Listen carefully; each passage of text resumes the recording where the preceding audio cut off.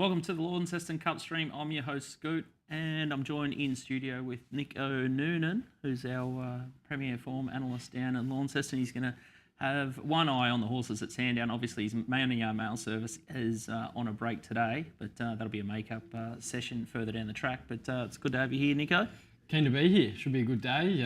First from Launceston's not too far away. The early start this morning from Sandown meant that they're running race 5 right now. So we haven't really got too involved there. We had a few multis sort of early with Etra Brute that we're trying to sort of get him running into a few others, but he missed a place at $1.40. So no, we haven't done too much damage there. We're just hopefully a good day out. We've got a few bullets to fire. I think Fiasco Test is probably going to be one of our better results for the day looking so far. We sort of lined up there and thought she was a really good chance with Mark Zara going aboard. Really excited. Should be a good day out. It's a really good day at Launceston. 10 races. I think some races are quite deep. The pattern will be interesting there. Sunday the fence was quite hot and the place to be. I'd maybe be expecting similar today, and that's sort of how we've worked around it early. But if it does even out, then it will really bring up some potential to bet right up late. So should be a good day. Yeah, it's traditionally a bit of a fence day down at Launceston. We've been there a couple of times, and sometimes a bit of a travelator. So we'll see how the pattern unfolds there. But looking at the closing bank, so we had 19,000 in the betting bank to start, and we sort of placed a couple of $250 and $500 multis. So we dusted 1,000 early, trying to get a couple of other horses, including Fiasco Tess, our best at Sandown, up and rolling, and. It looks like it's destined for the paddock or for something else. I don't know what's happened. The wheels have completely fallen off since its last start, and no good at all. As a moth just goes in front of camera there. So that must have come out of your wallet. Nick Tedeschi joins us in studio. Mr. Rugby League, how are you, mate? Great to be here, and of course would never miss a night out with you, Scoot. So just here for the ride this afternoon. Outstanding. So the Rugby League, if you've been living under a rock, is over in Vegas, and it's round 1 this weekend. So we thought we'd get Top Rope in here to talk some NRL in a little bit of the downtime. But you're in the NRL media circles. It didn't get the junket to Vegas, or not allowed? Didn't get the junket to Vegas. Probably didn't endear myself to the NRL by taking the Players Union side. And the Guardian, as you know, is very independent newspaper, unlike the other organisations that went over on the NRL ticket and are now feeding out the puff pieces. So don't get me wrong, I'm not opposed to that. I've just backed the wrong horse. You're a big PVL man, though. Big PVL man. Done wonderful jobs for rugby league and racing, I'm sure. Has he? Depends what state you live in. Definitely. Anyway, we're 5 minutes into the stream, and we've already got the PVL counter at 1. So I'm sure he's having a good time in Vegas, and can't wait for the NRL. The Rugby League's back this week, and AFL next week. So Mark Goodwill, our resident AFL judge, will be joining us after lunch and a little bit later in the day. So if you've got any questions about any AFL and NRL, I think that'll provide pretty good entertainment. Or if you want any questions asked about your team and how they're going to go this year, we've got both AFL and NRL covered. So great betting stream we've got for the next 6 hours. Going to strap ourselves in. I think Porto is going to be on the menu for us, and horses are in the yard, importantly, down at Launceston. And it's a great little service they do at tasracing.com.au, the bespoke online coverage, isn't it, Nico? Yeah, we've got the live stream up just in the bottom right screen there. Yeah, they do a fairly good job. I'm surprised they don't get a bit more support from Sky Racing, and I would have thought they should be pushing hard to get onto a channel like racing.com because they got the right product to do so. They race a lot Friday night, Wednesday night. You can probably just go straight in from Sandown twilight this time of year straight into a Wednesday meeting. So I know a lot of people that have sort of started looking at Tasmanian racing. A few of my mates who bet interstate or bet in Victoria have started sort of looking down there, and even myself betting a lot more there. We're betting a fair bit there for the syndicate.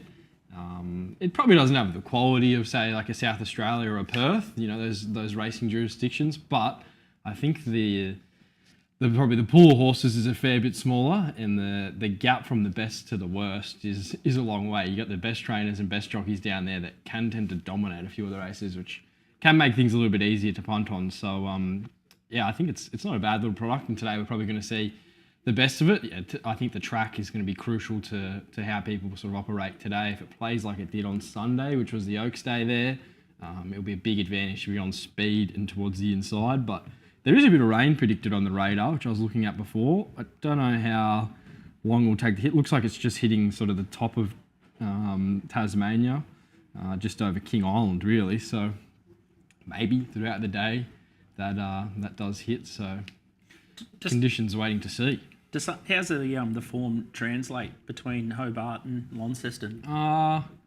A lot's changed down there since Brunton's been put out. Like John Keys has taken over his stable, but his stats at Devonport, if you laid all of his horses that run at Devonport, you would have made money.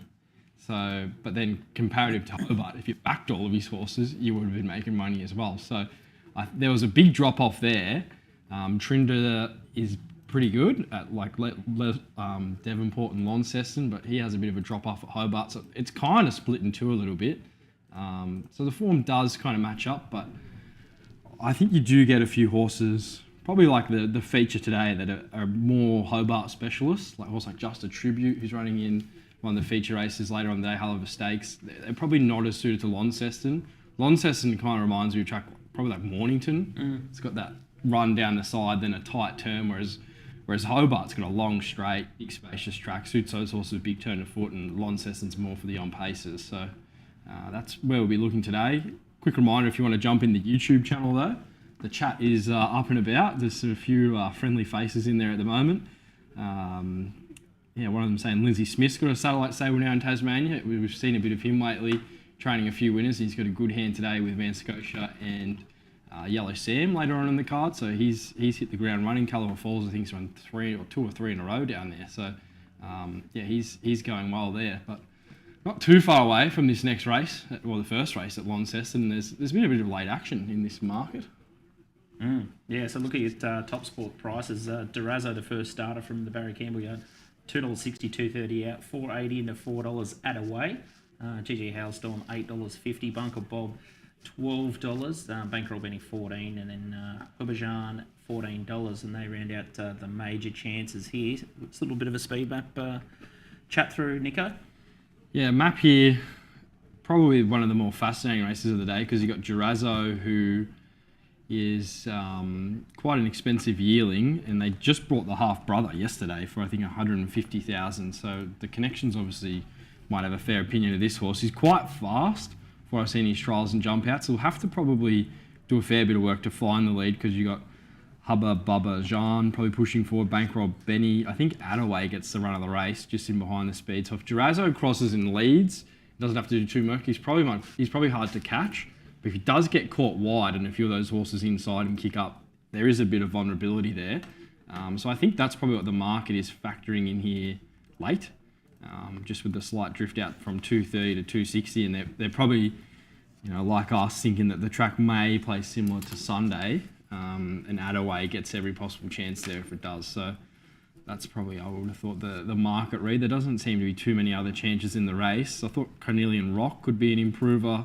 Third up, he was out of a strong maiden at Hobart 2 starts ago. His best work was late last start. You may be looking for 1400, but if you're playing exotics, I'd definitely put him in. But I probably thought it was probably a race in two between Durazzo and Attaway just might get a few of the favours. So we're leaning his way in race number 1 with Jason Muskeela Boy. He's not a horse that's strung one together yet. He's had, I think, 14 starts or 12 starts, but he's pretty consistent, this horse. His last 4 of them he's run second. And I think the most notable second when it was here at Track and Distance when Brendan McCool rode him. And he was just run over by GG City Boy, who were tipping on the day.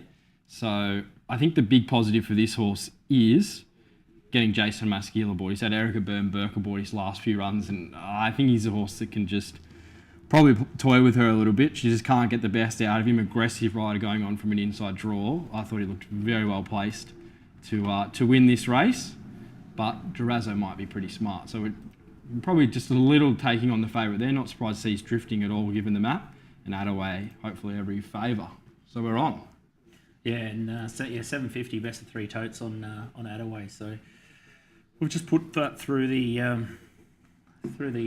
app and through the Telegram link. So if you're out and about, you can follow the Little Birdie app. Signed in there. We've uploaded all the customers there.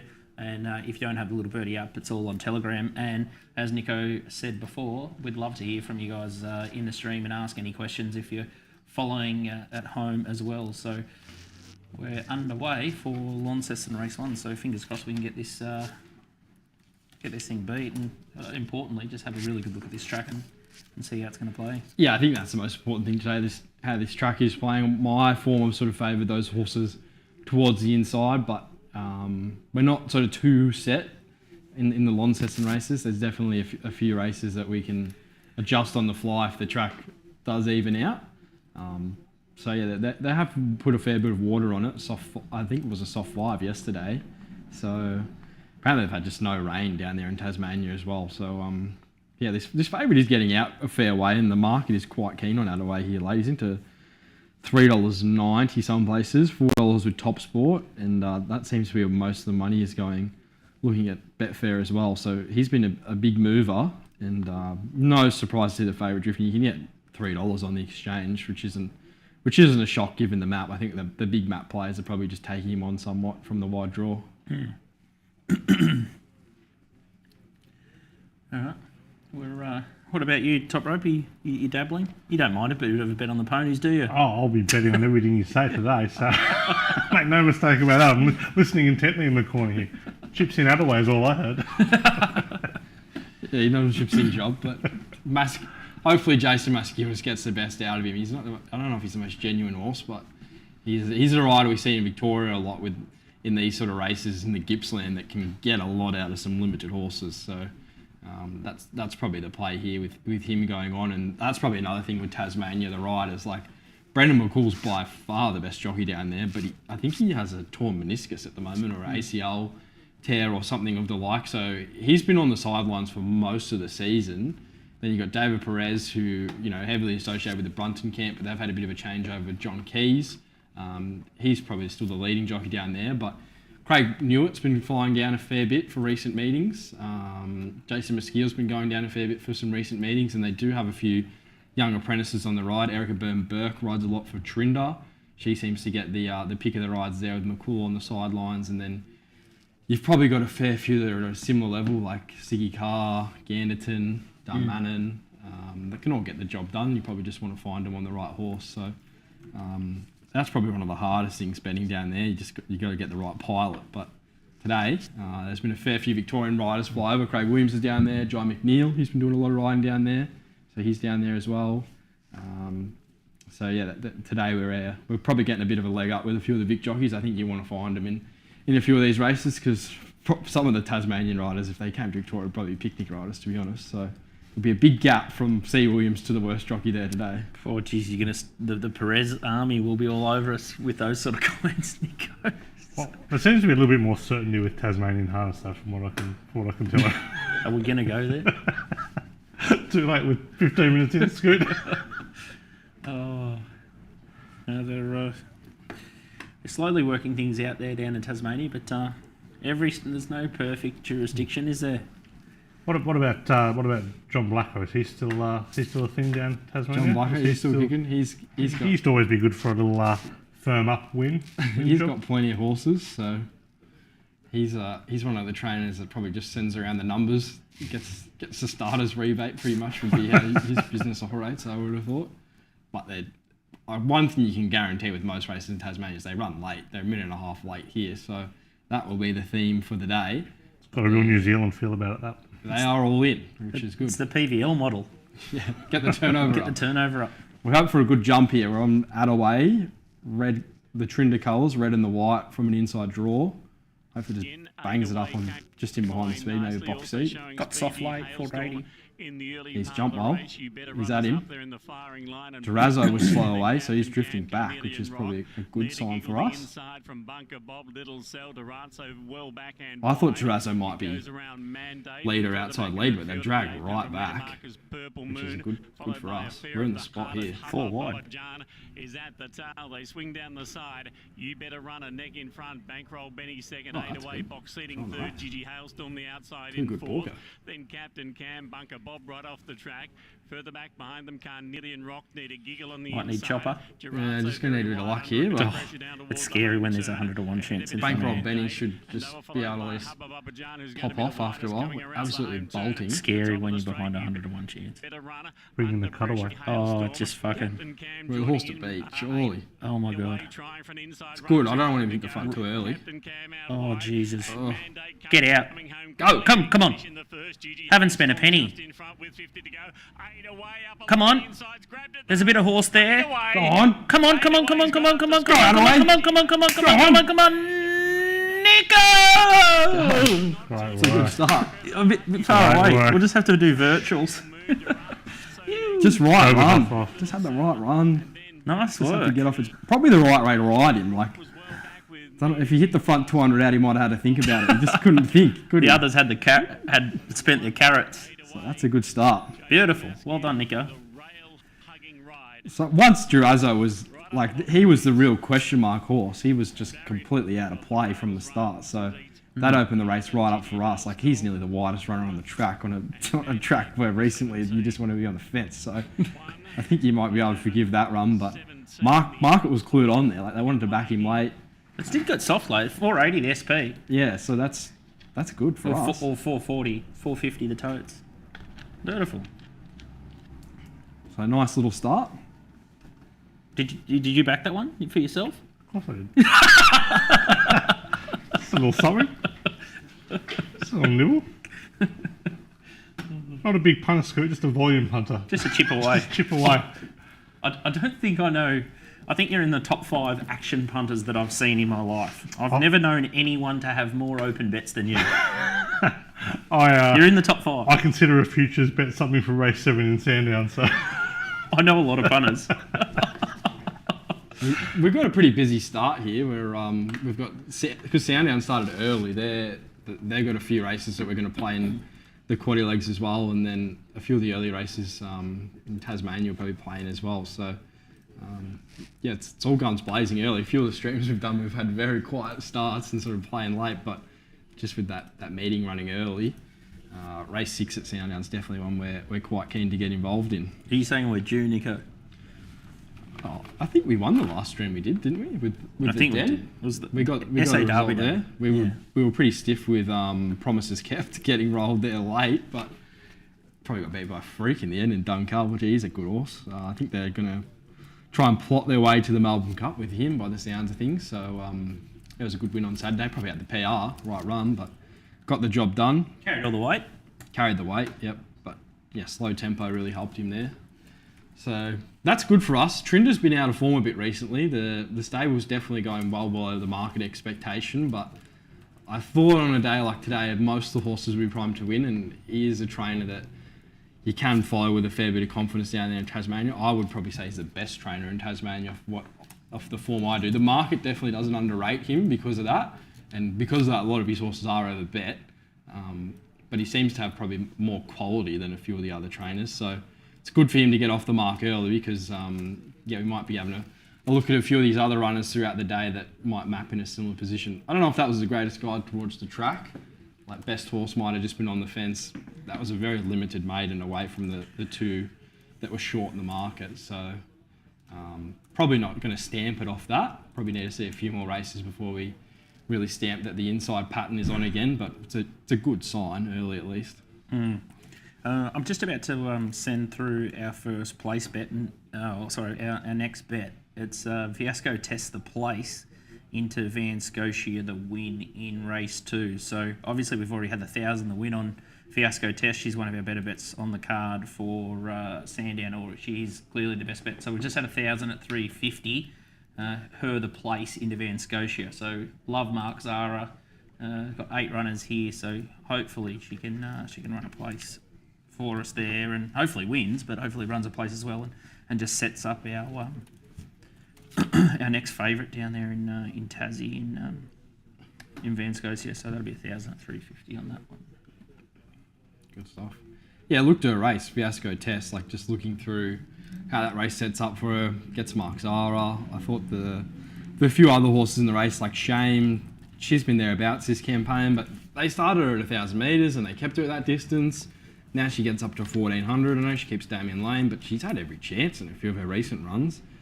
This campaign, she's only managed to run placings, no wins, and her only win is at 1200. So I think that there's some concern there. Miss Passion goes D lane off to Will Price. A few scratchings have helped her map a little bit, but it's still quite tricky from the outside draw. And then Vienna Vixen, I was pretty keen on her last start at Pakenham, but she just had everything in her favour there. Got the right race shape, showed a big turn of foot late. Lulu Darling will lead.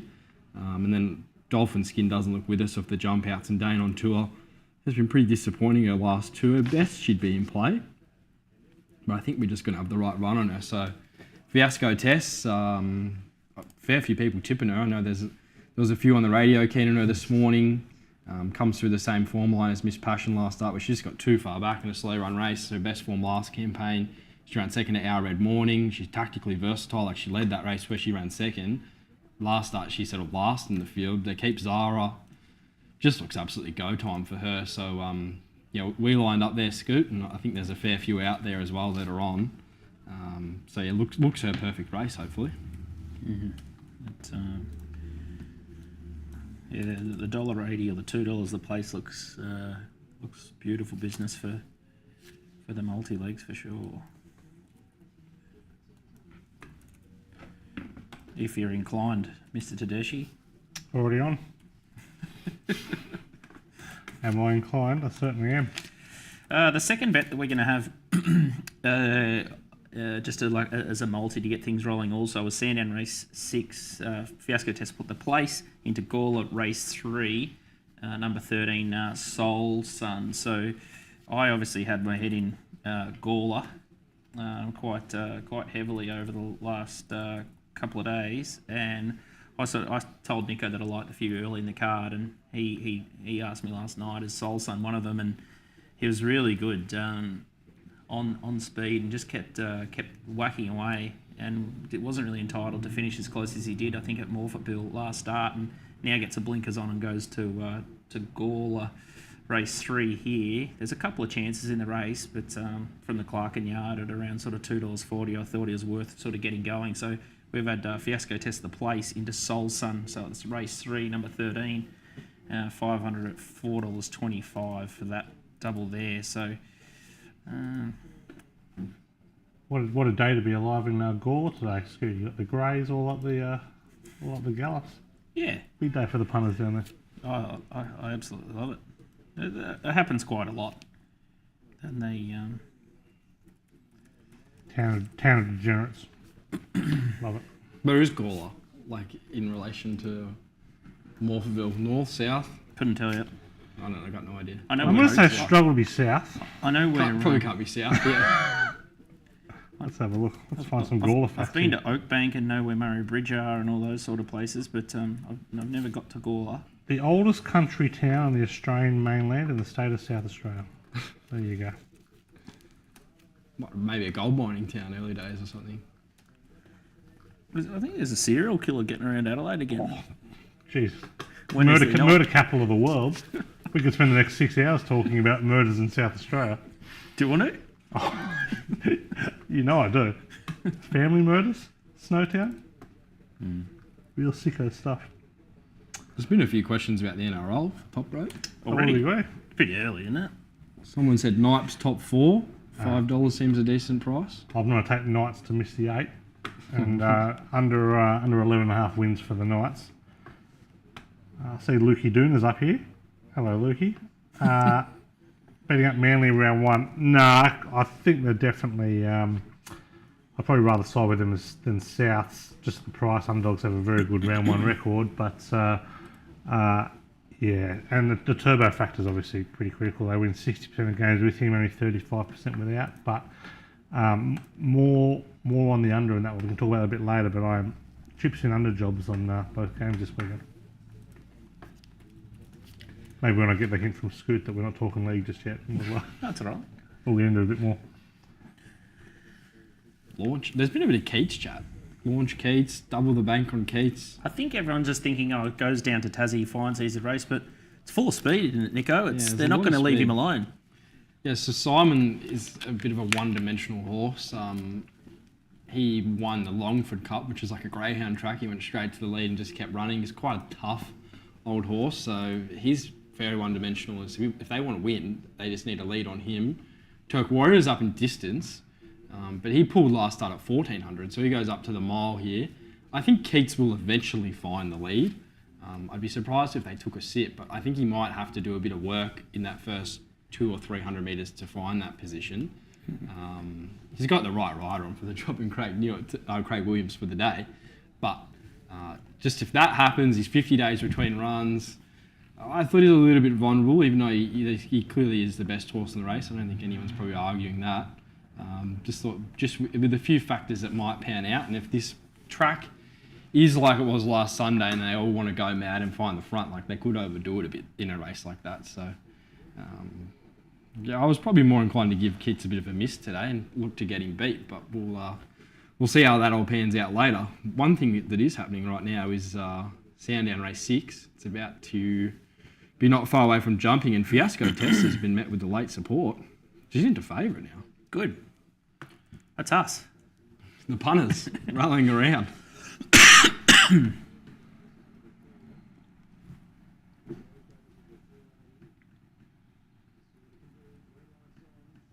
Bit disappointed to see no leak runners on the card today. What do you mean? Well, let's have a look. I love to find a little Andrea leak or any of the leaks really.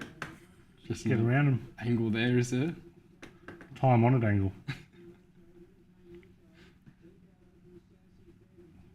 My dad was telling me he used to be one of the better jumps trainers, John Leake. I don't know, you might know more about that, Scoop, but probably before my time. Now he's got all the Peters horses. Windstorm actually ran quite well the other day, first up of went well. a million years off. I think it was off 1,000 days. Fair effort.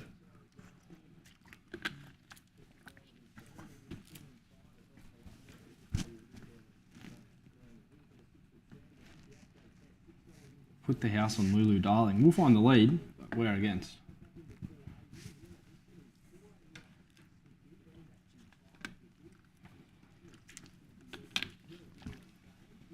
Just need a bit of good Zara.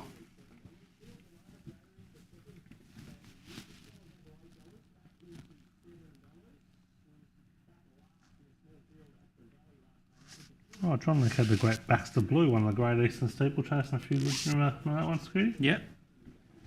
Yeah, it's starting to get jump season. I'm pretty pumped about it. What's the Britannica schedule? Well, win the Briley. Win the Briley on the Tuesday, and then back up and win the Grand Annual. Well, that's exactly what you want to hear. Yep.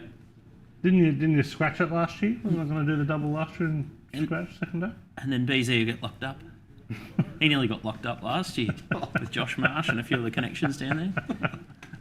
So we might get down there for it this year. Well, it'd be good to get back. So we shall see. Come on, Tess. Just praying for dry tracks. Britannicus is the duffer in the wet, so we need a warm day like today, actually. A little bit dry. It's going to be 37 degrees outside today. I'm not leaving if that's the case. I'm in here until midnight. Nearly a jumper jog. Big drifter, this favourite. Sandown, out to 550 from Top Sport. It'll be 37 degrees at 9:30 tonight. Better find somewhere that's nice and air-conditioned, Scoot. All right, this is it's not really a day here, this result, but It'll be a good result. It's exciting. It'll get us rolling. So in the green and black. Green and black diamonds, black sleeves. Come on, Marky Zara, just do something for us once. He wants to get it out. Yeah, in the spot.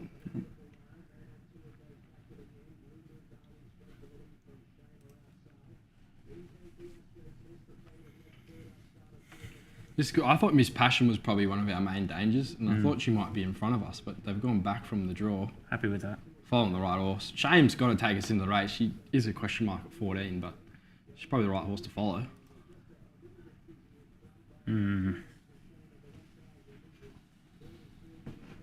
Push up.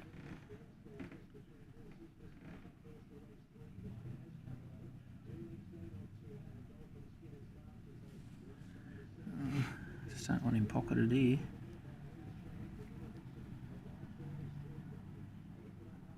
She's got to turn her foot. They haven't gone fast. Get out. Get out. He doesn't know which way. Get out. Got to go one way or the other. Fuck me. That's not. Oh, she's got to lift. She's gone awful. So marvellous. Dolphin skin.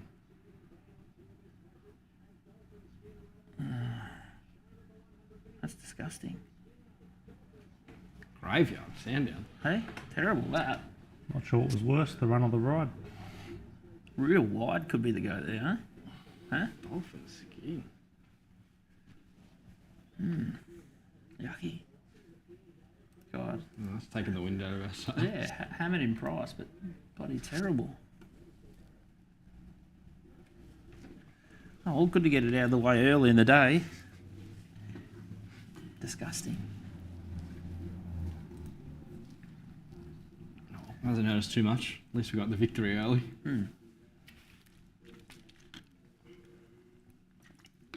Just got into a tough spot. Like, just didn't look like she ever wanted to extend inside the horses, and yeah, it's. I saw Top Rope go faster to get a chair at Augusta than that turn of foot just shown just there. Everyone's That's moving terrible. that day. She's gone way below expectation there. That's disgusting.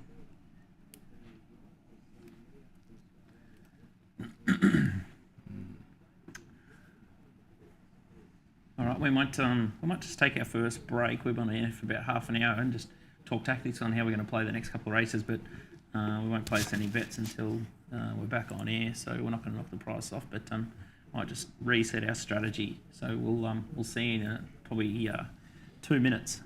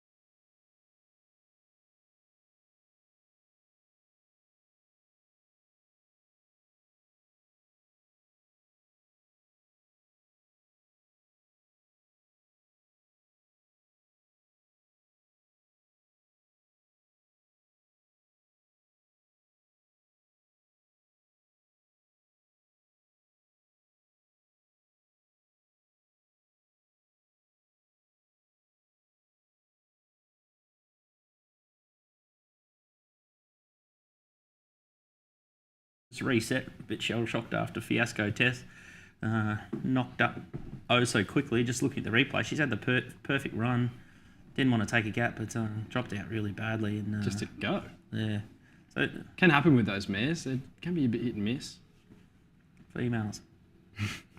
But we're still pretty keen on this other horse, Van Scotia, in race 2. So we're looking to take it in some doubles also. So just with some of these shorties, it's obviously very sickening if you have 5,000 on one of these horses and you just can't keep the bank sort of rolling. And just in general life, it's really hard to just keep launching into favourites left, right and centre and keep your bank in a really healthy state. And especially like on a day like today, like they're Wednesday horses. It's like you're launching into Mr. Brightside evens. Exactly. They're still limited horses at the end of the day. So, Yep. And they're probably priced right up to their best at those odds. So probably the safer play not to go rushing into a 13 start maiden, but it is a perfect setup for Van Scotia. And then double into a few others that we like throughout the day. Yeah, the first one is First Accused. So we've had $500 at $8 that double. So first Van Scotia, Launceston race 2 at around the even money quote, and then First Accused is in race 7. So that's $500 at $8. As Nico said earlier, with that speed in and around Keats, this horse is going to be drawn inside on fence, and he's got a lethal turn of foot. I think he went close in a Wongoom, or we might have even backed him. Yeah. At And I would even say he might have improved with the new stable. Like he's gone to Glenn Stevenson. He won the Newmarket down there first up. He won a 1600 metre race. I think it might have been the Conquering or the Tasmanian Stakes. They're all pretty much the same sort of races down there. They just wait for age-listed races. He won that. Then he went back to 14 last up, was just got late. But if you look throughout his record, his Launceston record might suggest he's a bit better horse at Launceston than Hobart. Gets the favours. Cody Jordan had a really torrid start to the season, but gee, she's back now. Maybe due to Glenn Stevenson's good form as well. But she's the right girl for the job there. And you know, if Keats is vulnerable and gets taken on a lot earlier, he's the horse that'll be coming at him in the right spot. So yeah, relatively keen. That's his race, First Accused. Beautiful. Yeah, this next race at Launceston, we could probably preview it if we get the speed maps up. That's probably the key to the race with Van Scotia. Like, just looking at the map here, I've kind of mapped him getting a relatively uncontested lead. Like Zulu Spree, Miss Tanzanite, even Smart Odie, they can push forward, but this is a horse in his recent runs in Victoria where he's gone quite fast to find the lead. Like last start at Hamilton, he's gone 8 lengths above to the 600 metre mark on punting form. If he does that similar sort of run style here, or she does, a lot of these horses just probably aren't fast enough and probably don't have enough ability to really reel her in. So she was just caught late by Enzo. Look, it was quite a high rating maiden, 5 lengths above the grade last start. So she should get the lead. If there is a few horses that come into play, I thought Loves the Trip gets a good run, can improve third up, even the horse that maps behind her in the yellow colours that has an awful name. It's probably another one. And then Sienna Wolf, who is the half-sister to Alpine Wolf, was given a bit of a quiet ride first up, but she's drawn not great here. She probably have to push back, so I was happy enough to get rid of her given that. So, like Van Scotia, like I said before, you know, these Wednesday races, they're filled with horses that aren't, you know, have stacks of talent, but it just looks a right race. If she replicates from a ratings point of view, the rating she's put up her last 3 runs, or even 4 runs really, where she's been top 4 in all of them in Victoria, strikes a very moderate maiden here, and if she just runs them into the ground with the pattern in favour, hopefully, she should be extremely hard to beat. So I would have thought if you're looking to really bet up on one today and you've sort of got your bank at home and you're thinking, I want to have a crack at one down in Tasmania, this is probably the horse. But just where we're at with our bank and how the day is going to pan out, we probably don't want to dust half the bank on her if she gets beat, and then you've got to really reassess. So we're taking her in some multis and trying to get a few others running, but it should be very hard to beat.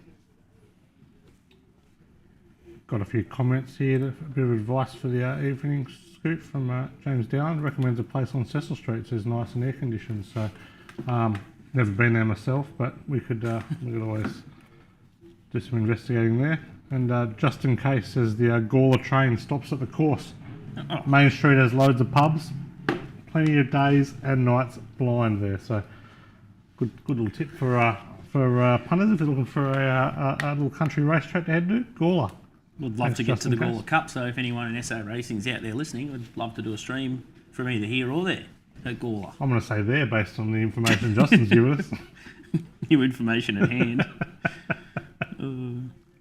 The second bet that we've had is $1,000 at $4.50. So we've taken Van Scotia at the fixed price into Soul Sun Gawler Race 3. So it's Launceston 2, 11 Van Scotia into Gawler Race 3, 13 Soul Sun, 1,000 at $4.50 on that fixed double there. So again, trying to get the Clarkin horse rolling at Gawler. And a little bit frustrated that it's sort of not already, but sounds like a good day out, the Gawler Cup, and that's all the country cups there. There's some crackers. How good's the country cup? The None better. World Gold Cup's one of the great events. And all the country championships, it sounds like all the crowds and everyone's sort of getting around those, and the championship series races as well around the country racing. They're doing a better job at putting them on like a Friday or a Sunday. And kind of really making them an event, whereas makes sense. For a long time, from Orange, the Orange Gold Cup was run on random days. It was just hopeless. And they're starting to get some crowds back now, and that's not a big country cup, but there's certainly plenty out there, and they're being kind of well pursued as well by some of these kind of good provincial trainers and city trainers as well. I remember the days when Graham Rogerson sent the stables of 50 down to the World Gold Cup, and I think if they had, like they used to at the Bull, if they had 10 winners, there'd be a bonus, and no one was better at finding a bonus than Roger. Yeah, there was there was somebody. That was sort of the halcyon days when old Robert Smurd and that were going, and Weary were going head to head to win the car down at Warrnambool, and Brian Cox was going at it with Richard Freyer and Albury and Wodonga and Corowa and Bede Murray was in the mix there. So Albury looks a good carnival. It is unreal. Yeah, never been to the Albury Carnival yet. Great place to go for $1. Oh, it's a great place to go, but I've never been there for a cup day. Yeah, no, it's a cracker. They're doing a good job there. Launceston looks like they've got a fair crowd out there. Just looking at the shot they've got up currently, plenty of marquees. So picturesque track. Yeah, it's probably a big day in the state down there. I'm not sure I think Tasmania in Hobart is a public holiday for Cup Day. I'm not sure about Launceston. I think it should be national legislation that the day you've got your country cup is a day off. Yeah, Mornington Cup Day used to be, but then they moved it to the Saturday. So where at? Mornington. Yeah, Albury used to have a half-day public holiday. Albury did. Yeah, Orange never has. Well, I think Wagga might have been the same. Yeah, I think it's a good thing. Come on, PVL, wave your little wand. It should be mandatory that you have to go to the races as well. The Bull does. The Bull does. They have a day off. Yeah. I just assume they had a week off. Pretty much. Yeah. Have you done a Bull? Never done a Bull. Waiting for the little Birdie stream to get us down there. You'd survive one. I'll tell you what, if you thought the heroism of getting to the 12th on day 2 of Augusta was something, watch me on by Thursday get up the hill for the cup. We did ask whether DK would do the stream, and then we told him the track was like Mornington, so he politely declined. He's not a big Mornington fan. He's a very stay-in-lane man, as everyone's seen on these streams before with DK, but he will be back on Bet Doctor tomorrow, despite missing last week's show. So a few people asking about the Great Rim in the chat. Yeah. No, it's probably a footy training tonight. He'll be back soon. He's going around again, I think, as coach of probably under 13s or 14s now, little Isaac. Gee, he'd be a harsh taskmaster. You'd want to listen to the coach, I reckon. Yeah. Oh, I don't know. Yeah, he would be. I think you could have these soft moments, DK. Oh. I'd like to coach junior footy, but I reckon I'd need under 13s or up. And I think DK's got 10x the white line fever that I do. I'd love to go. It'd be hilarious to watch DK rev him up. They'd run through brick walls. You'd be involved in some junior sport, wouldn't you, Scoot? Not really, no. No. For those reasons just said, I'd get too angry. We got stitched up at Surface Paradise against the D's last year. The kids play at Broadbeach Cats, and there was the most biased referee ever, and there wasn't much chop.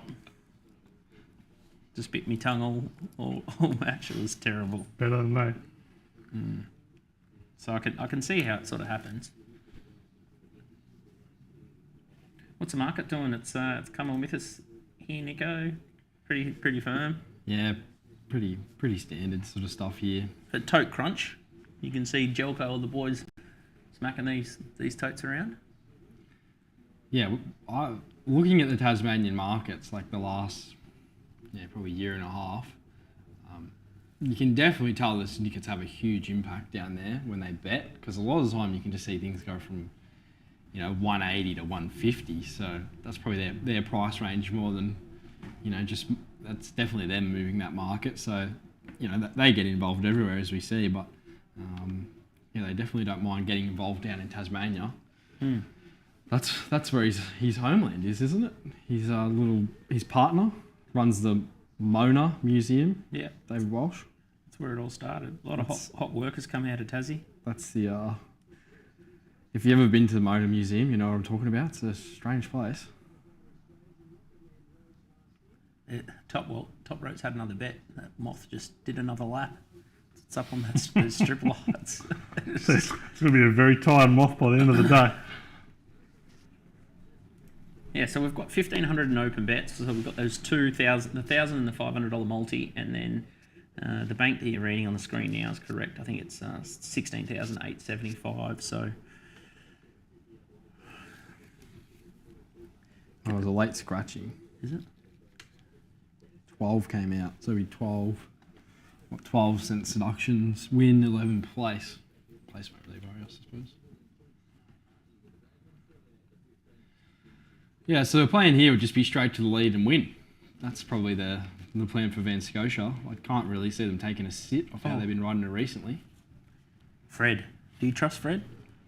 You find him a lot. Well, Fred's, I think, currently dating Lindsay's daughter, so you'd want to get right. Bit of mail for you, Top That's Rope. great mail. That's why, I think that's why the combination is firing all cylinders at the moment. Double all bets. You don't want to be getting a bake from your girlfriend's dad.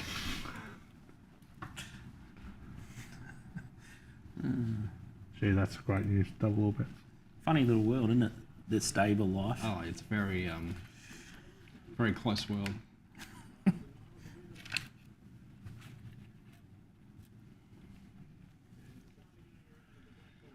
All right.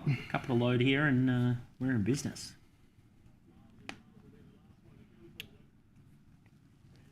Might have to get the Oporto order rolling in.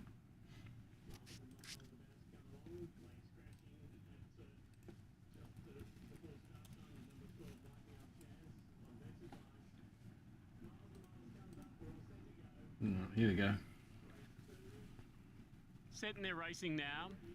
Loves the trip, one of the first to begin. Miss Tanzanite got away well in the centre of the line. Sienna Wolf is coming across, and the favourite Van Scotia in the black colours prominent too. There you go, Freddie. Followed by Our Indulgence and then Sienna Born at Wolf's having a Miwa. look. Keep it simple, son. Sienna Wolf a bit wider, and further back came Matus, then Miles and Miles.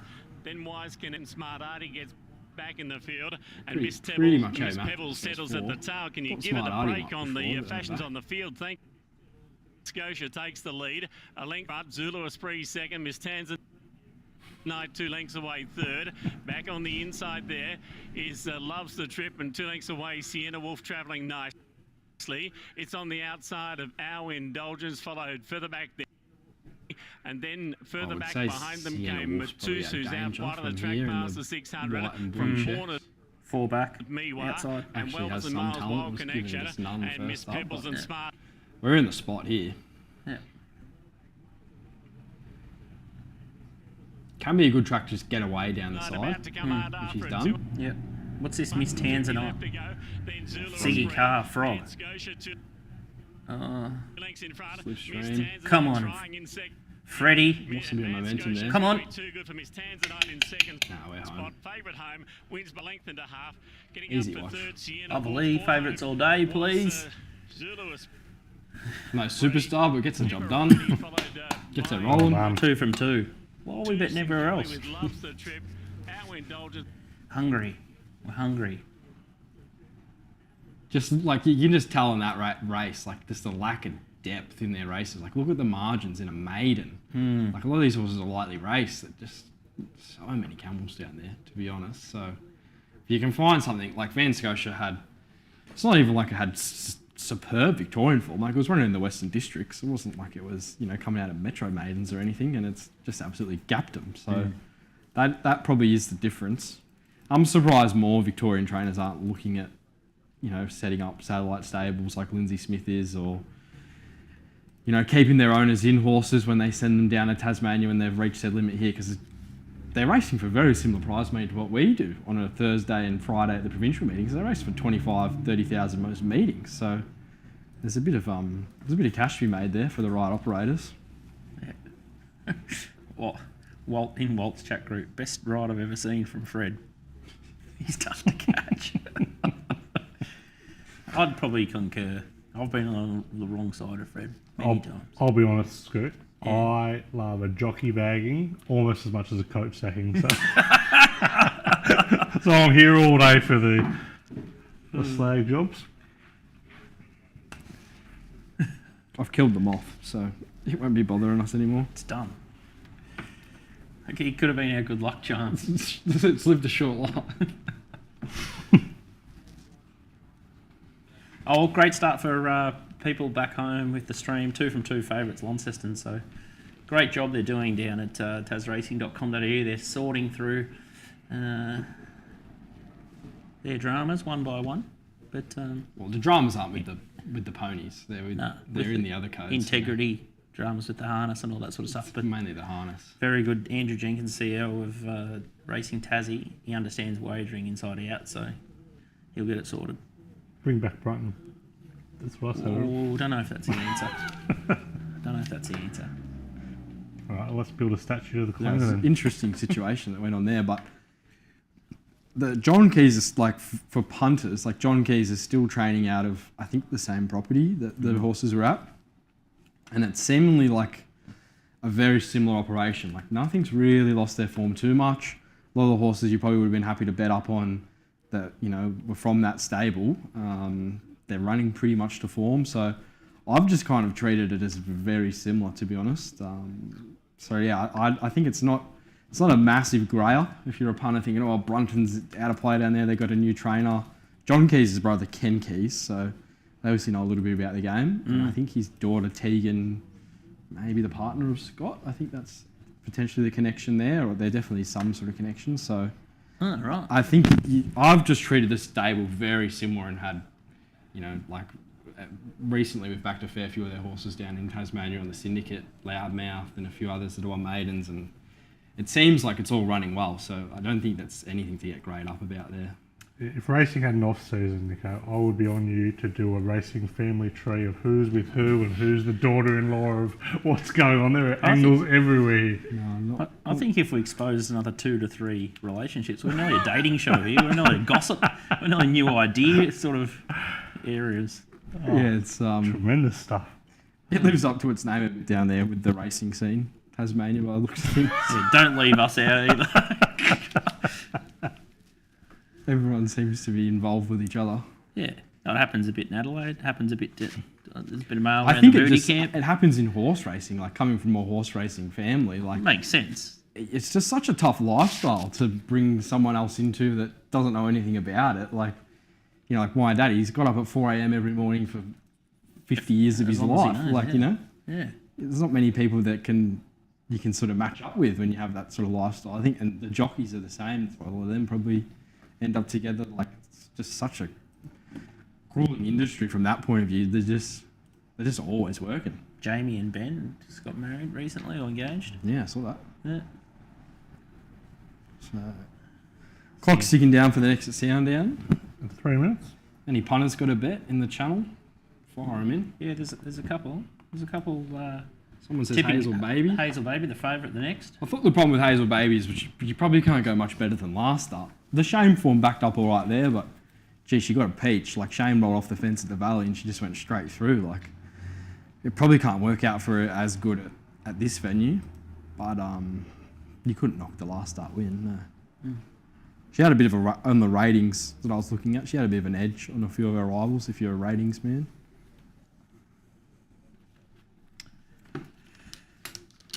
Well, Much more a gossip man, Nico, than a ratings man. So. Looking for any angles you got here around who's racing for whose father-in-law or... No, nothing here by the looks of it. Speak to me about how the hay stable going. Are they from a betting point of view, seem to drag a few wins at a price, but not enough? And what's your angle with them? I think they've been interesting lately because you got a banner horse like Mr. Brightside, who they're doing a fantastic job with this campaign. I think looking him in the yard, he looks set to peak 3rd or 4th up, and so they've probably just had a bonus winning the 2 Group 1 so far. But I was looking at some stats in the other day. It may have changed. It was just only last week. They're going at 6% for their last 50. So that probably is a worry if you're really looking to get involved with them, you know, in races outside away from Mr. Brightside. But they are a good stable, and you know, good stables can just go through runs like that. They might have had a virus, or you just don't know what sort of happened behind the scenes that could explain things like that, especially with their more limited horses. And they've probably built such a good reputation now that the market expectation on him is probably fairly high. So if they get a few horses that, you know, are underperforming, that they're going to be underperforming at short odds, especially in the provincial. Like they don't send too many horses around at long odds. So yeah, I would say they've probably been a bit tough to catch recently. What thoughts about that track at Launceston? Still a little bit early to say completely inside, given a couple of strong horses, really. She was just too good in the end, wasn't she? And Attaway just had the perfect run, and his main rival was completely off the track. I'd say it's an advantage so far, but it's not. You know, we probably haven't. Probably the next few races are going to be real telling. Yep. I would say it's playing typical for this rail position. Obviously, just a bit of a slight change up, but a Porto order. Do you just know it off the bat, Nick Tedeschi? No, we don't have an Porto in orange, so I couldn't tell you, but I'll pull the menu up. What do you have in orange? Oh, a Macca's and a KFC, is that about it? Guzman, got a Guzman, Taco Bell. Drive-through Guzman? Drive-through Guzman. I saw a drive-through Subway the other day. Subway is the worst thing on the face of the earth. Oh, just honestly. Subway, please. Can't believe Subway exists. Juppy always gave me some good advice early days. He said, if you have a fill-up, you go to KFC after the races. If you have a strip out, you go to KFC. He's always been one of the wiser heads in racing, Juppy. There's some advice for the punters. Can't lose. Do not break even. I saw someone tipping Daily Bugle in the chat here. He is a horse that needs everything to go his way. And inside draw, I think will probably suit him. He just got too far back last start at Sale. The form around Mornington Glory and Midtown Boss reads quite well for this race. I backed him, I think, 2 starts ago at Flemington, or 3 starts ago at Flemington when he had absolutely no luck. So he does look like he's ready. He's just hard to catch too, though. Yep. The last Pizza Hut buffet, was that in orange, was it? That is in orange. Hey? Wasn't in orange. It still exists in orange. Oh, Pizza really? Hut Well, you can buffet? Yeah. No Old school. way. They stopped. No, they have not. They absolutely. It is the last blockbuster in Alaska. It's the last one fighting for. What's it set you back? Like $25, $30 or something? Something I haven't been in a long time since I was a kid, but still there. My brother bought his girlfriend for Christmas, and rather than taking one of the hatted restaurants in Orange, he took it all you can eat Pizza Hut. So What? what a romantic. Wow. I thought they were extinct. I thought they went with Sizzler gone. I think is there one Sizzler left as well? I think the one in Colgara up across the road from Western Georgia Laura play. Here you go. Windsor in New South Wales, Minto, Orange, Waterloo, Gympie, Browns, Plains, Toowoomba, Ballarat and Newtown. In Tasmania. Newtown in Tasmania. It's not Newtown in... No. Oh, it's in Hobart, isn't Not it? in Geelong Newtown? either. Yeah, so down in Tassie. Ballarat. Wow. Huge. Can't believe it. There was one in Bendigo, but they got rid of it. Wow. Oh, well, might have to make the trek up to see Curls at Toowoomba to go take him to Pizza Hut. Talk about... Jamie's jumped stuff. in the lead and is going to give it up here.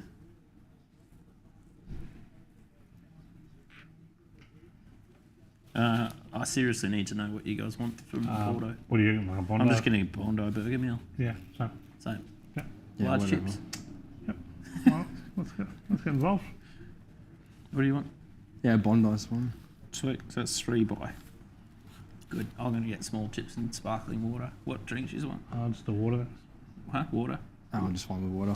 Yeah, sweet.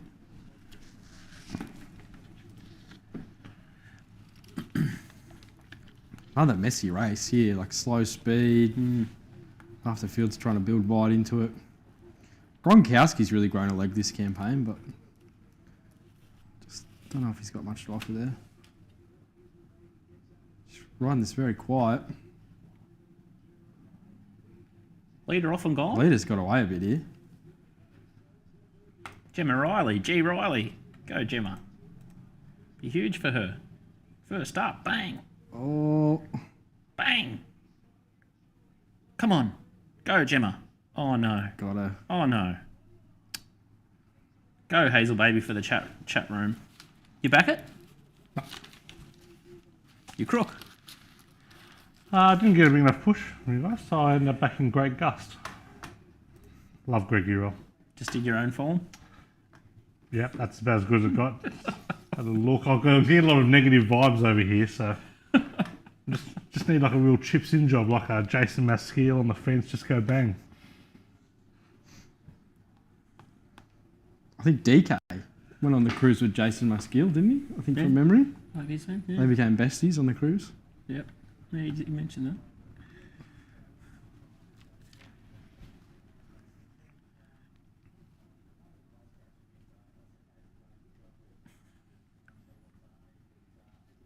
Tom H is recommending the triple Bondi chili. Tommy Henjack. Don't like the meat to bun ratio there. Got to have a good ratio. Tell you what, speaking of gossips, I think Turbo would have all the gossip on there. Brisbane jockeys. Yeah. Benny Thompson, Steph Thornton, He'd be more informed than most. Kyle Wilson-Taylor, Angela Jones. Based on Queensland being the sickest state of all states, that's got to be some level of depravity. What's happening with the Gold Coast track? They're back on the synthetic. Yeah, they're just giving it a spell until, I think, Wave Day And then they're back. in March. I think it's like the second or third week in March, or March 20. Yeah, it must be third week of March. So they got that. Is it the Jewel Day? Jewel, the big Jewel race day. So I think that's a smart thing to do. You don't want to put out a new track and then just chop it up. No, it's got to have a future. I think they learnt their lesson from Eagle Farm. Remember Eagle Farm? They just went too hard on that carnival and they destroyed it, and it was in the abyss for 12 or 18 months. Eagle Farm after that, so they've learnt their lesson. So.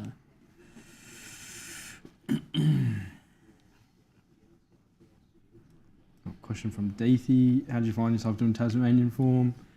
It was actually racing.com. They started like a national form. So they do, if you go onto their website, they have tips for every meeting in Australia each day. And I think it is affiliated with PointsBet as well. So it was just, they sort of approached. Probably just got a leg up there through Trav working there. And I don't know if anyone else was keen enough to dive into the Tassie form. So I just took the opportunity and here we are. It's good though. Like I've started to do Adelaide through our syndicate stuff, and Yeah, it's you only have to find a couple of winners. specialty, isn't it? Like just finding your own little kind of. Yeah. definitely. And it's good fun. It keeps you fresher, I find. Changes it up a bit. You know, because if you're a bit sour on like a card at Sandown today, for example, then you've got your Tassie or you've got your Gawler up your sleeve, or your second string meeting. Takes the pressure off you. In a climate weird where way. it's probably getting harder to find more bets. You know, looking at market percentages and that, you're at 130% most races, early at least, or even higher, and then they come down. So, the further you can spread yourself, you're seeing it a lot. Like even looking at, like how the boys in the Wolf Den sort of handled the day we did with a stream with them, like a lot of bets around the grounds. Like there's a lot more punters sort of focusing on more areas than just one jurisdiction these days, just probably due to turnover and those kind of things. And you know what? Melbourne Cup winner pays the same as a maiden winner at Launceston. So nothing better than knowing, who am I going to go for a little Esperance tip? Who do I go to? Yeah? Shout out to the great Stuart Dibb up at up in Brisbane. There, he was always the Esperance go-to guy. But you just know who to go to when you love a bet and you don't do any of your own racing form. It's good to know. It's good to have a wide spread of options. 100%.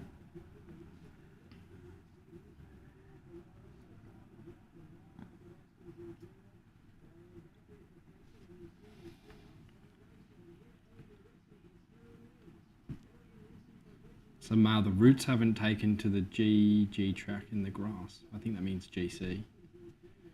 Interesting. It's a bit rank that the Porto got Pepsi, not Coke. I thought they were always a Coke joint.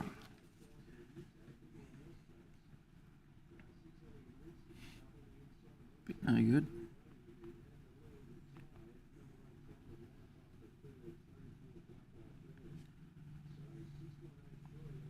You're a Coke man over a Pepsi man? Yeah, every day. Every day. Who honestly is going, you know what, I'd prefer a Pepsi. Here, man.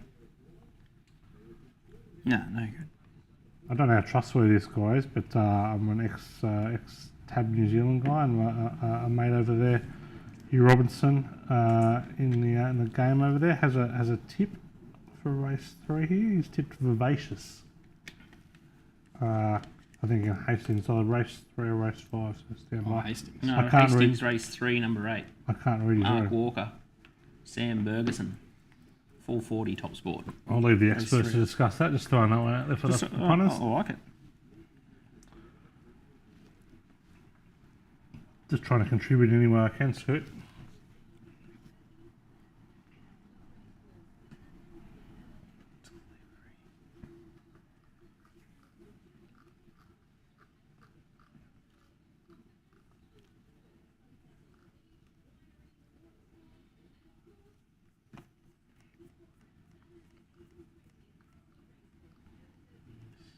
LD, thought you'd be a Pokeball man for sure.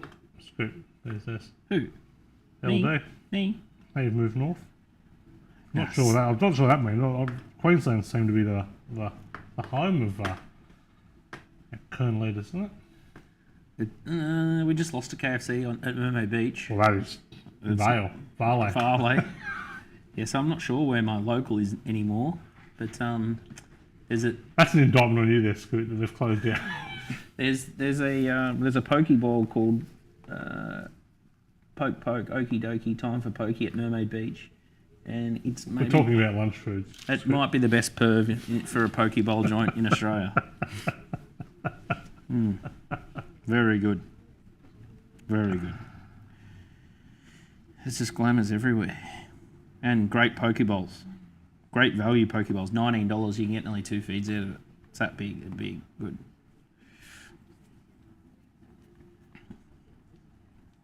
Looking at this next race in Launceston, it's about 14 minutes away, but just a bit of an early market read. Pennine has been 440 into 360 and has drawn barrier 1.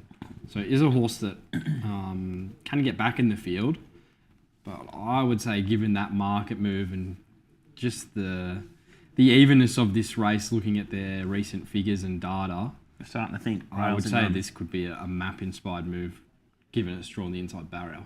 So probably something worth noting there. Nice one.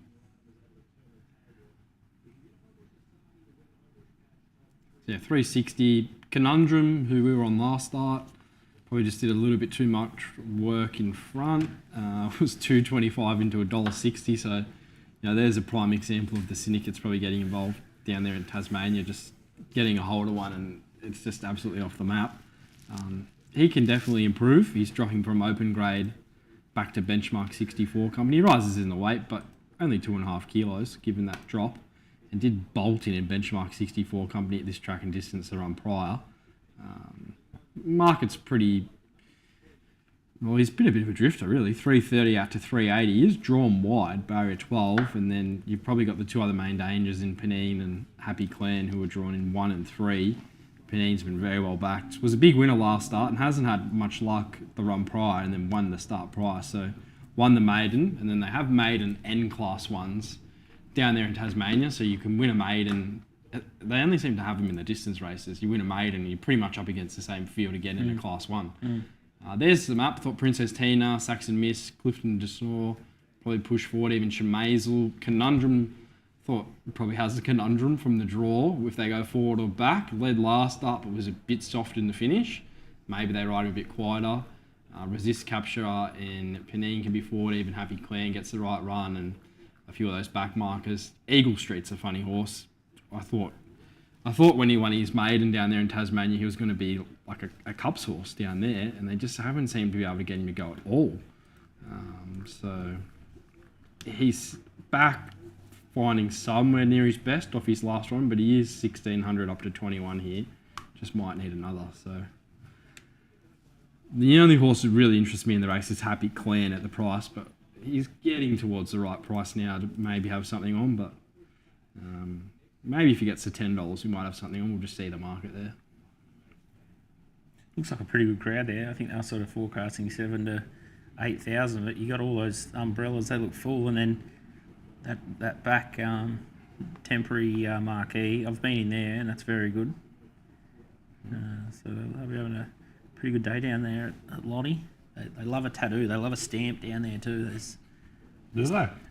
What's it like relative to love like tattoos. a Victorian crowd? Like, it's like going to Geelong, like Geelong Cup Day, or a bit more loose than that. Or we're like going to Cranbourne Cup Day. Well, yeah, I'd probably say that maybe Cranbourne Cup. I'd say Geelong's just got it. I reckon by quality. Yeah, it's a bit Cranbourne Cup. Oh, we're in some good territory now. Yeah, it's a good read, that one. I don't want to say too much. All lovely people, but love a stamp. A lot of stamps and really interesting colour combos and kits. Yeah, the next rung below the white belt and shoes. It's Sonaro. There's some very interesting things. A lot of pinstripe, which I didn't know was still going around. Pinstripe sort of, you wear your pinstripe, you go to Pete's Hut and you get all you can eat down there. I'll tell you what though, dangerous wearing a suit to all you can eat pizza. PVL. Once went with a guy called Dougie, ate 23 pieces. Unbelievable scenes. Wow, that's good. Pizza. Good Yeah, going. unbelievable scenes. Yeah. It was on a bet, but still. I also saw once witnessed him eat 76 nuggets. He was not a happy boy after that. There was some dangerous things going on. You can get the nugget rob that Maccas do in Australia compared to what you pay. I think you get basically double the nuggets for the same price in America versus Australia. It is it's The a nugget crime. situation It's is a crime. an absolute disgrace in Australia. Like honestly, you know what? The Colonel's not exempt from that reward either. Oh, makes me sick. I'm not. I didn't know that the Newmarket was at Dalby. The programming around there Is this the 800 metre Newmarket? must be, is it? Is Dolby picnics? Didn't used to be, but it might No, be you now. can get a bit of Dalby tab. There's a tab, isn't Yeah, it? you can get a bit of Dolby tab. There's a lot of good little racetracks nearby, but none of the dates seem to work out at the moment. It's just a bit of a bugger.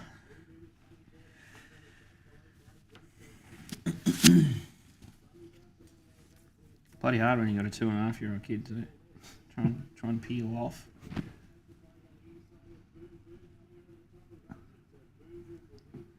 Fangirl gone up $1.30 in the Very Elegant Stakes. Yeah, far out. Crikey.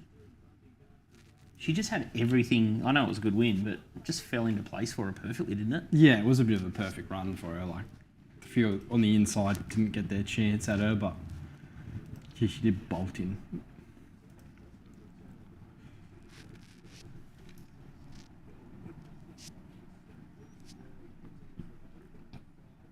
Not sure if we'll get involved here. Happy Clean is drifting out, but we'll just probably wait there.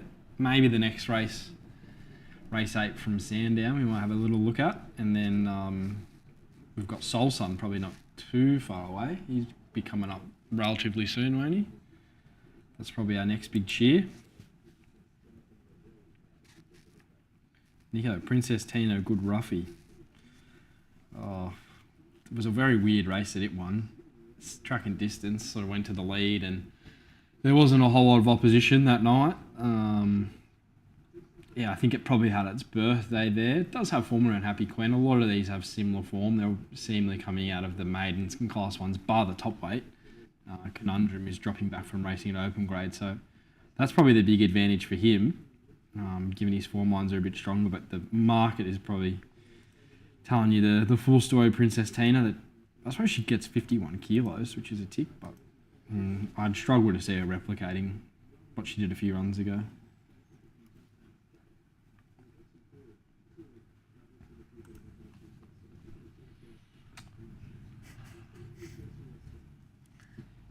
Loading Hastings, they'll run late, as you'd assume, New Zealand. Punters probably have a couple of wins to get bets on. Just, I won't say who, but it's just a funny thing, these little betting shops. People just wouldn't believe what happens in pro betting rooms, but I'm seeing two blokes wrestle each other in between races.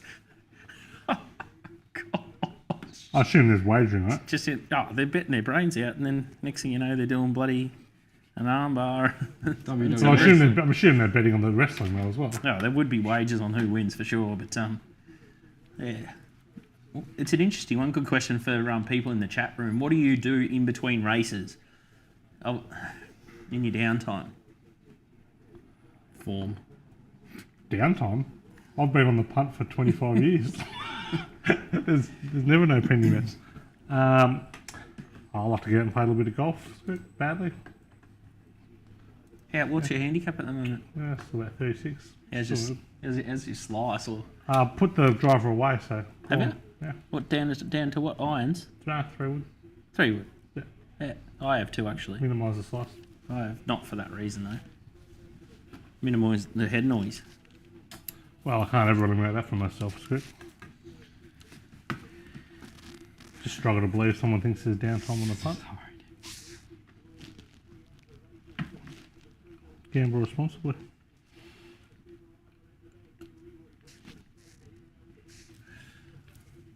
What's his tip? This Hastings tip. Vivacious, I think. Was it number 8? It's one of the oranges. Yeah, the outside orange. Third Fourth last. Yeah. Oh, Imperatrice Coles. Yeah.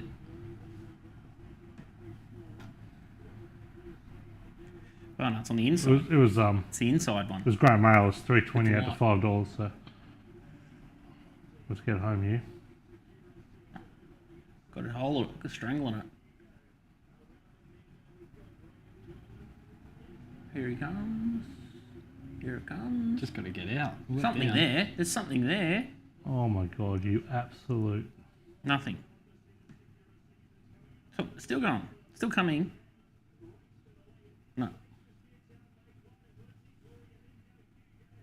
Who was on that? Need further. Need further. Needed a new jockey. There's the tip for the stable. $28 into 16 fixed. Sakura season. They name a heap of those Sakuras, don't they? WB Kennedy. Absolutely cop life after that. Deethy, he has a flog between races.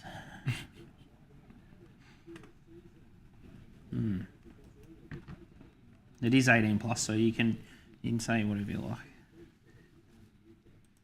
Oh, that's good to know. I've been on my best behaviour, Scoot.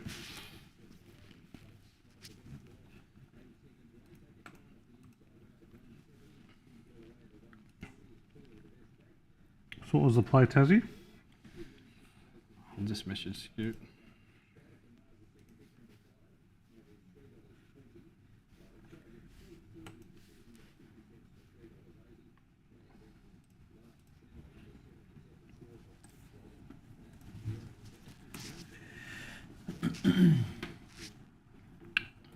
Yeah, okay, well, just going to put a little best tote and SP bet through on Happy Clan, 250 best tote and starting price. As Nico said, he's sort of hoping to get around the sort of the $10 quote for that one. Bit of an And interest. inside draw as well. Yeah, and it has very similar form lines to this favourite, who's incredibly short now. So I don't think there's that much between them. And we've got Perez, inside draw. He's been the key to the horse probably its last few runs. It's got the Launceston 2100 metre form. Just think it might be the one that gets a bit of favours, given it's the price that it is relative to the favourite. I just don't think there's that much between them. We'll just come down to run a race, so something very small. Bit of interest, I suppose. Oh, still a decent collect. That'd be a good result. 2,500 jumps in. Then we're probably going to have the chocolates. A little discussion about race 8. Sandown.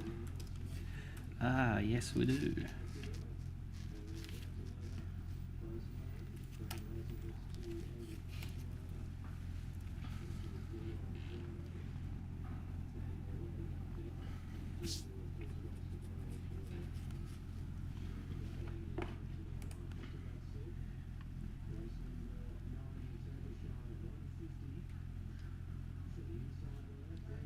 LD, is Walt showing up via satellite today?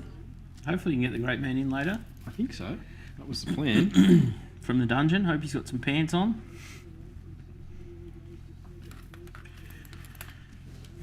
Matty Taylor finding the drink eases the pain. I think there's a few in that boat.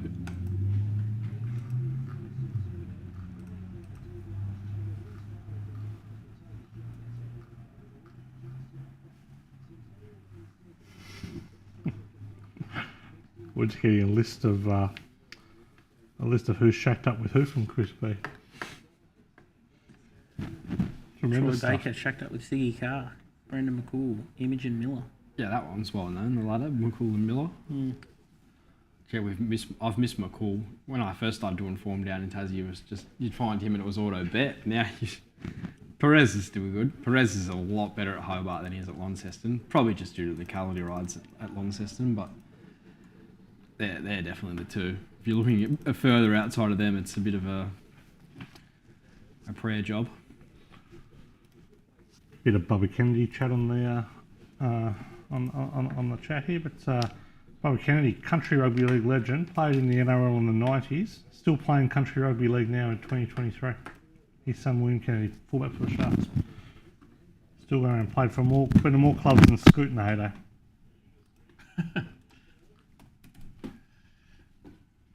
Let's take that. I think we'll take that price, will we? Yeah. And then just go that way for that one. Yeah? Yeah. Could have a bet somewhere. So yeah, we'll watch Launceston, and then we'll have another bet at Sandown in the last there. Nico and I have sort of lined up again on this last race.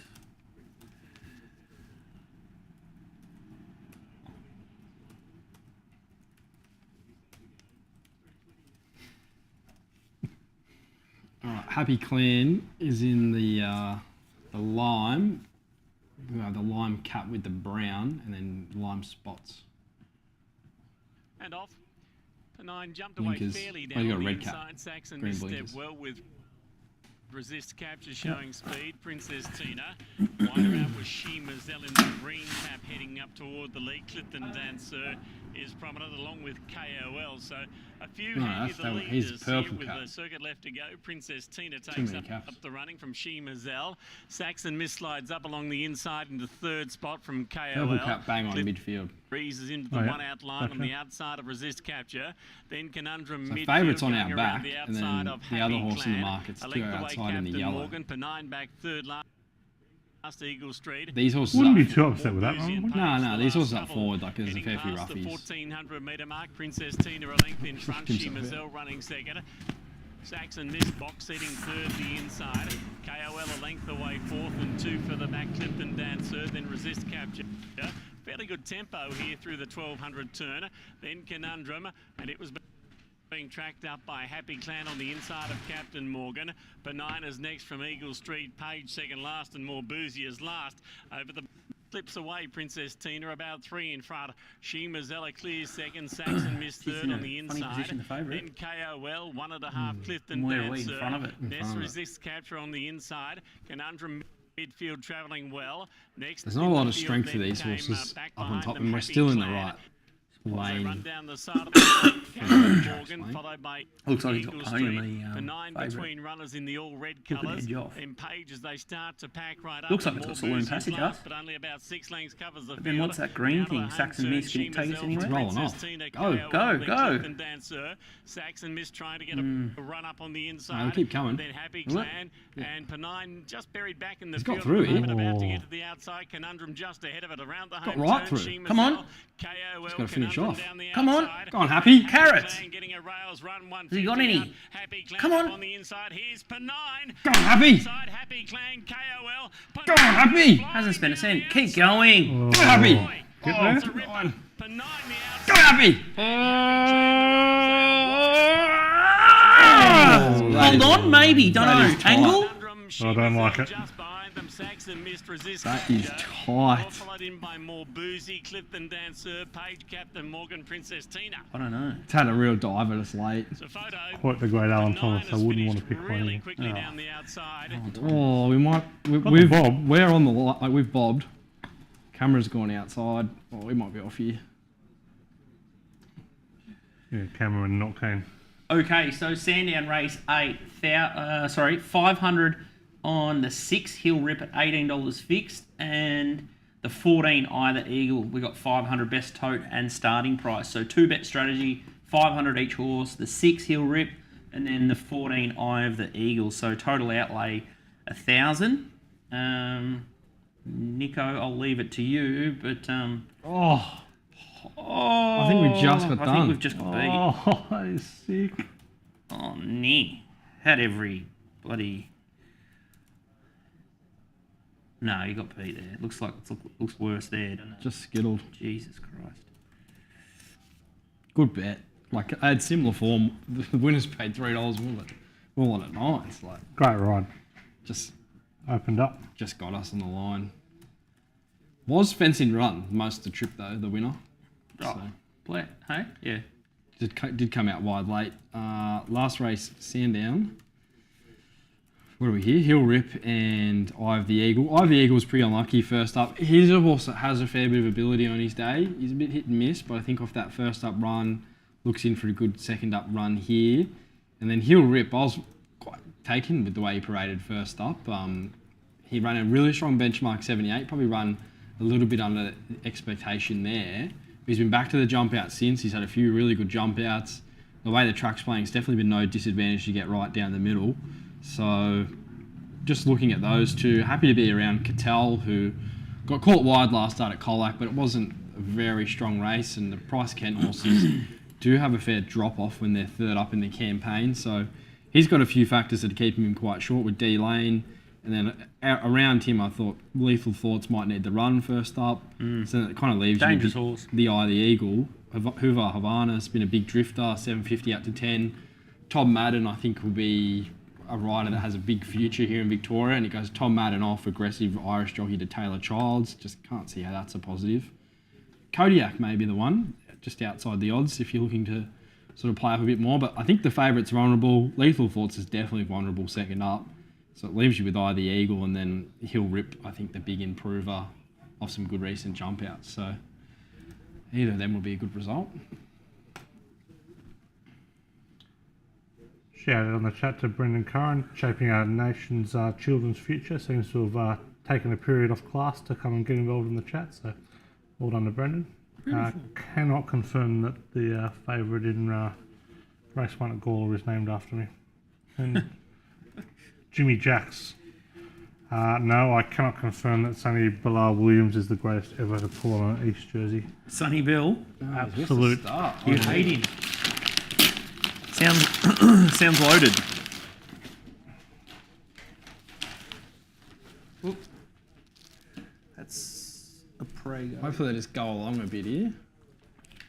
Hopefully Caesar just takes off. Oh, that credible analysis. Not Caesar. Thanks, Scooty. So we're second and third last. Probably need a lot of luck. I forgot to put large chips. That's right.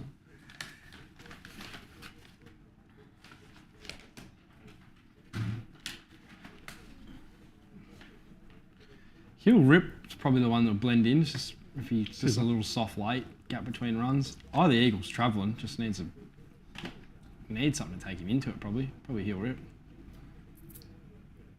Oh, it's bolting. Oh no. Come on, get it. Just get it. We need a clear run from Eye of the Eagle.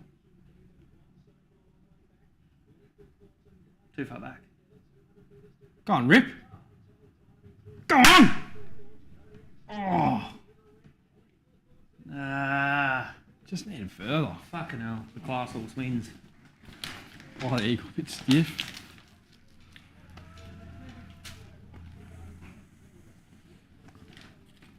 Just had no zip, like just got over him late, but just no dash. No, good bet. I thought 14s. it needed that bloody. I thought it'd need the run. I was like, yeah.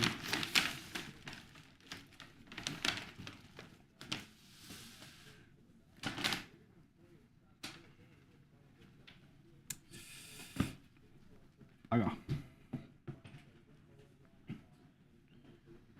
Yeah, class horse, lethal thoughts. He's run well, he'll rip. Like, he didn't have a card into the race, was 3 wide. Just kept coming. He still just kept coming. By the eagle, no luck. Chinky favourite, as we thought, could tell. They lose a leg third up price Kent at the moment. Yeah. Well, Havana, bad jockey change, couldn't get into it, just beaten by B Shin. Hard to bet against B Shin. Just gets everything out of him, doesn't he? Shin. Yeah. Thoughts on straight Acer tomorrow, lads? Haven't looked too Yeah, I much. haven't got that far.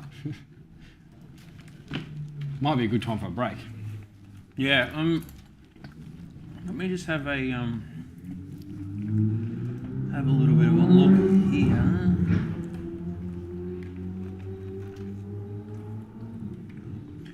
I think we'll have 250 on Atora here, the favourite. This is a bet from Donny, so I can't really provide too much insight.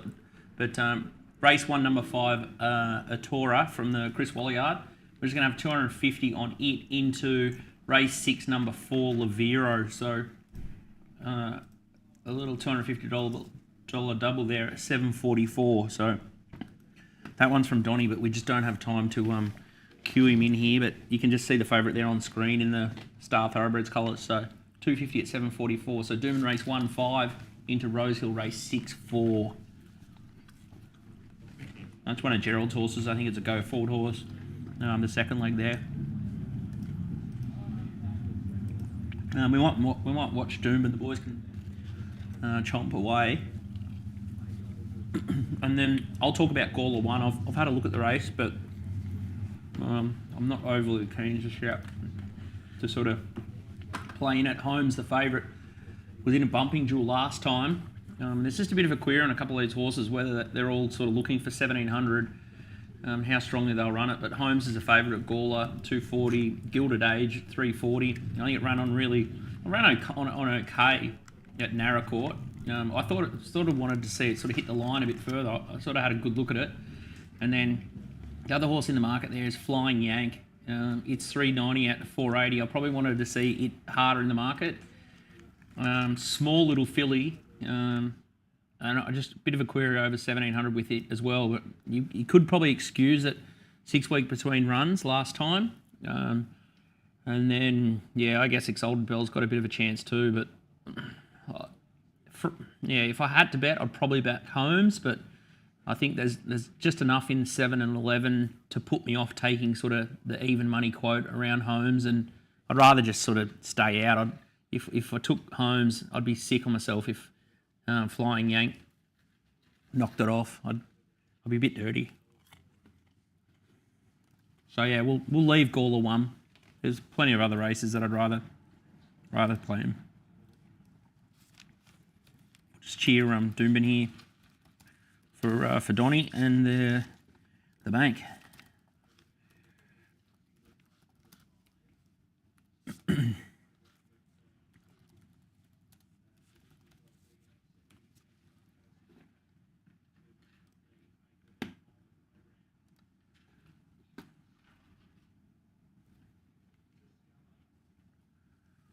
But what we might do is we might just mic off. So you might keep the stream on, but mic off for a little while. And then we'll just watch Doomben and maybe Gawler. And after the Gawler race, we might turn mics back on and start talking. So we'll just go silent while we smash some lunch. And we'll be back into it in about sort of 5 minutes or so. But thanks for tuning in.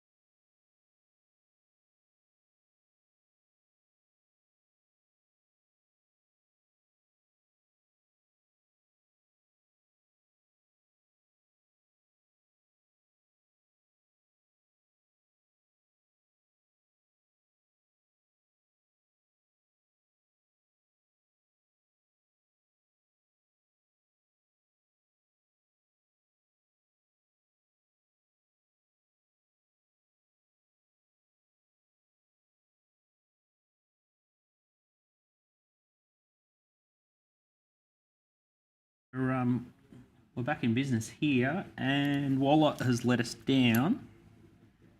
And just a bit one pace, I think. Yeah, no dash. Holmes wins the first, and that was sort of Gilded Age. Probably runs past it if it settles in the run. He was just a bit of a pig early. Wasn't happy with the slow tempo and threw his head around and spent a bit of energy, and then just couldn't quite reel him in there late. But could have gone either way that race, and yeah, they're not the best field of 1700 metre horses that we've seen. Gawler favourite, the next in Sydney, Makina. Yeah, his horses are racing quite well at the moment in Sydney. They had a few winners on Saturday and a few winners in Melbourne that have been first up. I think this horse is first up. Having a good sweat, so it might be nice and humid up there in Sydney, but I wasn't all over the Rosehill form. I think our man Walt was going to chime in there, but I haven't really heard much at ATM. Yeah, he's got something laid up, I think. I don't think he's got no real bet here in the first. Gets keener. I think he's working around the favourite though. A bit like here. He wants to see how Rosehill looks after race one. Bank is Once he's got pattern sweet, he'll assist more. 15.6. Yep, I'm pretty sure. Yeah, 15,625, 1,500 open. So first accused going for $4,000 collect, sorry, and then Soul Sun also for $4,500 collect. So we'd really like to be 30,000 or 50k bank, but we're in not a bad position just yet from the 19k start. Feels like we've given ourselves a few chances, but not dusted off too much. We'll worry about that at the first at Turfentine tonight, Scoot. Yeah, I'm pretty good at not betting after 6:30. Nah, that last at Sandown was a bit of a decider. Like if Hill Rip had won, that would have been a big result. Massive result.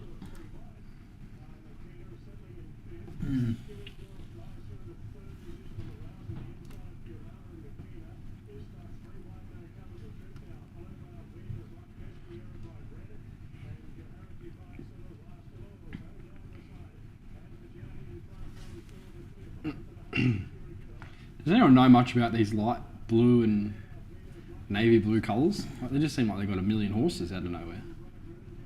No idea. All with the gay bots, Prost and a few others. No. Jeez, we've been quiet on the fave. Not going good enough. For trouble and a busted.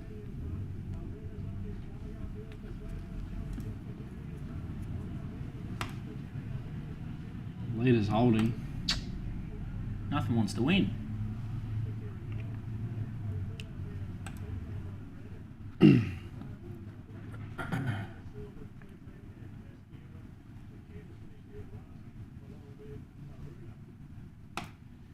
Geraldo. TC.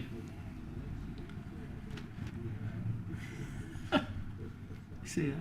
I feel like every horse Nico tips about to win until that bloke with the hat cheers them like a lunatic. You're allowed to cheer. You just can't say they're home. 290. Late Holmes.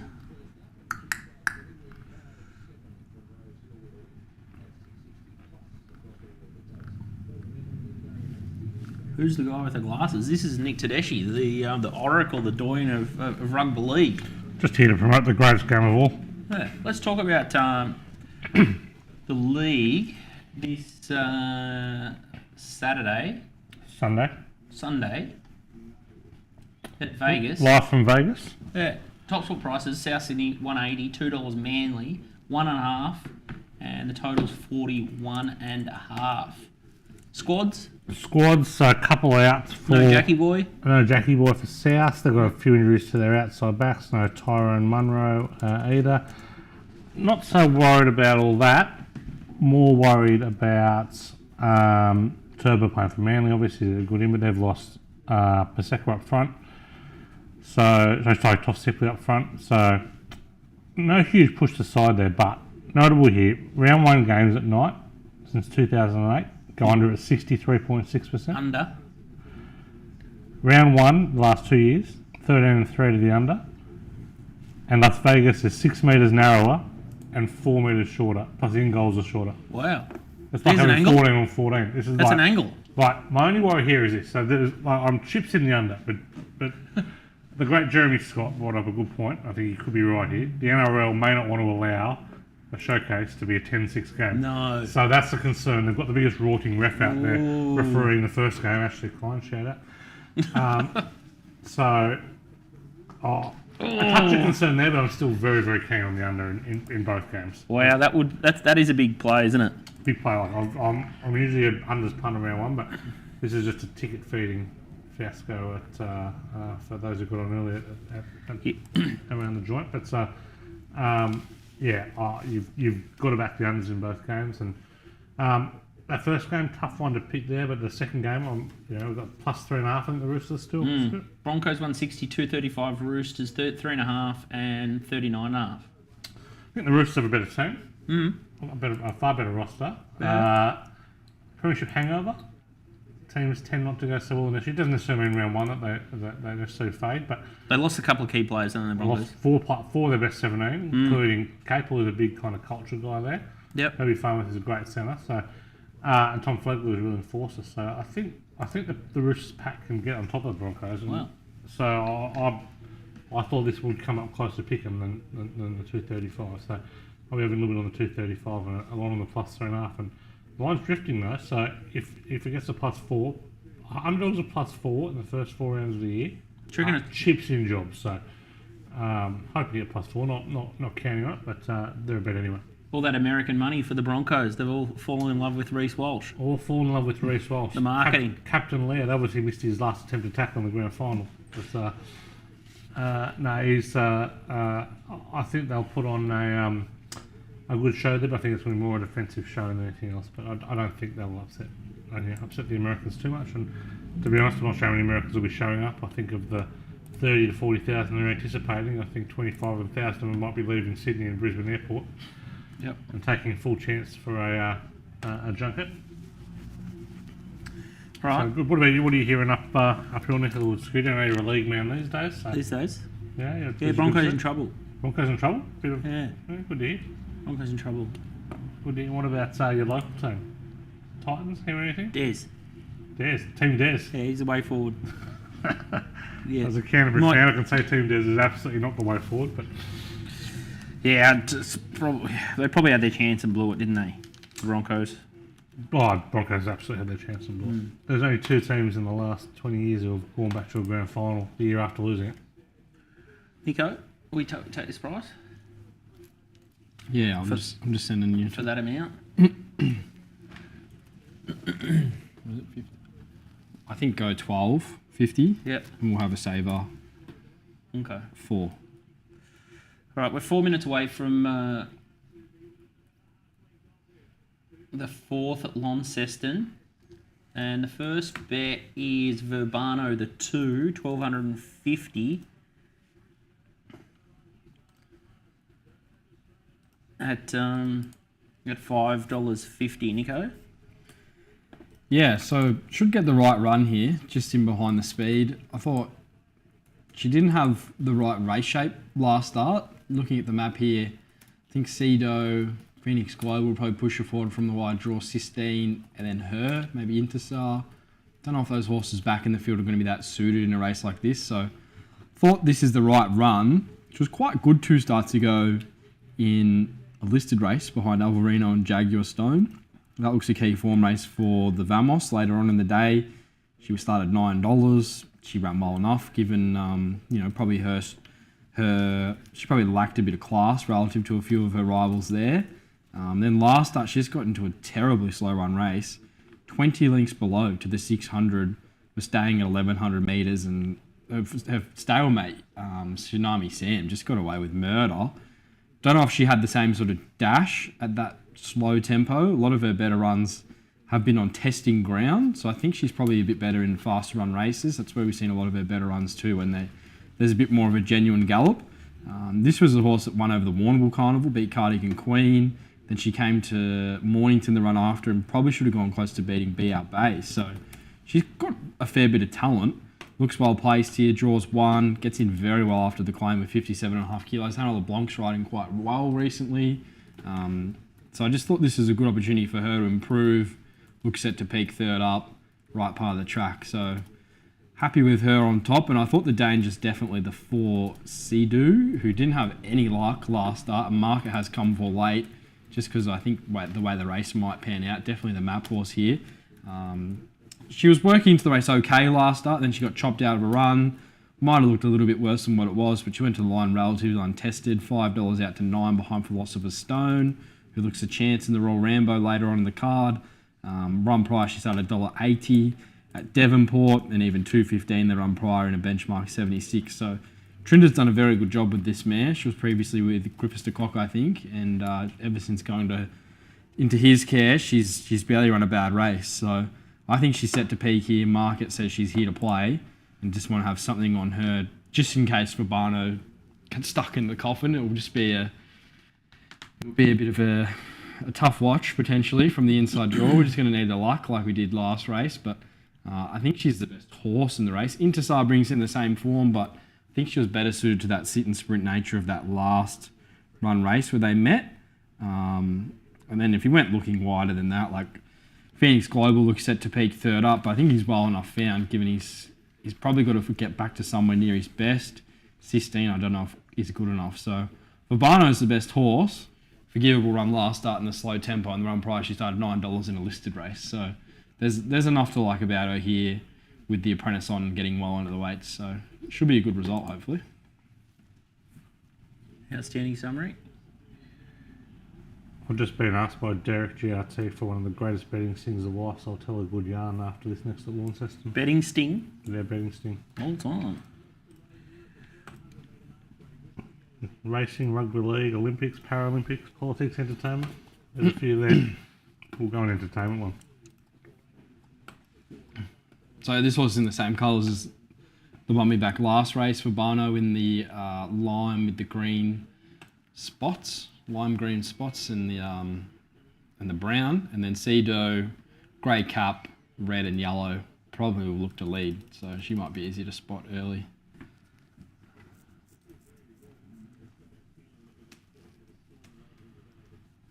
I think this race would be quite a good guide to the pattern. Should be good enough speed, right distance. Oh, she's flew the lids.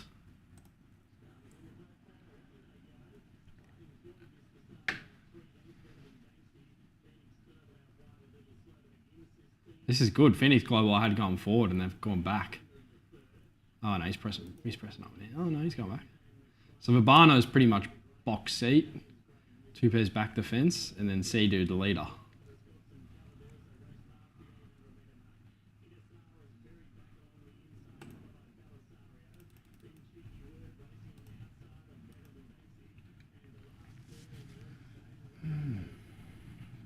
Following another millions chance. But we're on the leader as well, so.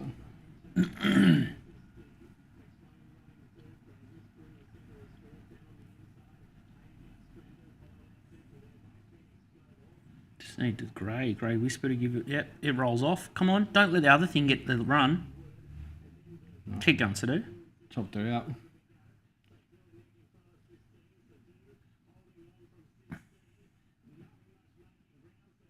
Oh, we had the chop out. No damage done there, Nico. No, just couldn't get that right run. Trinder. 1-2. First and second. I think his horses, like, they've been ridden by, his apprentice lately, Erica Byrne-Burke.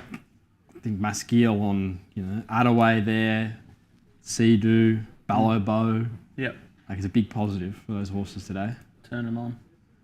So, no damage done. Just had the right run, the winner.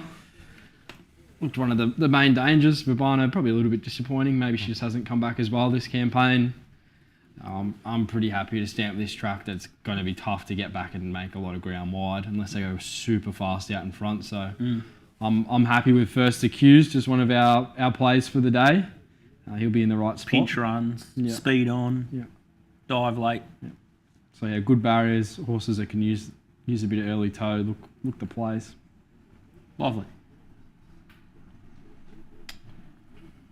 Well, we've got a bit of time here. Let's go. I'll give a little bit of a punting yarn. So, one of the greatest things ever was I was working at a now no longer existing joint, and someone associated with who we found out later was a producer who had never had a bet in their life, rang up to have a 5-figure bet on The Bachelor. So obviously thought that pricked a few ears around the joint. And this was 3 or 4 months before the show had even begun, so this was like very exciting. So do a little bit of digging, do a little bit in. This is a producer, this is a family member, this is an export. So it all kind of lines up. 2016 Bachelor, Alex and Nikki, and this is just going every day. But this is the year that they wised up, because there was a lot of these betting things that was ruining the show.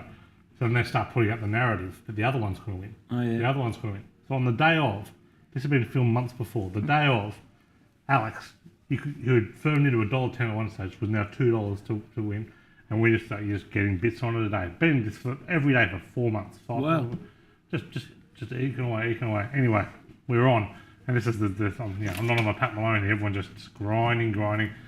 A joint that didn't last long offered a deposit 500, get 500, and let you put both the bets on Alex at $2. So it was just like, well, this is a nice handy finish to the day. Only issue was that night was a couple, maybe a month or so before the birth of my firstborn, and I'm in a pregnancy class. If there's one thing you don't do in a pregnancy class, is check your phone. So my phone is going absolutely ballistic in my pocket. I've got no idea whether it's good news or bad news.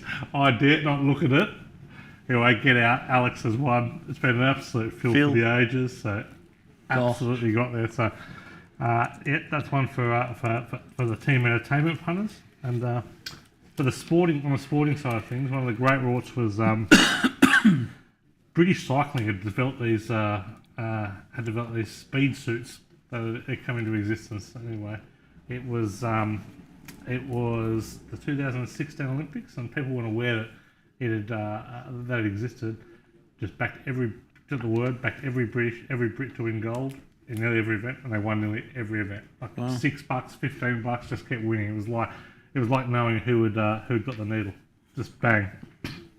God, imagine getting that mail when they were doping. I know. Oh, Hey? imagine having an East German swimming contact in 1988. Oh, what a feel that would have been. what was that? That was a great. What was that? that show, that cycling show about the doping.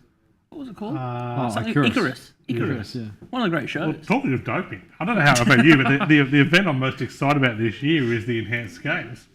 Yeah, it's really interesting. I know it's around, but where is it? Russia? Don't know, don't care. All I know is They paid Magnussen $1 million to go, haven't they? Just go. Good luck to you. What I just like, everyone goes, oh, we don't want to see doping. Well, integrity of sport. Sure, it's sport you love. Guess what? Don't give a shit about athletics. I want to see someone run 100 metres in 8 seconds. And then I want to see them run it in 7. This is what we want. Surely we can just find ways to make these sports a little bit more exciting. Well, that is one way. Like Tour de France. Here's one issue with the Tour de France. Any chance someone has a heart attack or completely busts a shin open in these enhanced games? Can't feel shin splints, boom, boom, jab, jab. Imagine what the weightlifting's going to be. They try to lift the old wide water sports is going to be. It's going to be insides on the outside. It's not going to be good. It's not going to be good. Oh, crikey. Haven't stopped backing that. Could just be new horse. New horse factor. We'll see what the late market does. Who's on it? Total. Apprentice. Scary. Wonder if Knackers likes it. I'm pretty quiet, probably for the next race at Lonnie. Yeah, we've got nothing at Doomben race 2 either. The next race at Gawler's interesting. First starter. it's quite soft in the market. Pop Star Princess looks pretty well found. Interested to see what the market does with Exalted Kate. Was a pretty good run around a horse, Call It Quits, who we backed in the syndicate. Protest. It sort of laid in all over us, so we held on for the Protest. But yeah, it sort of appealed to me.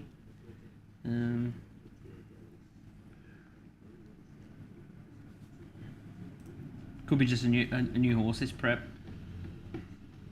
Amber Nook was okay at Oakbank. And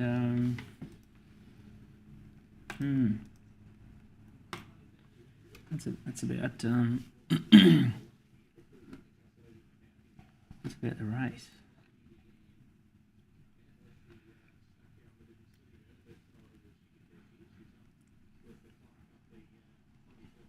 Still 7 minutes to go to Gawler.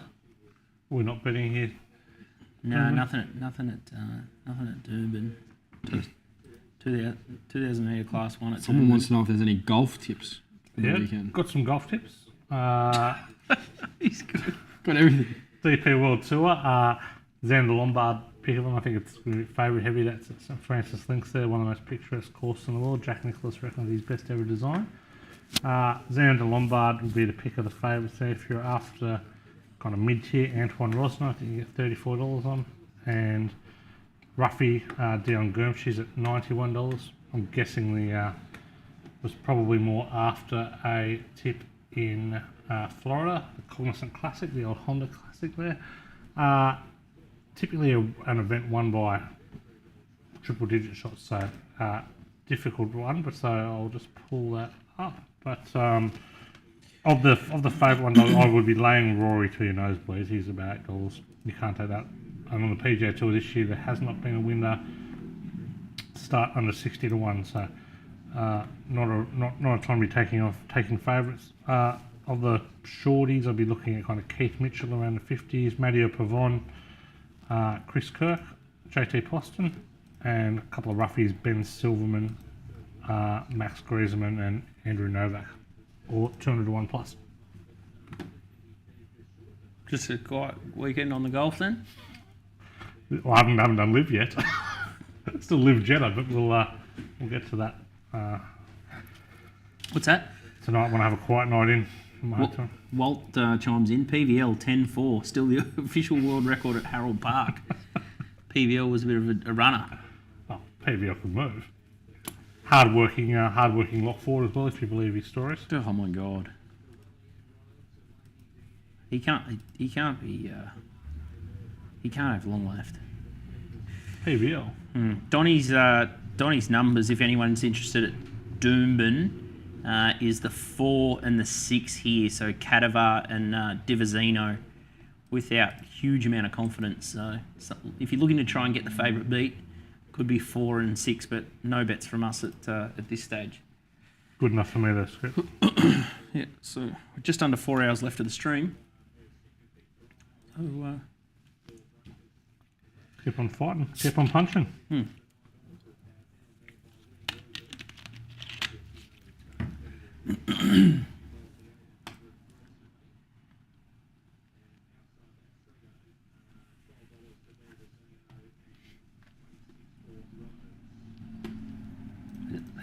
Market just keeps coming for this. They don't like the first start at all at Gawler. It's at $5 and Exalted Kate's in at $3.60. Who's panel on? Either of them? Nothing. God, he can be great. He's on our favourite, the next that we've got multi to win 4.5 or collect 4,500.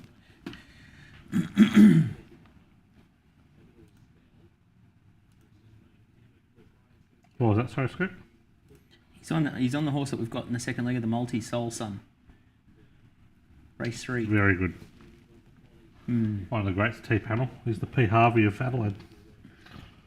He is, but there's a reason he's in Adelaide. Yeah, well, I'm not.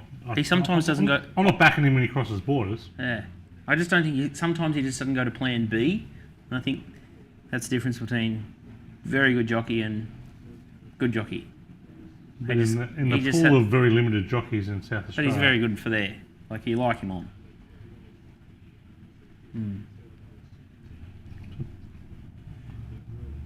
I see P. Gat's been riding a bit back there lately. He used to be one of the greats to bet in South Australia. Yeah, there's a few that have stood the test of time. I tell you, a horse knows he's been ridden when Paul Gat's on board. Not averse to the old shillelagh. Always makes me feel better about backing a horse as well. You've been given full encouragement to win. Full thrust. Full thrust.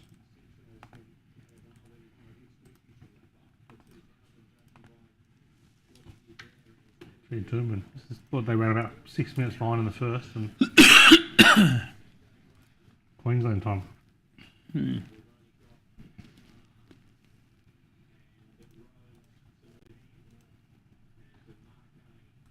Who are your favourite trainers to play around in South Australia, Scooby? I'm not rusted on to anyone. The Bain Taylor yard's quite good. Doodle's good.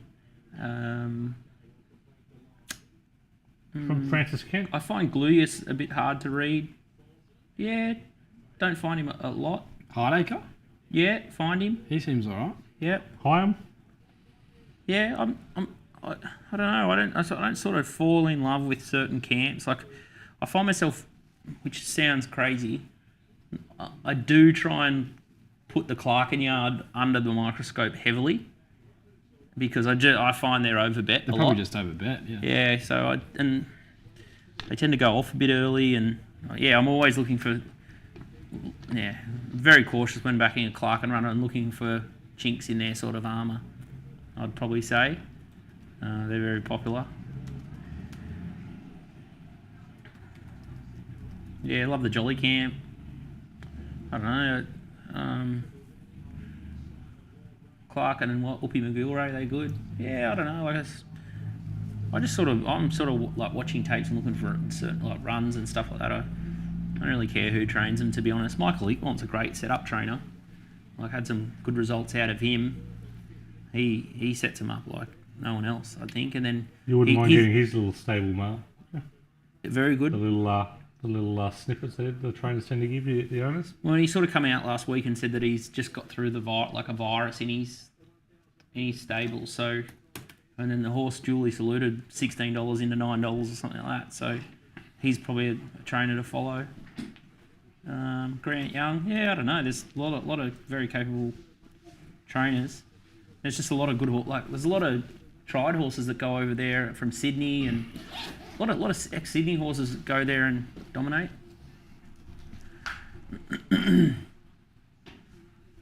I tend to not. I tend to swerve a few of the. I might just have 500 best tote on Exalted Kate, and hopefully we get the totes to pop here a little bit.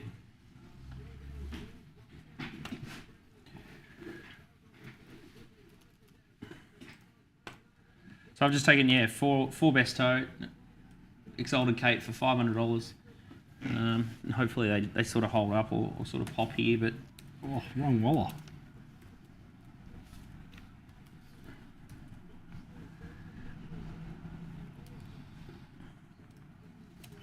Colours? Purple with the light blue lightning bolt. Yeah, Popstar Princess is soft enough, and so is Caravan Breeze, so they're the other major chances I thought were dangerous. And as I said earlier, really good run behind Call It Quits, who's in later on in the day, in a benchmark 56 or 58, and I think that horse has got a little bit of talent, so I think staying at 1200 is good for this horse.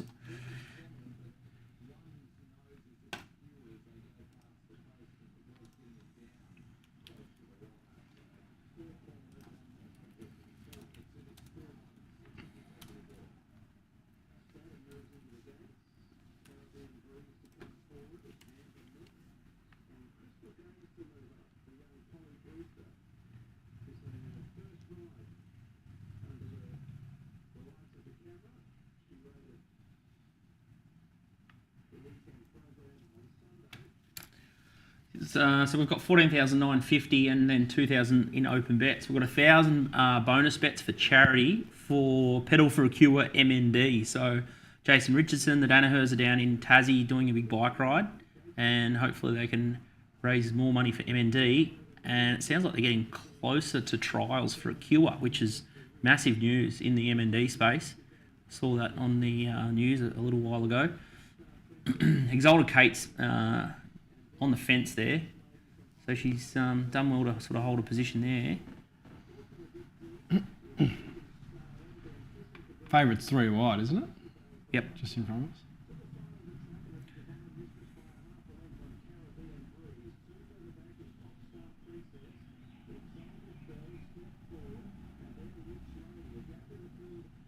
Oh.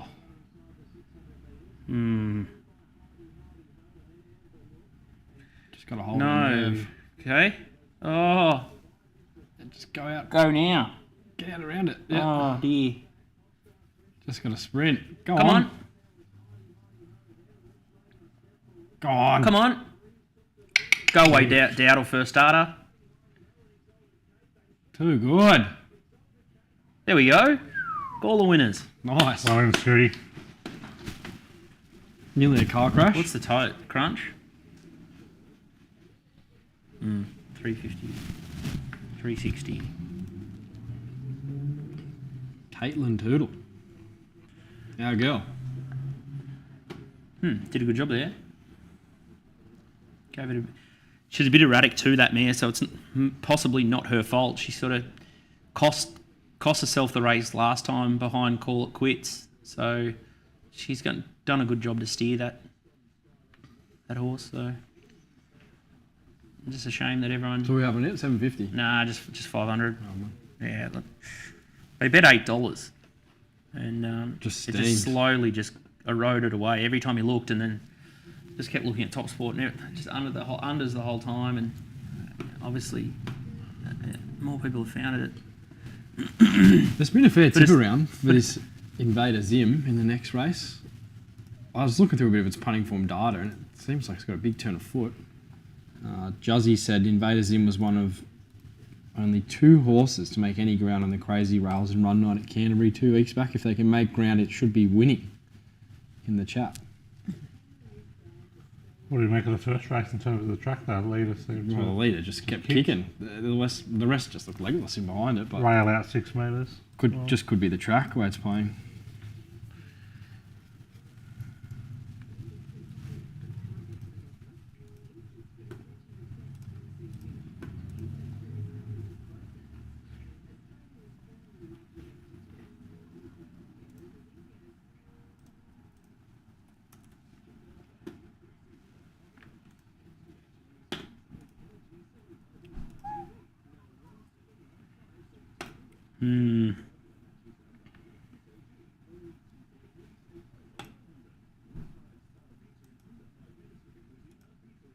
Pattern a bit skew for Invader Zim. Yeah, it's probably, if it was a race, 4 or 5, that's probably the issue.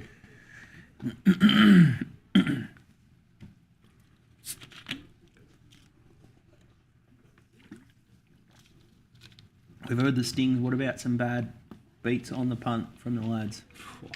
Spieth up the straight, Flemington. God, I could name so many. I'll give you a good one from the league. Endless. I was on Tonga and Samoa. It was about 10 years back. Game at Campbelltown. Over 40.5 points. It's 36-4. They've just crossed for a try to make it 36-4 with about 6-7 minutes to go. All the fans were onto the field. Cancel the rest of the game. No conversion taken. Nothing. Done. Unders.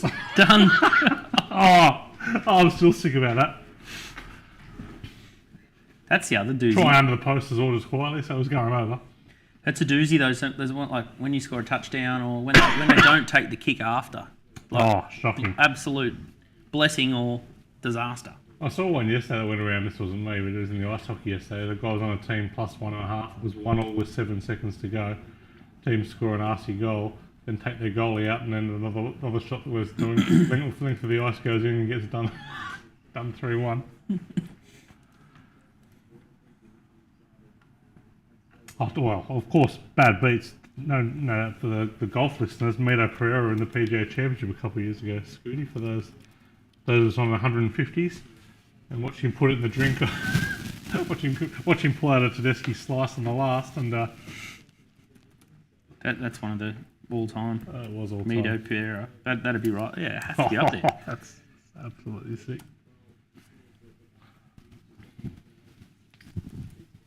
Give you a politics one on 2010. That was all over Tony Abbott, to be Prime Minister at big prices, and had pulled out an election for the ages.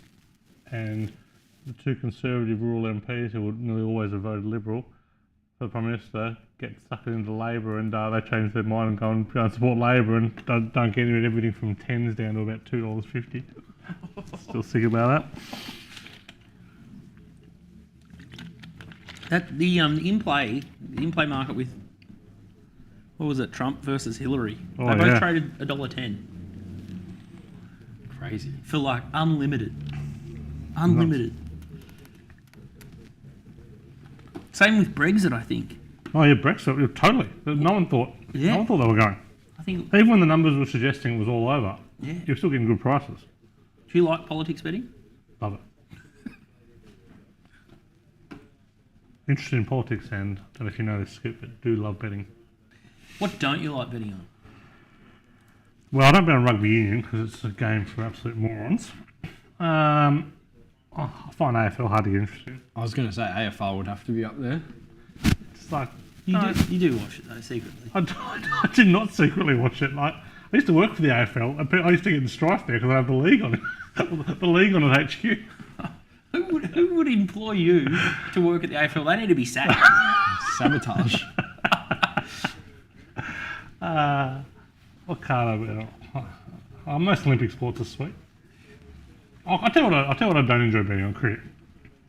Cricket is absolutely punishing to bet on. Seems a bit of a grind. Yeah. It's just hard to like sit there and watch and consume. Like Trader Matt, I don't know how he copes in life doing that. Like, it's a credit to him that he can get through it. Yeah. Like Tough. anyone, like Craig, not all of them. Like, I just don't know how they can do that for so long without wanting People neck themselves. to. Oh yeah, it's pain, max pain.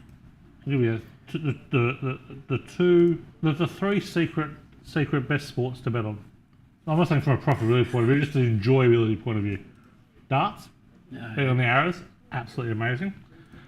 Weightlifting during the Olympics, Oh yeah, that was good. all time. Yeah. The drama, it's just That was very it's just good. inherently built in for drama.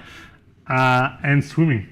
Yeah, Swimming, like, I don't know if you had, you probably didn't have the same down here because I think the AFL was on Channel 7, but Channel 9 used to have the league in the 90s, and, well, still does, but they used to delay the league to go to swimming. I'll tell this story after Rosehill.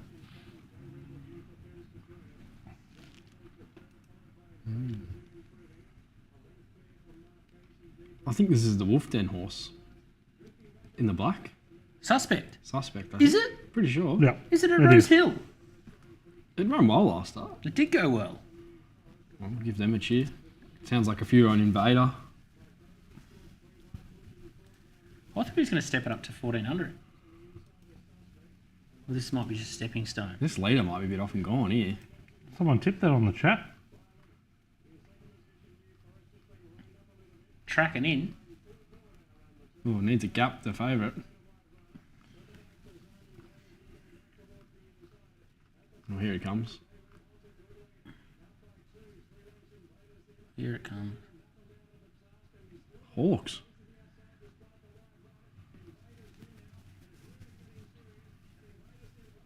Yeah, Don't you love seeing Nash on him like that? Nice horse. It's great, isn't it? Nash was my favourite jockey when I was younger. I just loved watching him on Ulstrom, and I used to like Nash until I was had to sit next to him in the Moore Joyce inquiry, and I thought he was an absolute not a nice human. So off Nash.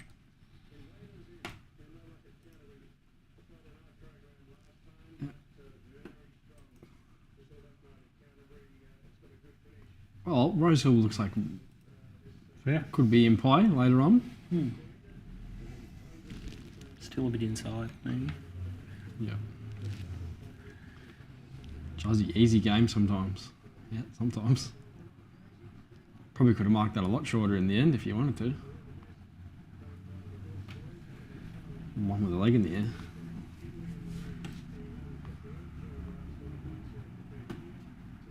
Yarrawonga best bet of the day with Yellow Sam at Lonnie from CJ. He's got some talent, that Yarrawonga. Wonder where he can sort of end up if he races his way through the grades.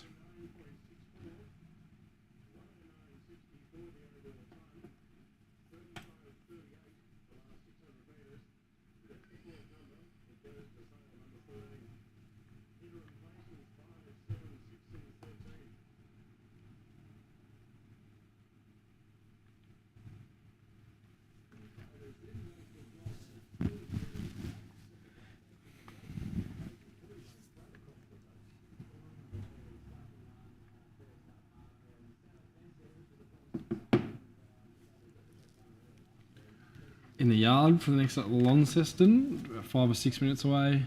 I don't think we've got anything, have we? No, it looked a tough race. Like, I just went looking for an angle here, but they're just so evenly matched, I feel, this field. Like, it's going to come down to run a race, map position, and those kind of things. And I think the market's factored that in big time with the current favourite, Thespian Waters, who is coming back to 1,200 metres, but looks a positive. I don't think he ran out the mile last start. In the Tasmanian Guineas. Did start 480 against Wings of Song, so that looks like strong form. And yeah, just looking at that map, I thought Duo Star, Jabenti's quite fast, needs sugar. Dark Journey, I have heard they may want to take a sip, but I thought if they come out all guns blazing, he's definitely fast enough to lead the field. So it probably leaves Thespian Waters just needing luck on the fence, but getting the right drag in Visor's first time. Spring Eagle's got a huge shot of foot, but the way the track's playing, you think from barrier 10, he's probably out of play. Parola was a good winner last start, beating Spring Eagle. It meets him worst of the weights here. So with these Tassie 3-year-olds, away from probably Wings of Song and a few others that have come down, and she's really dominated their 3-year-old series. I think the Tasmanian horses are quite even. There is a bit of different form here with Spring Eagle and Dark Journey, the Victorian horses, but they don't seem on their ratings like they're any better than their rivals. So, a race where there's, $4 each at 3, just happy to give it a miss. Okay.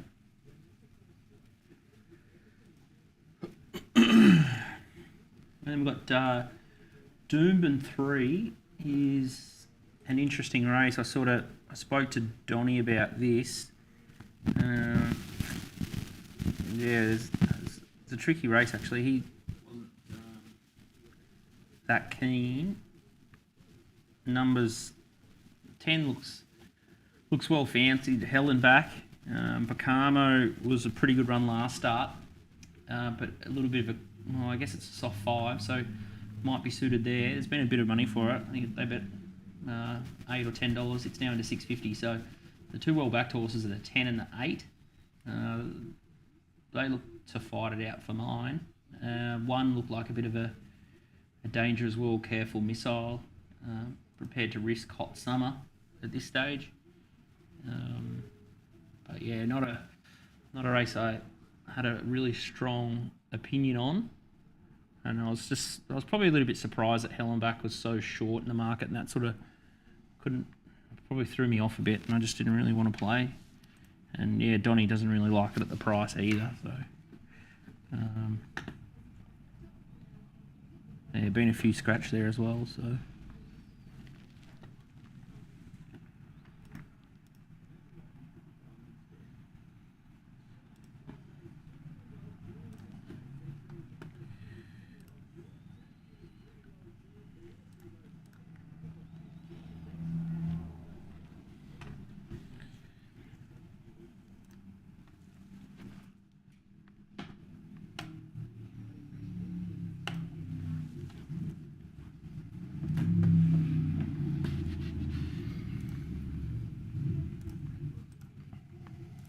Just going to have a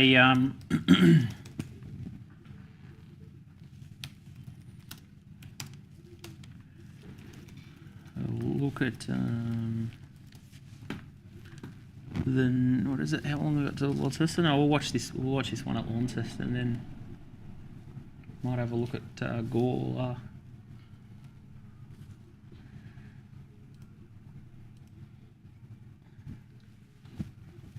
Surprised the market's kept Spring Eagle so short here. Maybe Williams might look to go to the fence because they haven't been able to make much ground out wide. So yeah, he's into equal favourite. Dark Journey's been a big drifter. If I knew they were pushing right forward, you could probably get involved at $8 or $9. Like, he was my top pick in the race. Probably brings in the best last start rating. But I did hear they may want to take a sit, which might not be the best play in this race. So just happy to watch.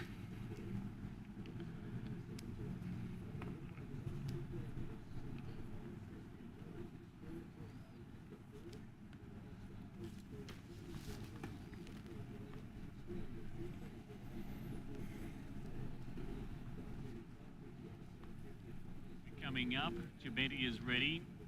Thespian Waters ready. Doro Star coming up. Spring Eagle, Dark Journey, a rumour still out with Parola. Ardent Warrior. Vine still to load away. And Ponsford. So $3.90 now Doro Star. $4 Thespian Waters. $4.40 Spring Eagle. $1.56 the order of betting. Parola comes up. Dark Journey going in. 40 seconds away from start time with just the killers right. So Vine still to come up. Up Aruma, Island Warrior, and the Ruffian of Field Ponsford. The last four to come forward here. A race 5.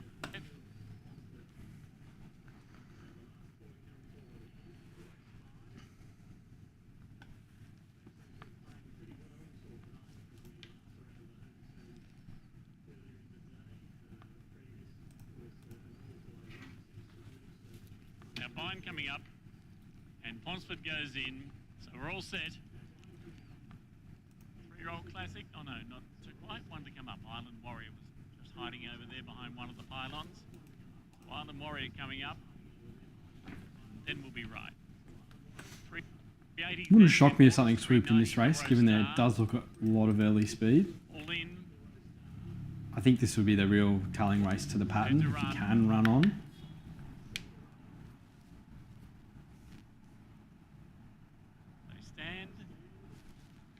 Racing, off they go, Spring Eagle a shade slow to begin. Vine came away quickly with Doro Star and a rumour they buy for the early lead. Thespian Waters is going to settle up there. Didn't expect that. Down in 4th, just behind them. Dark Journey goes forward now. Then Parola. They were followed by it's messy second. midfield. Running third, a rumour. They were closely followed by Ardent Warrior, the grey into 4th spot. Dark Journey, Spring Eagle next, followed by Thespian Waters. Back along the rails from Parola. Then Need Sugar, Gunship very wide. A couple of lengths. Is the leader in the band? Second last, Birdie. And Ponsford they've got very similar form, all these horses. She was $10, but turn 400 to go. She's good enough. Spin. Doro Star under a bit of pressure. The loomer from here. Journey next, Thespian Waters can't get out. Coming to the outside. Thespian Waters badly held up at the top of the straight. It's Vine. Doro Star the outside. Vine a neck in front. Doro Star is running on their Dark Journey. A rumour's getting out. It's that second. Leader runs third. Doro Star The rumour just in behind him. Like Spring Eagle, he did got a bit of a bump on the turn, but he hasn't run on with it at all. Thespian Waters looked like he was coming home well late, but he was on the fence for the whole run. Drew barrier 2. Dark Journey was stuck on her right for third, but yeah, looked a key chance. Doro Star dropping back in distance. Has a really good record at 1,200 metres. So. I'm just backing the leader in your speed maps from now on. Yeah. Looks that way. Well, I mapped him to lead, so. I know, that's why I backed him. Vine just couldn't. Vine was a bit quicker out, but she's probably run a career best there, so. I'm happy with the way we probably played the rest of the day. Inside looks big advantage.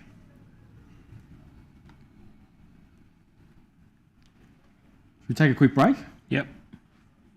Yeah, we'll take a 5-minute break. Quick freshen, yep. Yep, cool. We'll see you before Gawler race 3, where we've got Soul Sun going around for $4,500 collect. and the balance is at 16,000. So that'll put our nose in front if we can get the favourite home in the next at Gawler, and still got plenty of races and action to go. An extra 3 hours left of the stream. So I hope your betting is going well at home. We'll see you soon.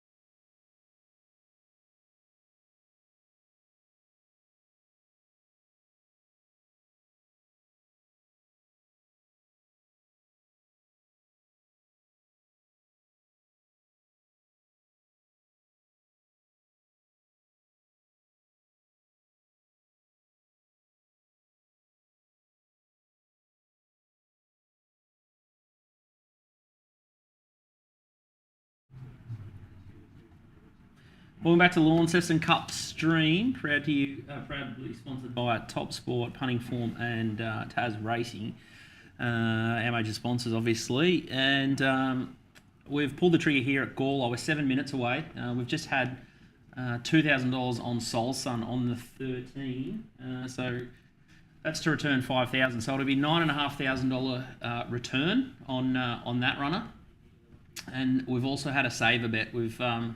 We've backed the 11 Mahino, and we've had $750 at $7.50 on Mahino. So 2 results going. So it's a $9,500 collect, the favourite Soul Sun, and then it's $5,600 collect on the 11 Mahino. So Soul Sun met WO last time, and we thought that Soul Sun was a much better run that time. So they've both drawn wide.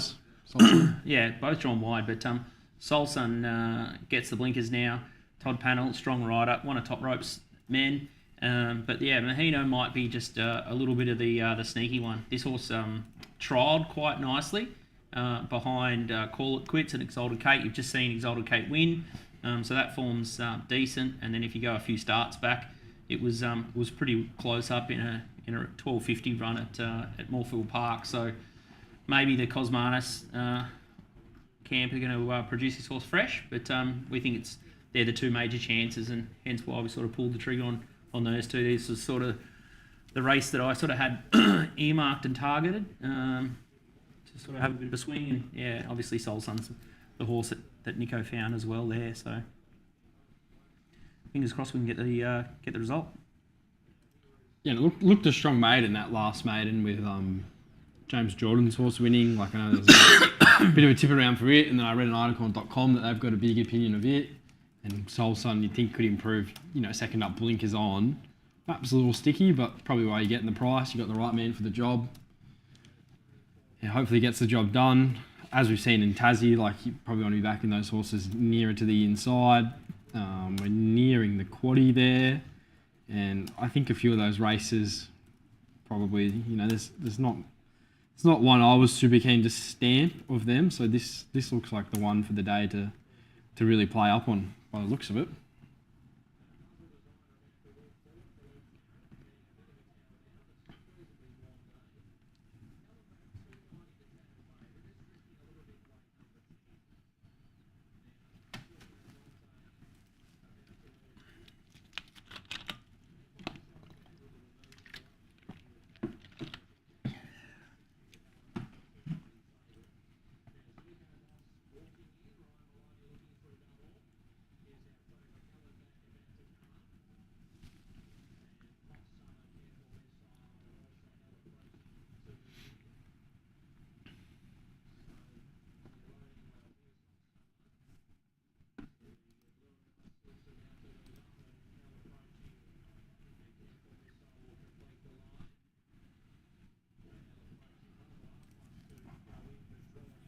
No hurry today, Brisbane.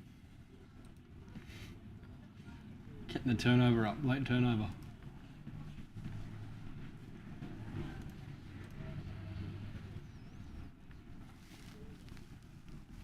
Four minutes to Gawler. It's all about Gawler.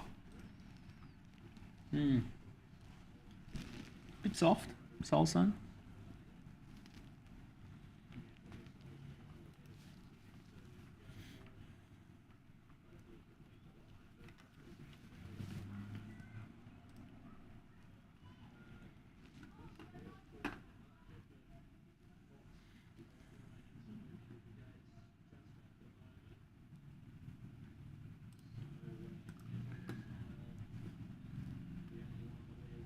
Theorise. I think we're sitting okay.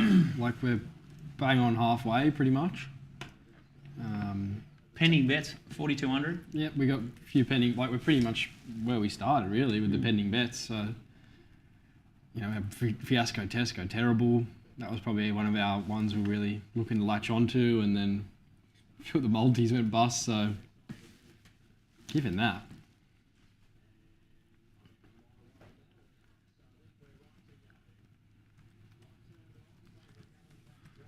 Still plenty of races.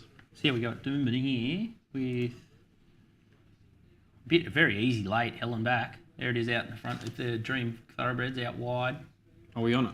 No, that was sort of spoke a little bit about it. Bakama is sort of in the middle in the black, in between that clump of like 4 horses, and then the other horse of interest is in the pink and the black. The number 1, it's Careful Missile, but I don't know. I just didn't really nor Donnie or myself got a massive feel of this race. So.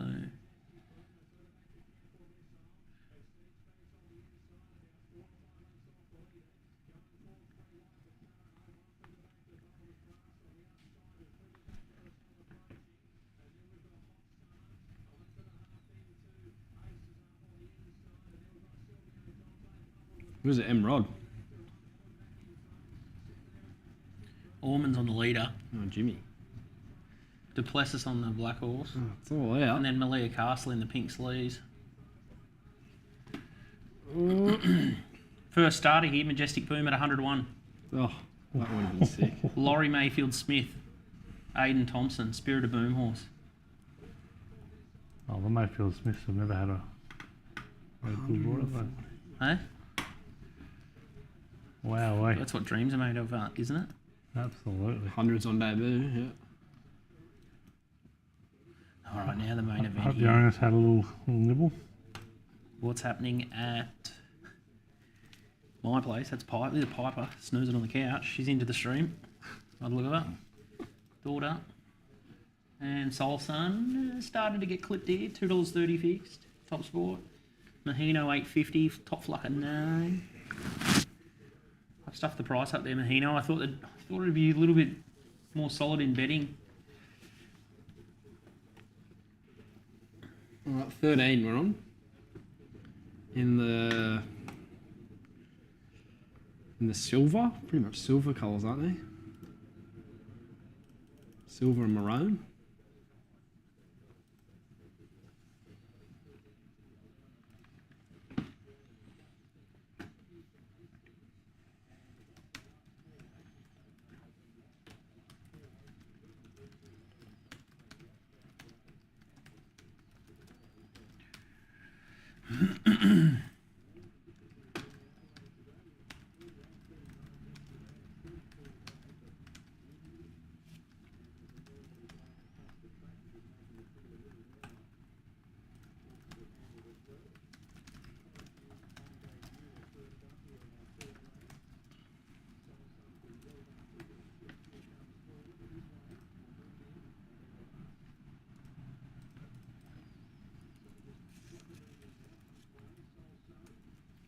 Here we go. Just don't post it, Todd. Wonder what his plan A is. What's the one out, one back, maybe? It did jump while last start. Yeah, into $2 fixed late, crunch late. No, he's gone back. Got a bit of a check there.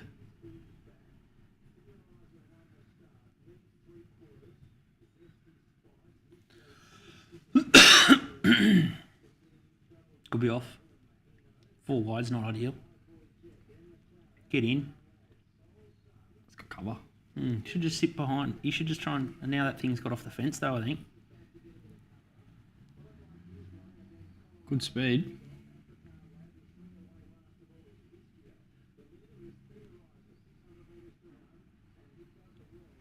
God, three wide the entire.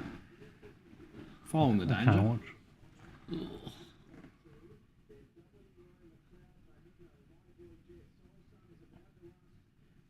Oh, Not looking good. there's a lot Come on, of rip from Mahino. there.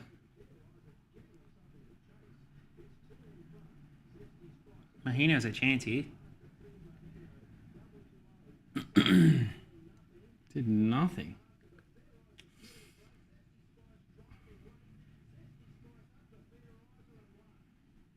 He's just gone like a camel. Yep. I expected more out of Mahino. It's not giving a yelp either. It's so limited. That early resistance sort of was a concern, but then it's just got smack late. Evens late. 60 to 1. That's Gawler going bad. Maybe he just wasn't ready for the blinkers.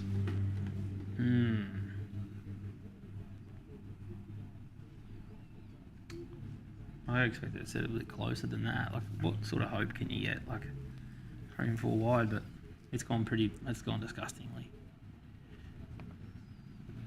Bad race. Bad horses.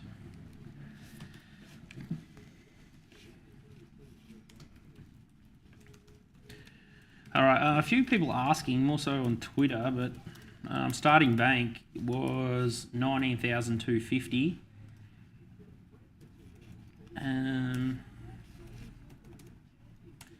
Current bank is 14,000, and we've got the first accused bet still pending. So first accused collect is for a $4,000 collect. So had a swing there, and yeah, no good.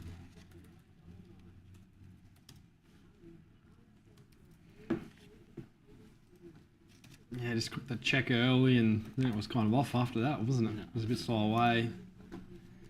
It's around nowhere near the first up run. But even the horse coming out of that race, the second horse, sort of didn't really do much there either. Battled away into 5th or 6th.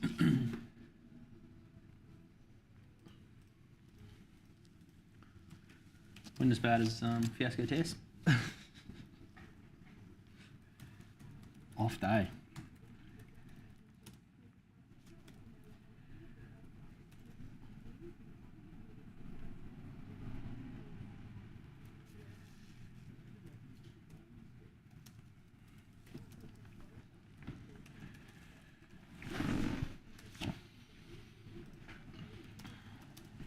Walk come through the goods here in Rosehill. Quiet. He's not a big. He doesn't really like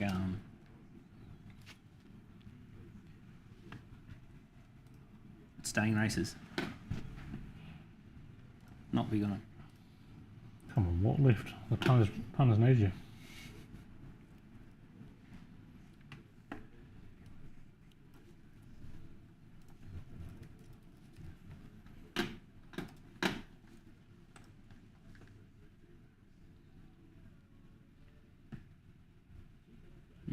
Sort of took a while to sort of come across heels there, didn't it? And then just didn't really want to.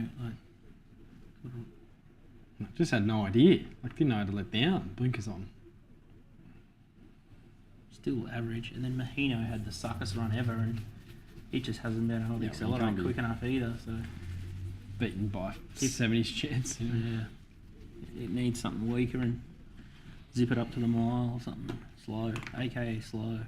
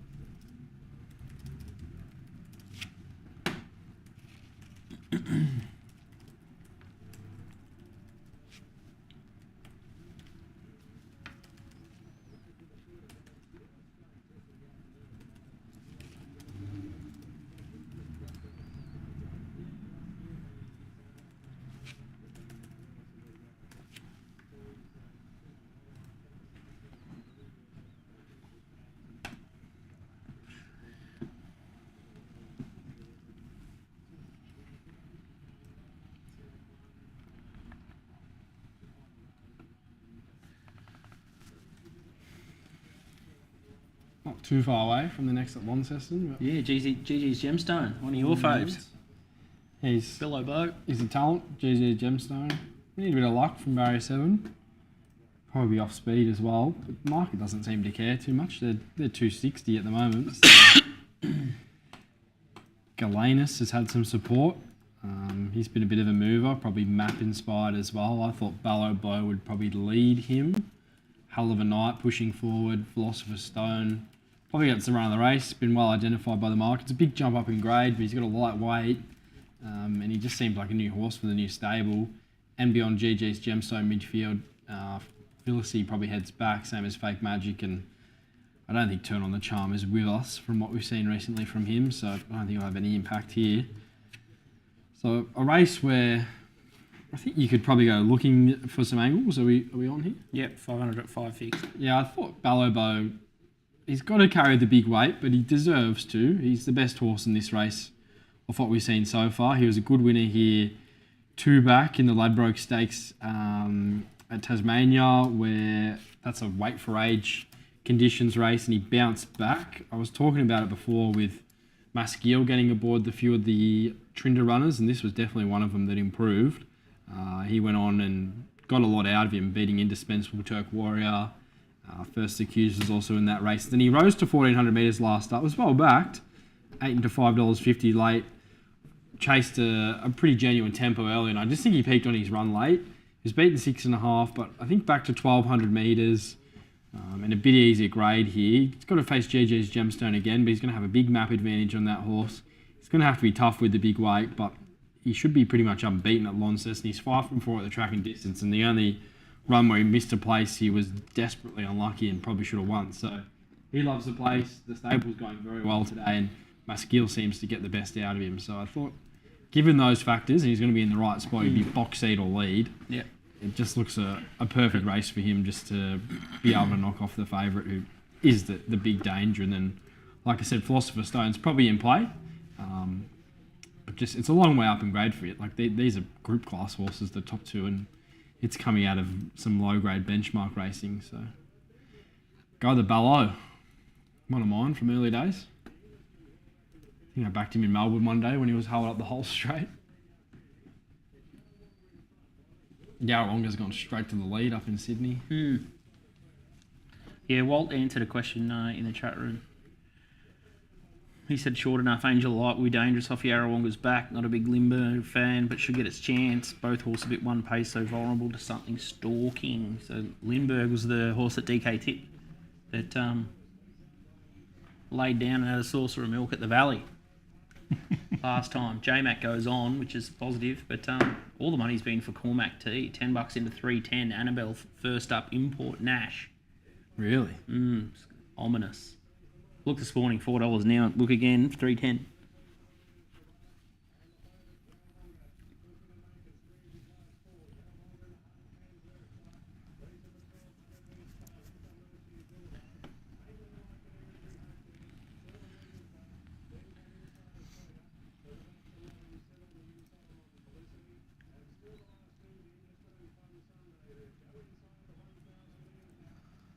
Oh, looks like he's had it relatively easy, Yarrawonga. A few punters seem like they're on in the chat.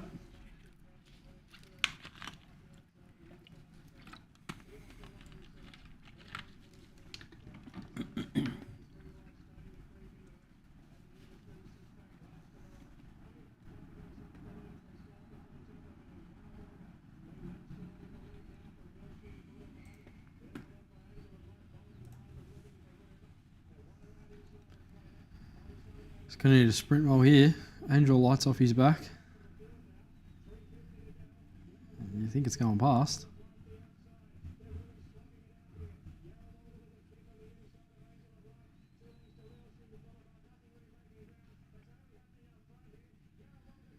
Oh, Wow.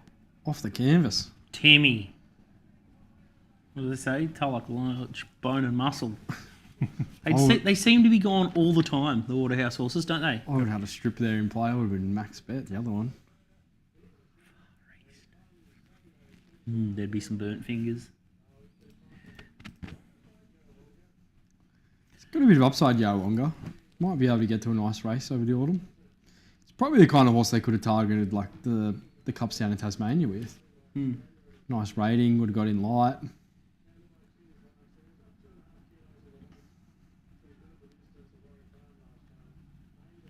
Gay doesn't mind that, though. She's had that military missile. Yep, she won the Hobart Cup last year. Yep. Yeah. Right camp for it. Very surreal, went down there and... She loves going down there. Her and Robbie love doing all the carnivals. Brilliant. It's probably worth talking about the Cup coming up soon. It's race number 8 on the day. I don't know if we can get up the speed map for it. Race 8 at Launceston, but it's a fascinating race because you've got a Royal Symphony here, who's currently $3.20 favourite. but does have to carry 61.5 kilos and gives most of his rivals 7.5 kilos. So the map, I thought I'm So Cool and Rising Light probably dominate this map. Aurora Symphony should get a good run with Ashy Boy. Alhambra Lake did lead last start, and I think they broke the track record in the Hobart Cup. But apparently he might have had an issue with getting his tongue over the bit or choking down in that run. And then I think the tactics are today to ride him a bit more quiet. A bit more quiet from the draw. So I wouldn't expect him to be ridden as aggressive as last start. So I could see him taking a sit, fourth or fifth. Acceleration was a big winner last start at Great Western. Not a horse that puts himself into a race early. He's got a big turn of foot late. He'll be midfield. I think Grand Piero. Maybe Williams rolls the dice and gets him a bit further forward, but he's probably a horse that's... I'd be surprised if he's in the first four. Thought Vintage Diesel and Wycliffe probably head back from the draw, and Asaranka probably outclassed and should just be whacking away late. So there's been a fair bit of activity in the market. Aurora Symphony opened clear favourite at $3. It's been out to $3.20, and there's been a lot of money for acceleration, probably off the different form line. Grand Piero, Wycliffe, Alhambra Lad, and Aurora Symphony all raced each other last start in the Hobart Cup, and Acceleration won the Great Western Cup, beating Station 1, who's since won in the Morong Cup, so that form looks reasonable enough. He's never won at 2,400 metres, never even run at 2,400 metres. Acceleration always looked like a distance that could potentially suit him. So the market, I think, will really gravitate towards him late. Must have some issues, yeah? Yeah, he's not the soundest horse. Like, he's not a great mover in the yard. He's been sort of sparingly raced. The last time he did meet Aurora Symphony was in the Collett Cup of 2022, and he should have beat him. He started $2.10 and definitely should have beat him, but that's only 2,000 metres. This is 2,400, so... Look, if this place was weight for age, like, you'd be saying Aurora Symphony's immoral, but, like, can he carry 61.5 kilos? I think he'd be a weight-carrying record in the race to win it. And, these key rivals that weren't that far off him last start, now he meets him 2.5 kilos off worse at the weights. So, given that fact, I'm happy enough to be against him. I thought Grand Piero is the big improver. He was about 5 or 6 weeks between runs last start. Got to 2,400, got in a bit of a bumping duel at the top of the straight. Can get a better run here, and he just might be the one that's the improver out of the Hobart Cup. So he's my top pick. Not sure if we'll back him yet or not. He's been on the drift, $4 out to $5.50. I think that's could get a big price, I reckon. I think that's more than respectable, given he's got the right forms, and should have beat Wycliffe home last start. Yeah, Aurora Symphony is gonna it's gonna be a tough win if he's to win with 61.5 kilos. Like, too good if he beats us, but I think a lot of punters so far have looked to take him on, so I think he probably will get out from 320. I thought Glentanius was quite good the other day. I think he was off a little bit of a... There's a long time between runs the other day, and I thought he acquitted himself pretty well behind Dunkell. Yeah, he goes all right, Glentanius, so and then that form reads well for Grand Piero. Exactly. And then the start before, there's been a couple of occasions with Grand Piero, like the run at Caulfield that day over 2,400. If you go back to that Country Cups final behind Clyde and Moore, that was the Tatum job. Couldn't get him out. The good thing is Craig knows him so well, so I don't mind it.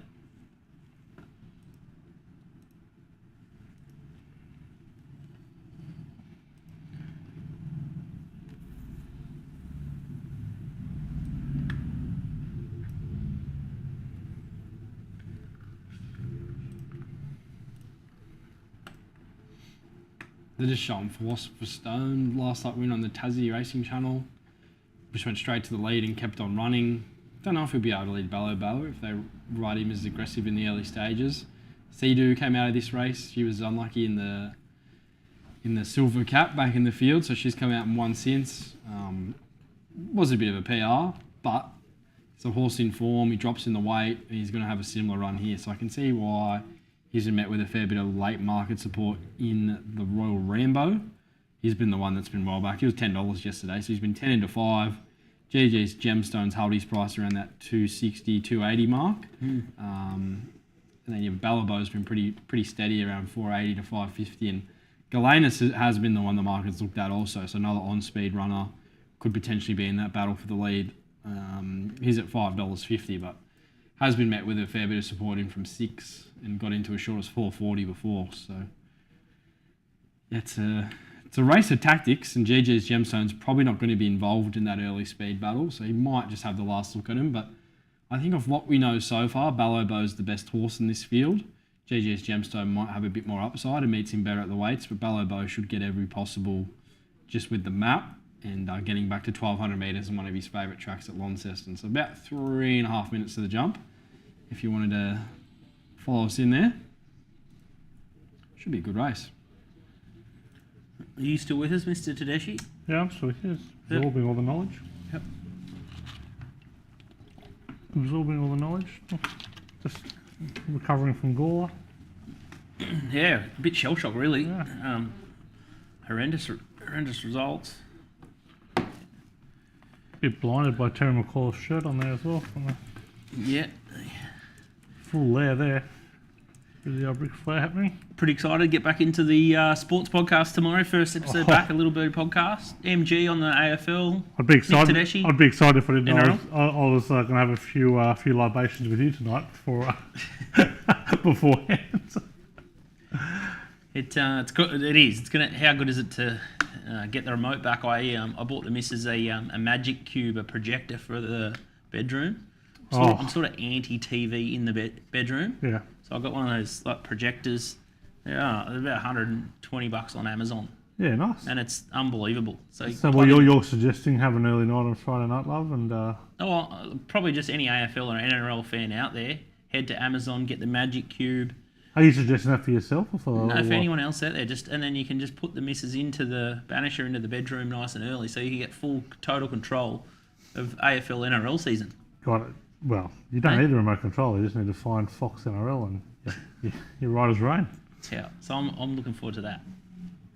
What's your split these days, Scoot, in terms of you grew up obviously 100-0 AFL NRL. What's the split now on a Friday night? Yeah, like genuine 50-50? It would be. I'd be 50-50. You just bet a game, bigger bet. What kind of dictates as to where you quality game? Quality game. Yeah, so like I think they schedule pretty well. I love watching Storm. Love watching Broncos play. Yeah, big bunnies man. Yeah, big South man as well, obviously. But yeah, I don't know. They seem to schedule like the big blockbusters really well in the league. And what about that's a Friday? What about on Thursday? You're obviously watching the league because there's no AFL. What about like a Saturday? How's a Saturday play out for you? Obviously racing during the day. Yeah. A lot of horse racing. Then do you kind of clear the decks and watch a movie with the lady friend on a Saturday night, or do you watch the league, the AFL? How's that usually played? Try and go out for a couple of drinks, blow off a bit of steam, and then Sunday family day and a bit of league in the Arvo or AFL in the Arvo. Yeah, pretty straightforward. A bit of tennis maybe on a Sunday morning. Yeah, you got to do the family stuff. Got to try family stuff early. Squeeze that early, nice and early. Yeah. Like everyone up 6 o'clock. Go for a swim. Go down the beach. Snap a rocks. Good down there. Go for a bit of a car trip. Need balance. Balance in your life. Do you? Yeah. And then Monday get into the tapes, review, tidy up Little Birdie stuff, and then try and have either golf on Tuesday and then get back into it Wednesday and go around again. Repeat. Rinse and repeat. The betting days. And then just, a bit of daddy daycare, school runs and all that sort of stuff. Enjoy it. Bit of boxing. Rumble boxing is a good one. If anyone's out there trying to lose a bit of weight or get a bit fit, Rumble boxing, it's like F45, but boxing instead of all the other activities. Do you end up fighting at the end? No, you just do like some floor exercises and then you just do like this, just time on the bag, and it's very good because you don't get injured or you don't get sore, and you can sort of build yourself up and go as hard as you want. So there's a little bit of a plug for Rumble boxing. There's about 10 of them, I think, in Australia at the moment. If you can get within half an hour of one, I'd strongly recommend it. It leaves F45 for dead. Cop that F45. Yeah, cop that F45. And I'm not really into group classes as a rule. About to run Launceston Race 6. We're on Bellow Bow 500 at $5. Happy, Nico? Letting it go. Yeah, that's all right. Thought he might want it, but with the big weight, they're probably happy to let it go. Going pretty quick, didn't he, though? Philosopher's Stone. He wants to go pull a bit too. I'd be a little bit disappointed if you couldn't get over these two, to be honest.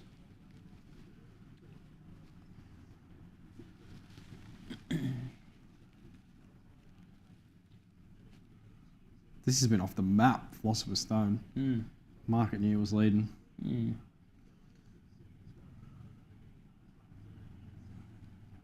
Geez, going early. What do you think about this? Oh, he's come off the fence. Should have stayed in. GG's might get him here. Just knew he wasn't going to get the run. Just no dash with the big weight. Cactus. Oh, Nico, your favourite horse. Who you reckon the caller was on? Just a bit. A good thing of the day. Went quite fast. Philosopher's Stone probably set it up a bit for something midfield. Bellobo was still good, but he just didn't. He wasn't that well in that race. Probably needed a few things in his favour. That's why he went super keen. What a prep it's had. Jeez, He's been super unlucky his last two. Massive. He's been up for a fair while. Yeah. I think he's quite a talented horse, GG's Gemstone. I think in time he can probably come to Melbourne. You know, over these summer months, there's a lot of races with these horses, but in the winter, there's probably not as many. So yeah, he's probably a horse I think that would measure up in open listed class over here. Just looking off a few of the data and figures that he's run. So yeah, smart horse. Bellobo just probably needed a little bit more luck. Was hoping he'd just stay on the fence, and that race didn't quite work out well enough for him. But we move on to the next one. Outstanding. Still ran well into third. Interesting race coming up at Gawler. Still don't really have anything from Donny or Walt just at this stage. Out of Doomben, obviously the next one at with 4 minutes to go. Gawler 4. Sandown Tas the favourite.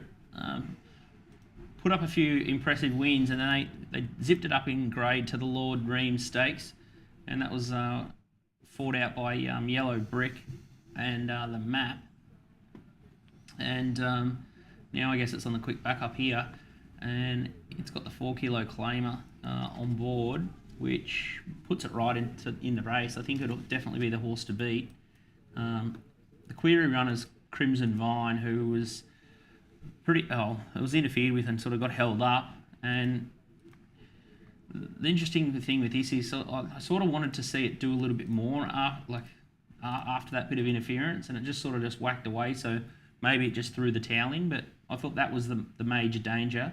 But I don't think the market's got this race too wrong. But if she steers it well enough, the favourite looks like it's the horse to beat. But yeah, has to drop back 500 metres in distance, which is always a bit of a query.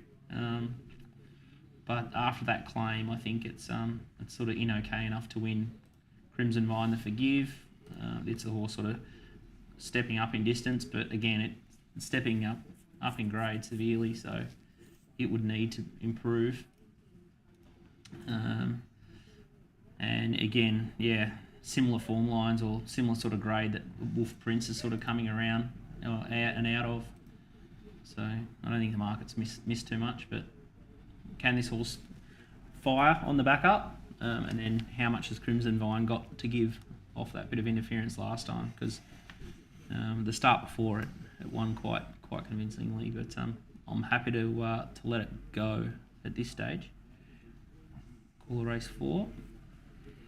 And I might try and check in with Walt. I might throw to a break actually, because we've got a little bit of our time up our sleeve before race 7 at Launceston, which first accuses the next bet we've got there. So 4,500 collect, and that's a race that we anticipate plenty of speed with Keats and Sir Simon and that charging up front, and hopefully we're just going to be smoking the pipe back along the fence, which is sort of the place to be there at Launceston today. So that's about 27 minutes away, so I might take a 5-minute break, try and get the boys online from up north, and get some more betting action underway. Stay tuned.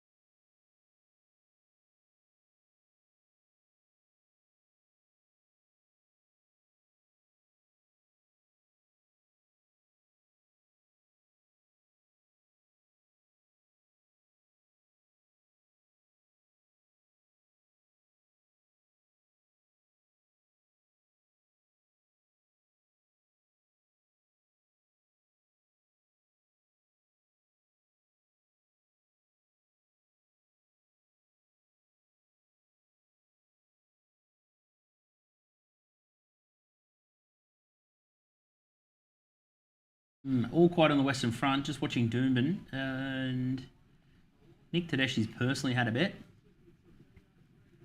And we've just kept the powder dry at this stage. Never kept powder dry in my life.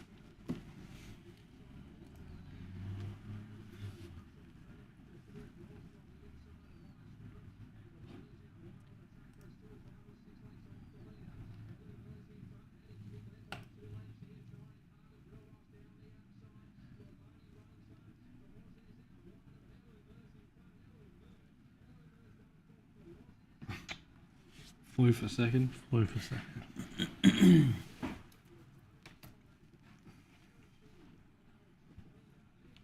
We've decided to dodge Gawler just with the scary setup with the favourite. Next bet will be First Accused, who we've got running in the early double we took with Event Scotia. Seems like a good race for him. Should just posse up in behind the speed. There looks like a good genuine tempo here. With also like Keats and a few others that will really roll along quite fast.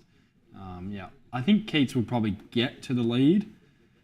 It's just how much work he has to do to find that position. Sir Simon's quite fast early. He's a horse that probably is a little bit one-dimensional. That's all he really knows, is to go to the front and probably really bully his rivals. He does that in the weaker grades. Probably can't really sustain that in this sort of grade, but look at his last few runs to Simon. He's gone 10 lengths above, 3.5 lengths above. Last day went 9 lengths above to the 600 metre mark. So he likes to roll along at quite a genuine tempo. So does Keats. And then Turk Warrior, he's coming out of quite a fast run race last start in the Thomas Lyons, where they went at a genuine clip to the 600 metre mark. But he's a horse who's rising to 1,600 metres for the first time for a while, so I think he'll be in the speed battle as well, and he does tend to over-race a little bit. So I think that sets it up well for First Accused, who's just stalking in behind, then Swoop Dog behind, and then Alpine Wolf. Indispensable and Just a Tribute maybe too far back. So First Accused goes on top, just with hope for the lovely run. Hopefully Keats gets a bit carved up early, and he's just vulnerable late with the 50 days off. Say if he was only 2 or 3 weeks between runs, it'd probably be a different story, but he hasn't raced since Boxing Day, so given that, I think there is a bit of vulnerability at the price, and First Accused looks the most likely around him. So Just a Tribute. The result. Just a Tribute, I think, is a lot better suited to Hobart than Launceston. Can get back and really run on there. The pattern that it is at the moment, he's got a task. What about Swoop Dog? Obviously dropping back from the Hobart Cup. Best is good enough. Swoop Dog can be a bit of a hit and miss horse. But he's running against First Accused and Cover Mile. He's right in play, you would have thought. So I think it's quite an even race. And First Accused probably gets the best run. And I think he probably just has a bit more talent than a few of the other South Tasmanian horses. And he's come back potentially in nearly career best form this campaign. So he's top pick. And then if you went looking wider and you're taking on Keats, it's probably quite even around them. Alpine Wolf's best is good enough. He's quite a hit and miss horse these days, and he hasn't won for a while, which is also a negative.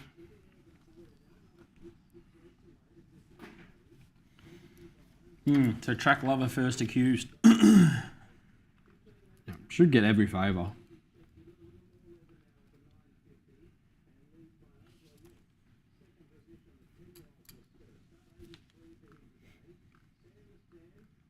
Here he is, Sandown third. Yeah, they've rolled along. It's just how he backs up. Got to clear out this time, Crimson Vine. Where's the ping? What are you going to do, love? Got to get going. He's not home from there. Got to get going. Cut the ribbons. Does she know the things are...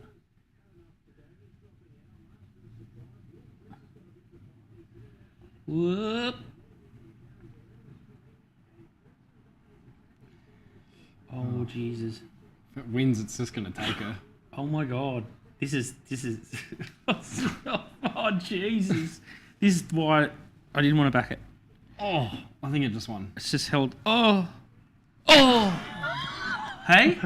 It was worth not backing it, so you didn't have to go through that. Would have been great TV if we had it launched. I think it won. Has it? I'm not sure. Put in a big dive. I don't know.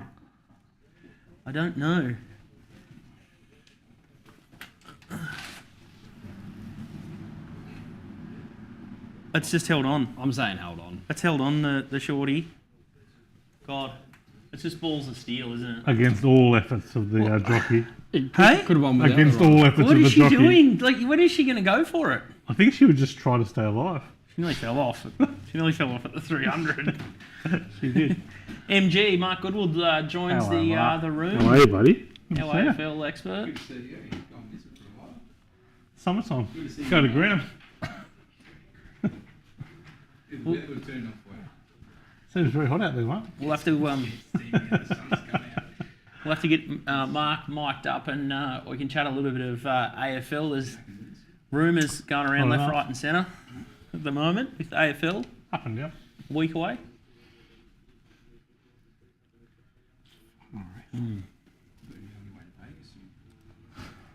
Couldn't get the bait. PVO couldn't sort me out. Deethy. This guy Deethy. Nico, can't believe you took on Gemstone. Yeah, he's been my horse.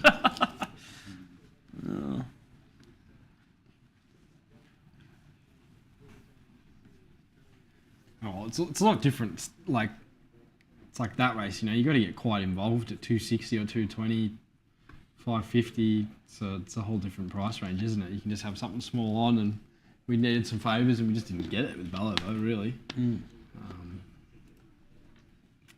Yeah, like I said, I think he's got a fair bit of talent, GDS Gemstone, and I think in time he'll be able to win some nice races down there and potentially even have an impact.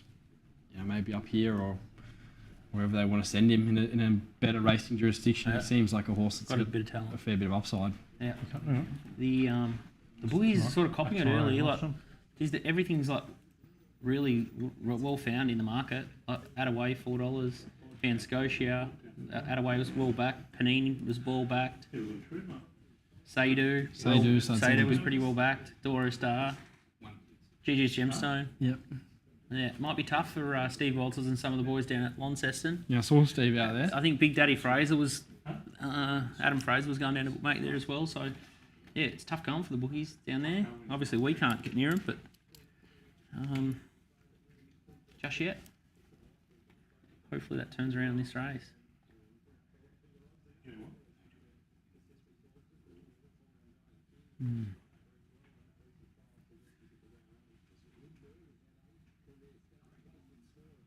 Limburg. Oh, dirty rotten Limburg.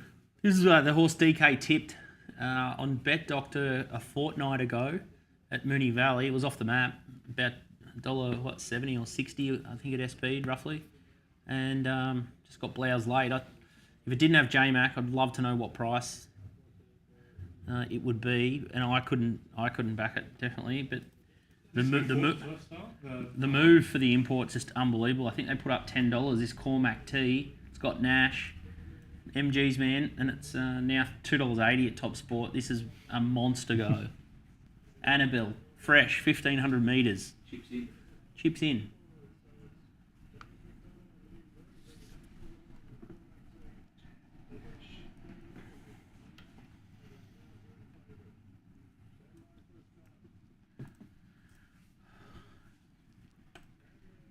Haven't got to the NZ Derby yet at Ellerslie, but I'll get to it later in the week.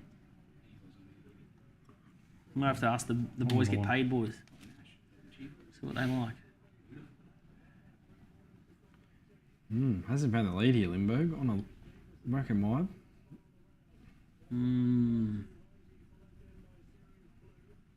Is he a bit keen, Cormac T? Seeing the Aquas? No, he's in the white with the green and red sleeves. Just behind it. Oh, lower right, Coles.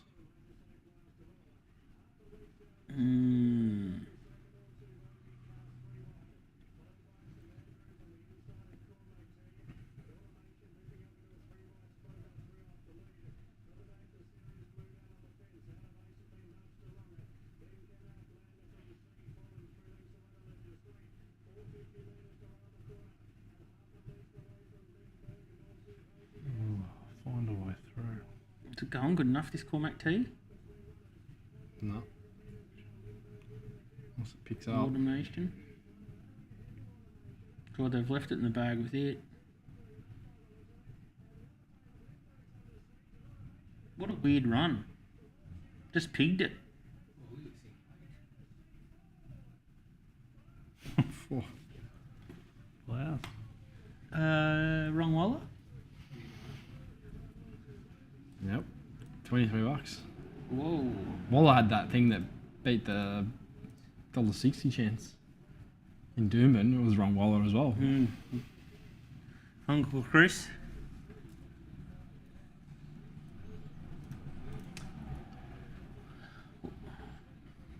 Funny, it's just like... Hovering. Yeah. I was just thinking. That's it, isn't it? That's the bet. There you go. Looks well, yeah. Is it?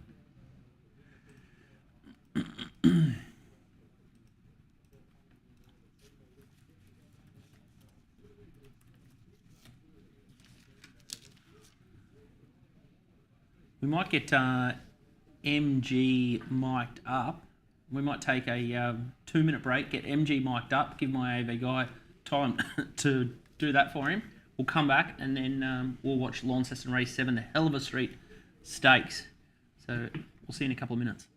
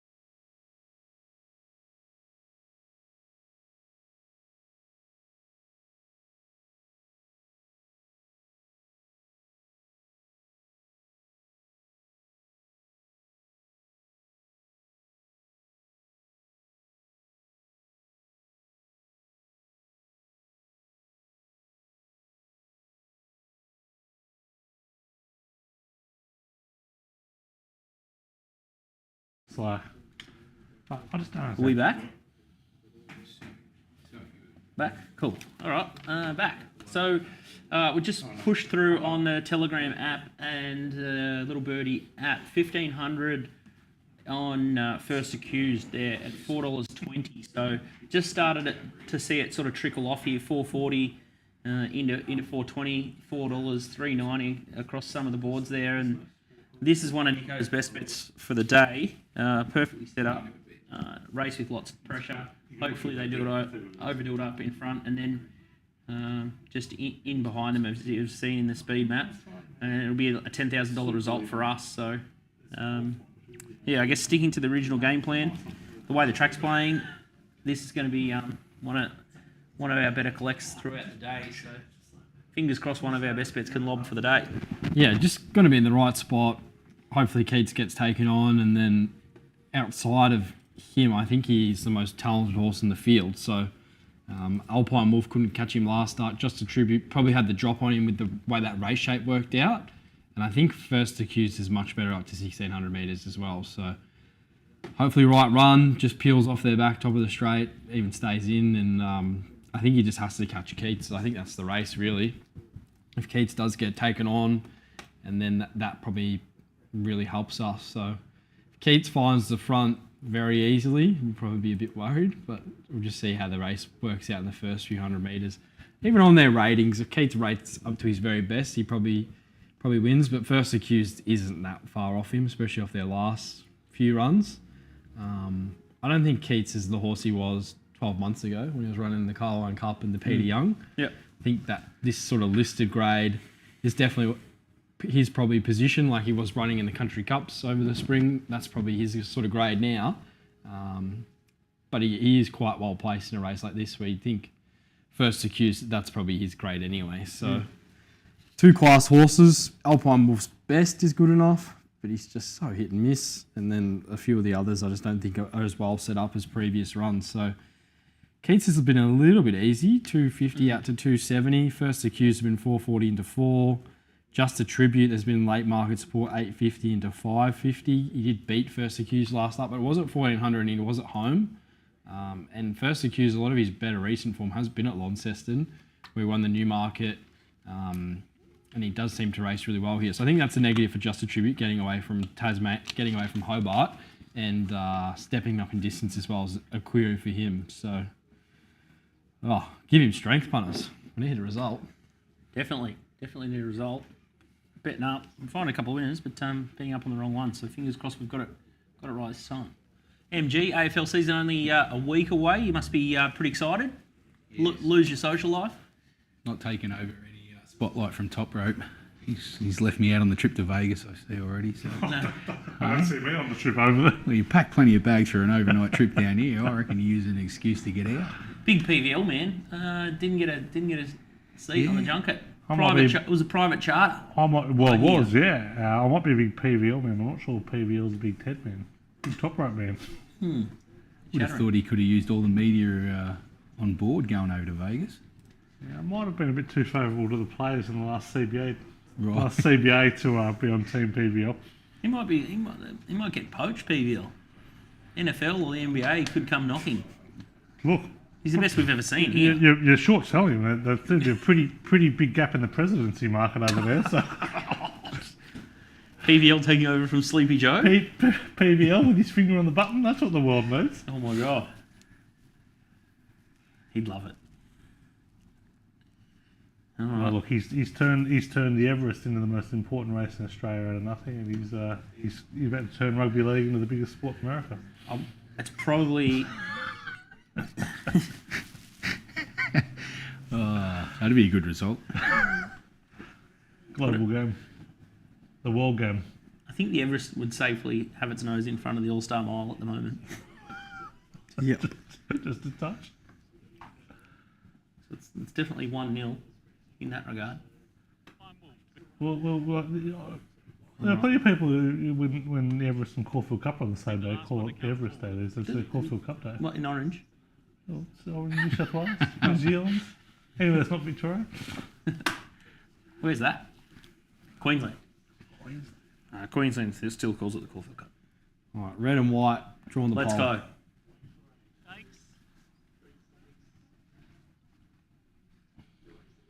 Oh. Oh, here we go. Go, Simon. Goes to Simon.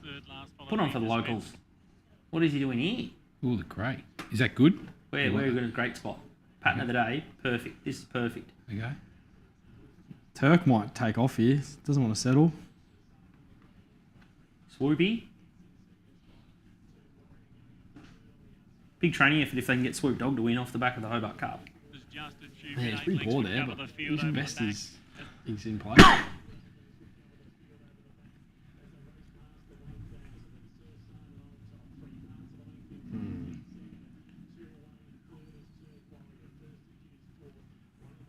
She's got to kick up here.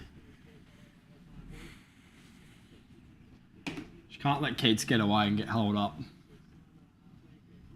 600 metre mark, 2 lengths away to Warrior first accused. Not showing much initiative here. Go on, Cody. Come on. Go on, well. This grey's going to fall in its lap. Come on. Oh, no. Get off. Keats is all out. Come on. Come on. He's Get a split. run, get a run, get a run, get a run, get a run. Get a Just run, get a lift. run, get a run, get a run. Outside, Not enough momentum. 50 to go. Keeps the neck in front. Oh, This is going to be tragic. Oh, Yes. too late. Going to be tragic. Oh, poor ride. oh no. Who was that? See Jordan. Life. Far out. That's Life. terrible, isn't it? Where's the vigour? What an absolute Hate that. moron. Front near the line. Something Time. big. Look at that. That's disgusting. Cody Jordan dead set his life after that. That was awful. I think Keats has got beat. I think the outside one, but I'd be outside. Really? Yeah, I thought I think so. that Outside one, but Cameron's on the inside. I was too busy Oh, he's having a bit better each way there. kicking stones out the back. Oh, She's just taken an eternity to get off heels. Even when she did that, she wasn't into it quick enough. Oh my god, Look at him here. He just goes straight past. that's just disgusting.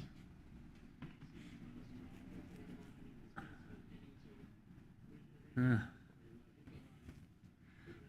Well, that's Tasmanian racing. Summed up in a nutshell. That. It does. It's very testing, isn't it? Test your mental health there. Should have won. God, you reckon? Jesus Christ. Look at the Tas Racing feed. It's just the bloke who's run the thing. He's had a heart attack. Dead He's- heat. I heard. That's a quick Dead decision heat. for a dead heat. Wow. Dead heat and we're beating a neck. Had no momentum. That is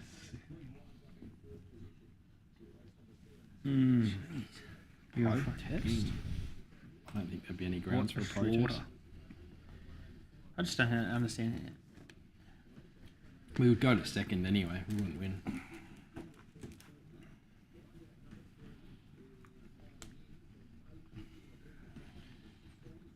Oh God. Just had to rev up, didn't she? She just waited too long. Just rode into had a a pretty. heap of horse. He's not a turn of foot horse. He's a high cruiser.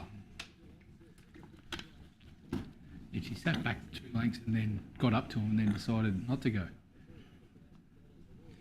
Cody. Letting us down. who's shone in the cup. Who's shone in the cup? Or he? Lay. Rising Light can't win. Can't win. 33 to 1. Can't win.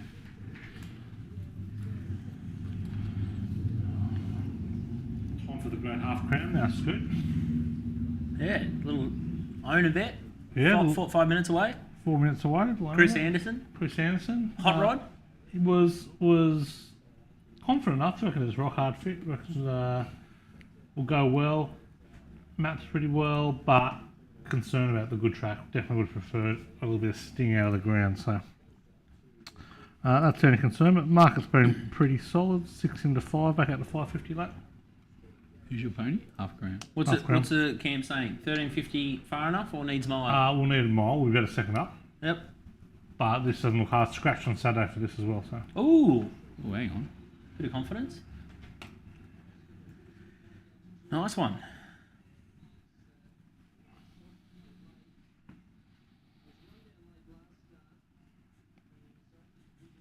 And first time the stable has had a Melbourne Cup winning jockey on board. M-Rod. Yeah. Talk about a fall from grace. Yeah. 1 minute he's winning Melbourne Cups, next minute he's riding for Tedeschi. Hey, he's had some injuries. He's had his fair share of injury battles, unfortunately. He was on the Kavanagh horse. He might want to stay off the BFR horses there. He's concerned about his health and safety. Yeah.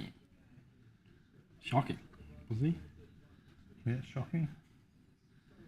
Do you ride efficient? I don't know. You on efficient? Yeah, you're Yeah. efficient. Yeah. No, shocking was Steve Brown, I reckon. Oh, so shocking was Corey Brown. Yeah.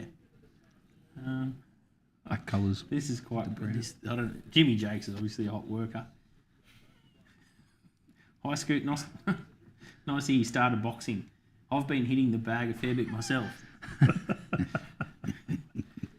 Wouldn't share with Tedeschi, but has a snozzle like Ronnie Wood from the Faces / Rolling Stones. That will only be a little secret, but I had a little nose surgery a couple of years ago just to clear the sinuses up. Yeah. So full power these days. Yeah.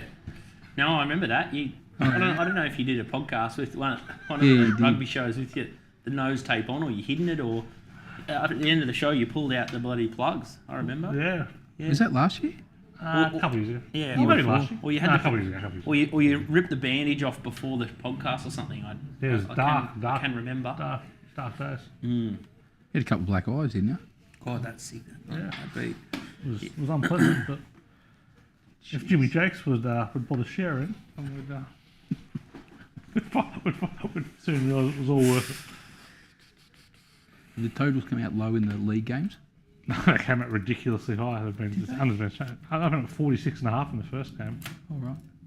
What did you think would be lower? So I had it marked 32.5. Another guy knows a better judge than I am. I marked it 28.5. Because they're on the smaller ground? Yeah.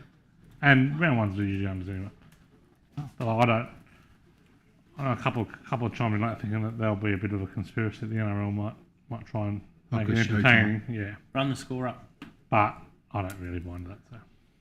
But the players were saying, was it the Chooks that said they had to run at the smaller dimensions before they left? Yeah. And the players reckon they didn't know any difference, but they couldn't get around them. Yeah. Well, that's what it's like playing 14 on 14. There's less room. Might as well be playing rugby union.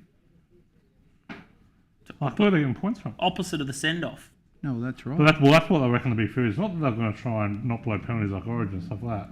It's that they'll start sending players off Oh yeah. and make it 12 on 12, which will,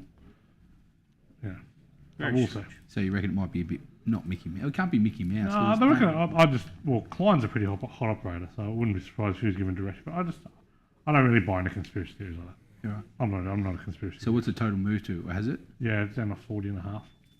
Went from 46 to 40. Won't start with a 4 in front of it either. Other games move 42.5 to 40.5. Could maybe back. 39.5 most joints. Maybe back Won't that. be 39.5. Save that.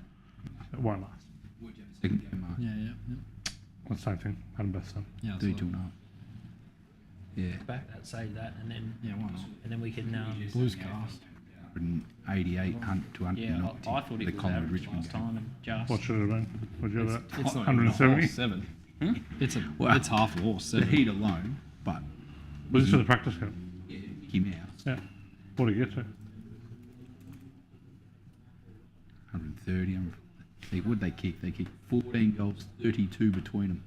14.32. Yeah. So no one's practiced their kicking everyone on the summer. Richmond were like 316 at one stage. That's nuts. I don't know what they practice in the off season. I'm in a favourite here. You're in the favourite. Must be an even race. 550 a field.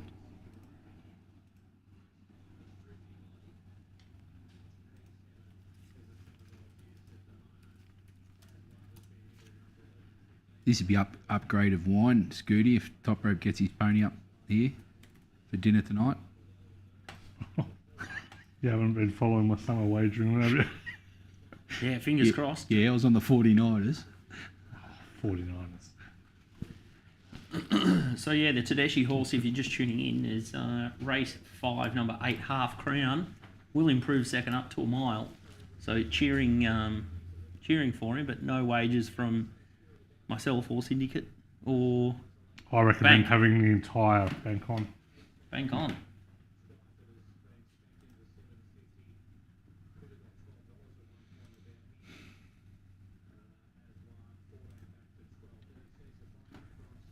Gee, they're showing the replay on Tas Racing just to rub it in. Oh, this was sick. Cody She just Jordan, had to getting go. a C. So why doesn't she just push the What's she pink doing? out? She's still got a full fucking hold of the horse. She should have pushed Just the pink pushed him over. there. Yeah. Weak. Oh my god. There's a full-on run there, isn't there? On the inside. To quote the Could've great gone Ricky through the Stewart. middle. Could have gone through the inside. Well, the Weak fence gutted dog. is so on. And then Keats would have. She had about 3 options that were better than what she did. Yeah. Plan D. Plan D. She's going to end up destitute. She keeps riding like that.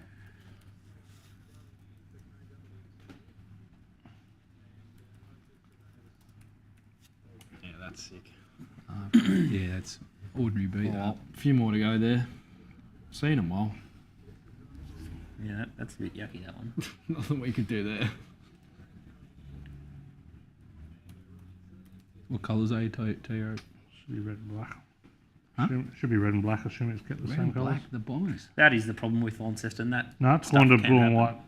Blue star white. Don't know what change colour. Oh yeah, inside blinkers. Yep.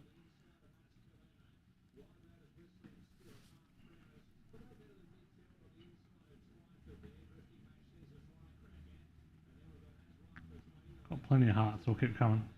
Yeah. Hasn't got a great turn foot though. Might get a good run through. Couple of old Vic numbers. Launchpad. He's heaven. I think we backed Launchpad at the Bull one year.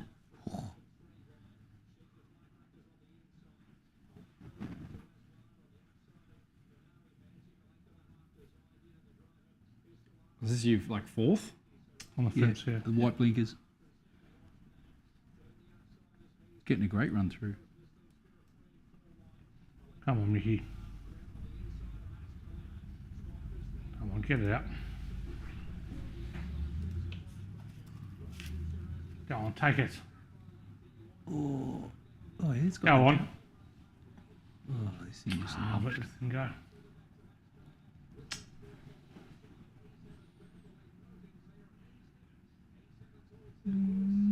Oh, missed the hand. It's all right. It's a good run for next time. You Yeah. okay? Yeah, no, it's fine. You don't sound fine. You don't sound fine. Well, they're not going to pay me out for this win. For You back at Ichi? No. Oh. We know me. Did it hold on for third? Yeah. Oh, I'm saying it did. I don't know which direction the post can go. Pay out on him, too, but Yeah. Happy to pay out for third. Pay above evens. Gawler, are we on anyone here? Nothing much between them at Gawler. Benny says. If you could really trust the horse to jump, the horse there, 7 Rue Bungan, could really storm home, but inside draw can miss the start. Rochelle Milnes is a good change up jockey for it. Due for a bit of luck, but it was 2 back. It was very good, and then missed the kick again last time. But yeah, I don't know if I want to pour into Mavet at the shorts. And then yeah, like pretty even outside of that. Not interested. Is the summary there, but How do you rate her compared to Cody Jordan? oh no, she rides pretty good actually. But yeah, if 7 can do something each way, perhaps.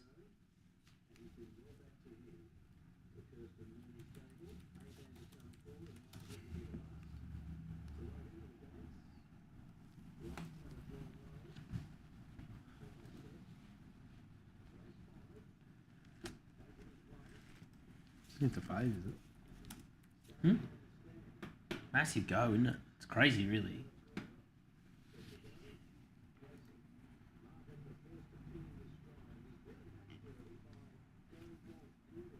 sort of half jumped with him, but now it's sort of pinned the fence. Rubungan. No, it was a little bit slow. Was it? Yeah. Shunted to get there. Where's Mavet? And see, Mavet's out there free rolling. Got a nice finish though. Gonna need it. Look at that. Ooh, Ooh, that looked ugly. didn't it?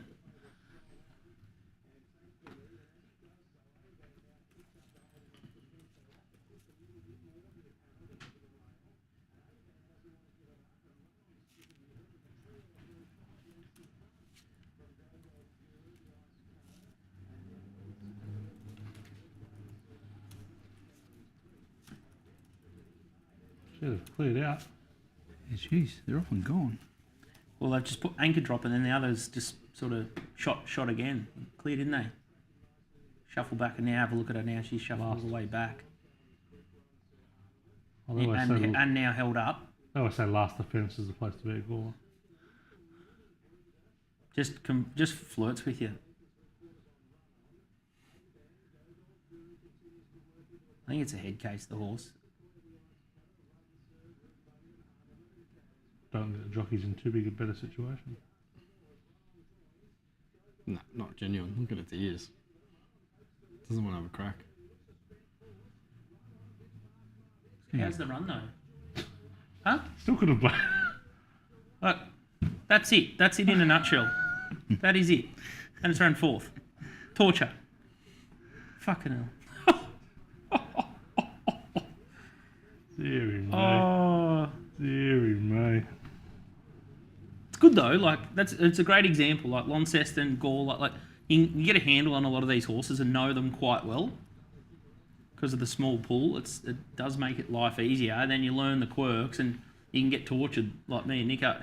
Find horses that are good bets and that sort of thing happens. Get slaughtered. Yeah. Backing for fourth. But had that mid-race sort of squeeze thing not happen, it might have won that horse. Huh? Because it got shuffled back. Yeah, well, the leader went too hard. Yeah. It was a bizarre scenario. It was a tough watch. Been a few of those today.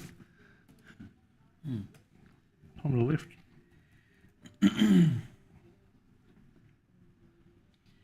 A bit of a lull in proceedings. So we're going to pull the trigger on a, I guess I sort of like it's a bit of a team up bet. Walt and Donnie. Obviously, Donnie does dabble in Sydney racing. Donnie does dabble. Could be named for another show. But race 6, number 4, Lavero. Looks like it gets some on-speed favours. So we've had 1,500 at $3.30 it. And then we've had a little saver on Gold Revolver, who it should be going forward as well. So 2 horses that look well set up there.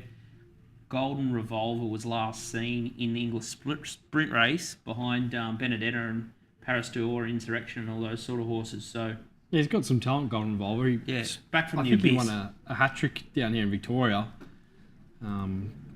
sitting up on top of the speed. So if he can get a similar run here, I'm not sure about him at 1,500. They've obviously prepped him up pretty well to 1,100. be fit enough for that. Oh, okay. 1,100 the next. Sorry, race 6. Oh, that's right. Yeah, Rosehill race 6. Yeah, we're skipping this one. But yeah, 1,100. He's in the race. Yeah, whether he just needs it, he's been off the scene for a while, so might just need the run. So it'll be interesting to see how if he dies late. Might just hold on. So yeah, 500 at $10 Gold Revolver fixed, and then 1,500 at $3.30 Lavero. That's race 6-4 and 6-1.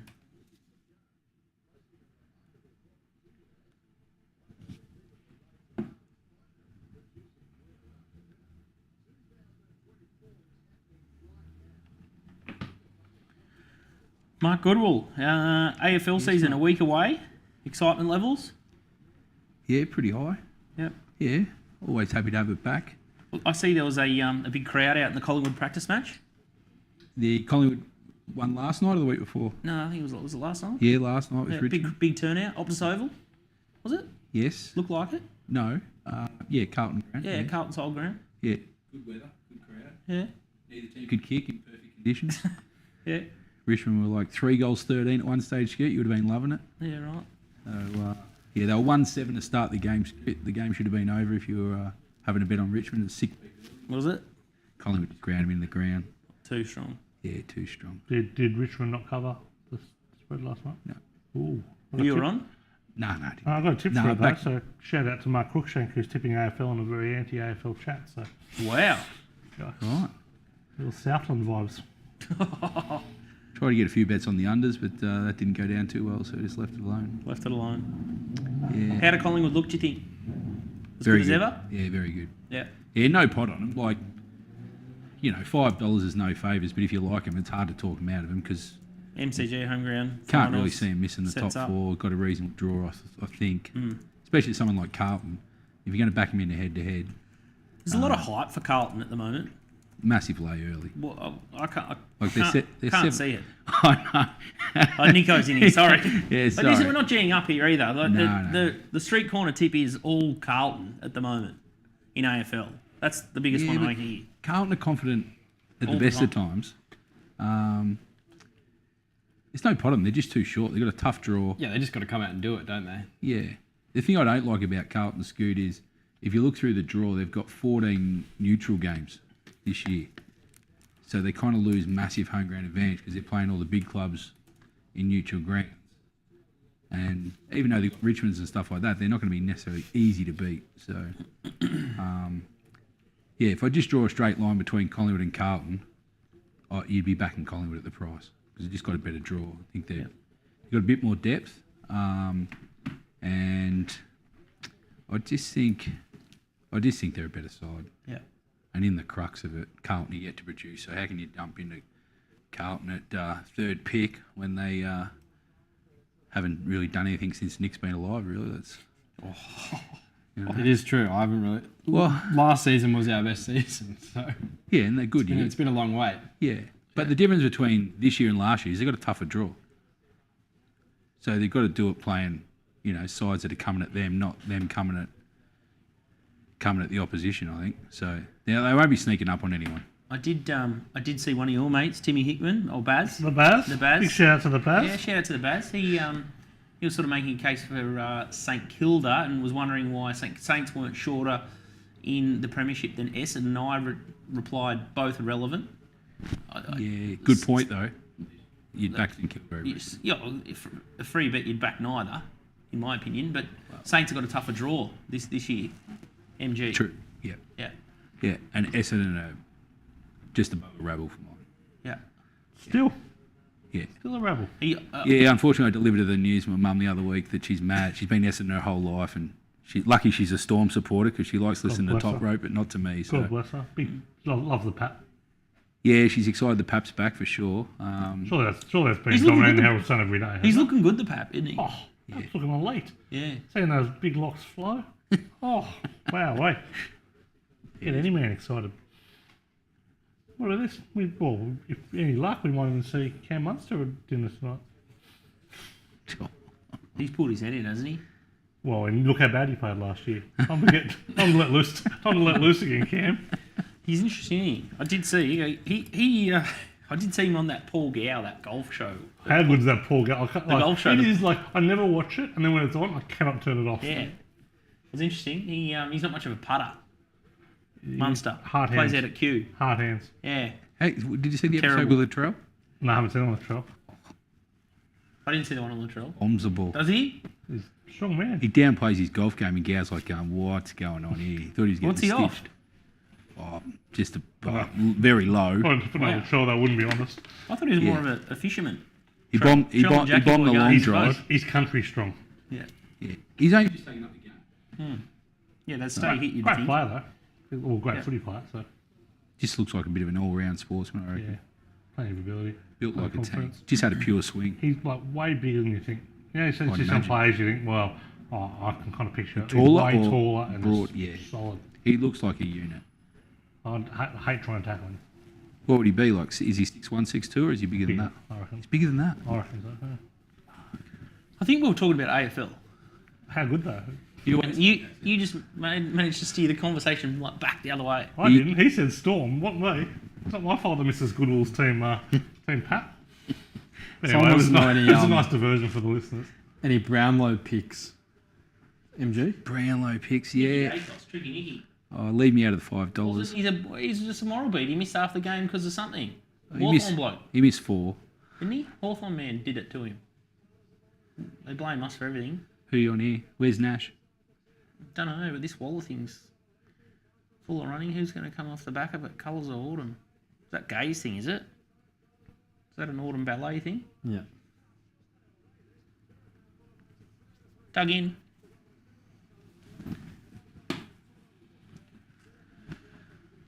Yeah, you can lay Daicos at the price. Yeah? He's good and great, yeah, but I don't know how many in history have started less than $6 and won a Brownlow. Don't have the stat, but be interesting. Yep. It's just there's too much depth in the field, I think. I've kind of gone a couple of mid-ranges. Goulden around I think he was about 15, 16, 17. Absolutely flew home, and so did Butters. I just think they're better value. Yeah.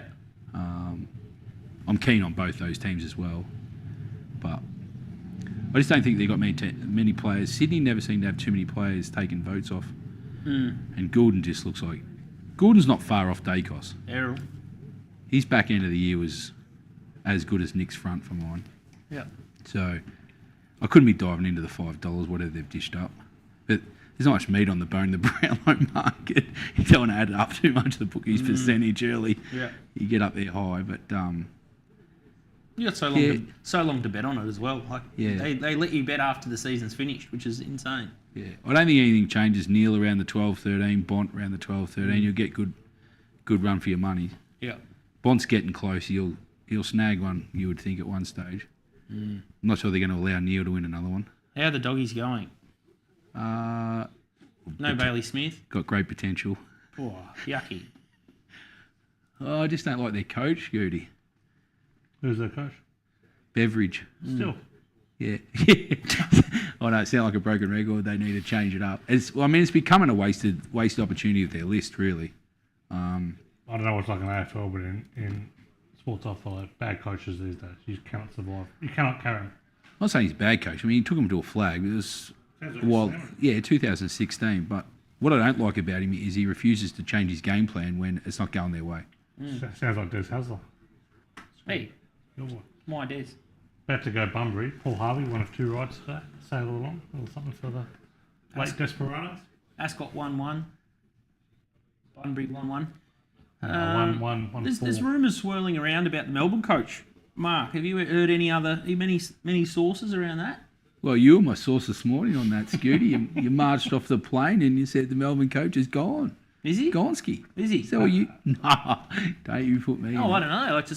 He's put out a statement today saying the rumours are not true. Did they? The Baz sent something through earlier. Did they? No, well. Surprised we haven't heard he's done very little, no media this year at all. He's been Strange. unsighted. Someone called Sam Edmund. I don't know who that is, but... Herald Sun, man. Cool bloke. For a club that's got all kinds of problems, you thought the coach would have stepped out at some stage, I would have thought. Yeah, it's interesting, isn't it? Maybe he's on his last legs. Maybe he's on his second or third morning. One more indiscretion. Well, he can't shake the issues Might be his around last him. legs, but he's certainly not on his first toot. What one are you on here? 4, going backwards, can't win. First one back. All right, the Launceston Cup. Anyone just tuning in? Nico, we might as well go through it once more. 6 minutes out. We sort of gave it a bit of a good squirt probably half an hour ago. But Aurora Symphony got the extra weight, and then a bit of new form to come into the race. Yeah, I think that Acceleration, that's everyone's looking for a different angle, aren't they? there's different form. I was going to say that the market's just looking for different points. In 360 into 270 on the official price down there. So Royal Symphony, we said he'd drift, and he's out to $4.40. Just couldn't stay that tight with the big weight, 61.5 kilos, rises 2.5 kilos from last start, and has to give most of his rivals, but Alhambra Balad, 7.5 kilos. So it's going to be a huge ask for him to win it. And then you can, so if you put a line through him, essentially, I think you're probably left with acceleration and Grand Piero. Alhambra Lad, I think, will definitely be ridden a bit more quieter today. He had a few issues last start, set up a very fast tempo and did over race. So I think the speed probably comes down to I'm So Cool and Rising Light. Ashy Boy or a Symphony get good runs. And then Grand Piero, Alhambra Lad and Acceleration. Acceleration's never seen 2,400 metres. Always looked like a horse that, this sort of distance range wouldn't worry him too much. But he is coming off quite a gap between runs. Hasn't run since Great Western Cup Day, where he was a dominant winner. The visors went on that occasion for the blinkers, which I think can spark up these older horses. And then you sort of look at his best form. He has a really good run at Flemington, and then he had a few runs in his career where he's a dominant winner at Flemington as well. So he's quite a talented horse on his day. I think the market's probably got him going to potentially a new career peak here if they think he's a $2.70 chance. I don't think there's a whole lot between a lot of these runners. Personally, I think Grand Piero's way. He's a horse who'll probably have something on here. Just thought he's the big improver out of probably the right lead up in the Hobart Cup, where he was 5 or 6 weeks between runs, hadn't run since the Andrew Ramsden, and looked like a horse that was just going to keep building into his campaign. So Willow Sticks, white run from barrier 5. I think he's a little bit over the odds at around $5-6. So his one will have something on. Alhambra Lad can bounce back. He had the really short SP last start in the Hobart Cup. It's just how he sort of handled that run, and it was quite a fast run race, and he could have been quite flat out of that, I could see here. So his best is good enough. I don't really think there's a real blowout. I think the race is really between those 3 or 4, and I was just happy to lean Grand Piero's way just at the prices. And yeah, we've just had 500 best tote and SP. Yeah, I thought they'd have to start sort of risking him, so or like one sort of hole in the market.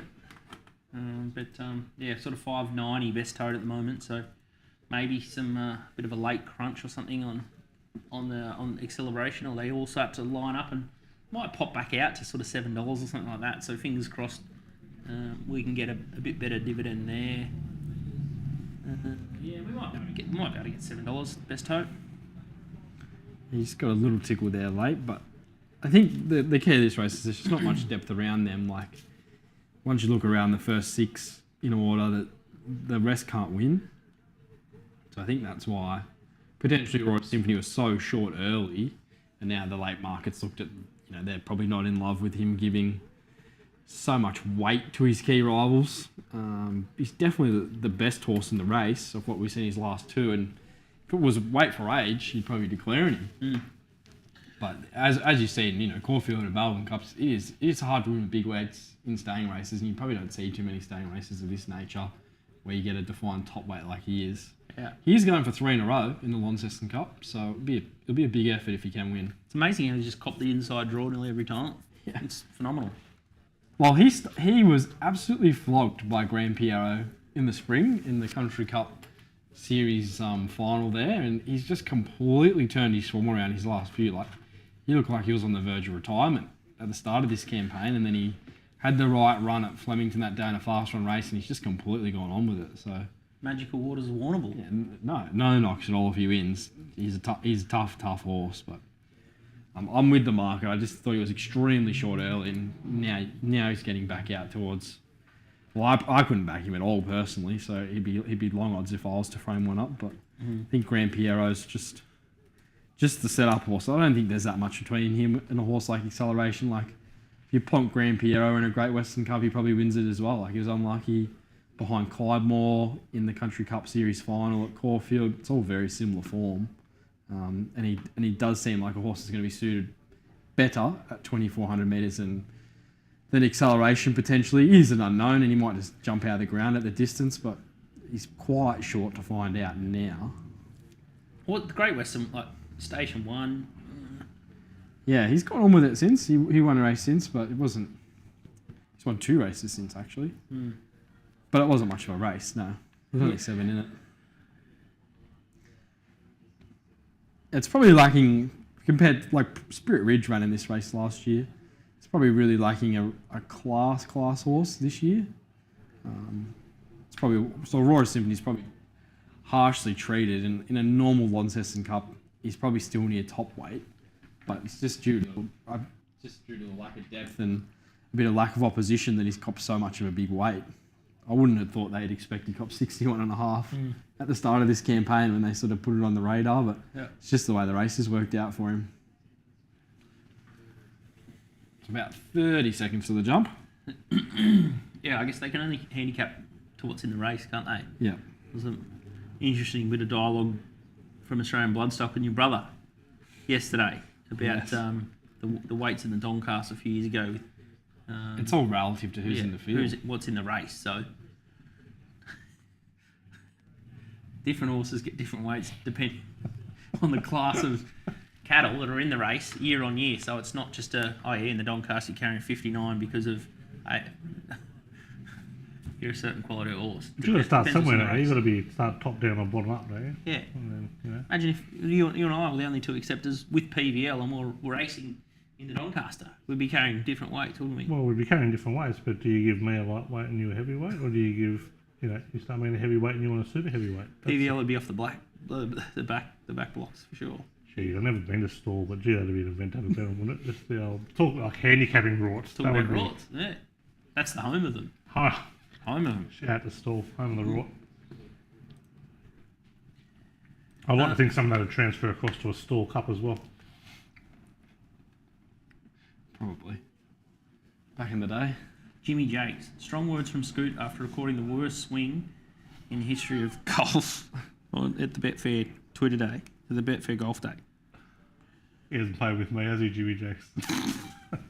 Well, I was teamed up with Lockie, who was quite good off the tee, and we won the golf day. We beat Walt. Did you? Yes, there you go. I'm just happy Walt could walk over, get through. And we had carts. Well, there you go. Yeah. I try and get Walt out a bit, but with his 10-pin bowling, I think he's got hip issues, so he's once a month. Oh, Walt. Talk us through it, Nico. Happy? Well, Acceleration's missed the start. It's gone right back, and we've probably landed in the spot early, really. Pretty much. Just on the back of the fade. How he kind of mapped it with I'm So Cool leading Rising Light. I think Alhambra might come back behind Grand Piero here. Or try and push in. Not let him in. It's not going to let him in. No, is he? He is now. That's all right. Not too bad. That's all right. Gets his chance if he's any good. I think the pattern's less relevant in a 2400 metre race. Who you on? Grand Piero and the black and yellow. Okay. 3 pairs back the outside. Yep.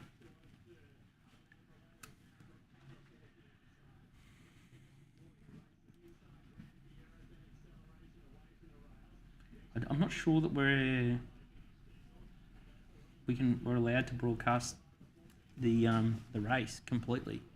Can it be on in the background? But I'm not sure we can just zoom up to the camera. You can't. Sorry, Evie, DCAT.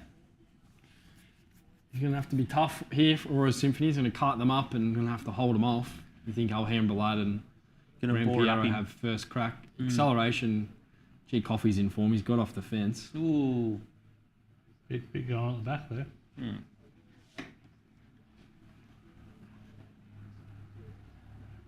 Hasn't moved on your one. I think we're in the spot. It's just how good he is. Like that's probably the question mark with him. Well, the two's travelling pretty well. Get every chance. What's he going to do? Is he just going to try and go back inside him? Or is he going to peel? Follow the 3 wide. Pony, it's travelling. We're lacking a bit of dash. The other one come around him pretty easy. Oh, should have gone out. White sleeves. Yeah. Yeah, he's got to go outside him. Come on, grind him down. Come on, Piero. Grind him down. No. Give me another second, I reckon. Too good, money right. Gee, knocked up badly, didn't he? Money too good. Yeah, good horse. Geez, 260. Just the DF. Probably should have run second, Grand Piero. Don't know if he got it on the line. No, he didn't. Just beat by one better. Jeez, one pretty easy. It trucked into the race, didn't it? This is beat quickly, wasn't it? Beaten off quickly. Auroras. Yeah, had a tough ask. Like cart them up into that position and then having a sprint with them when he's given them 6.5 and 7.5 kilos. Just too hard.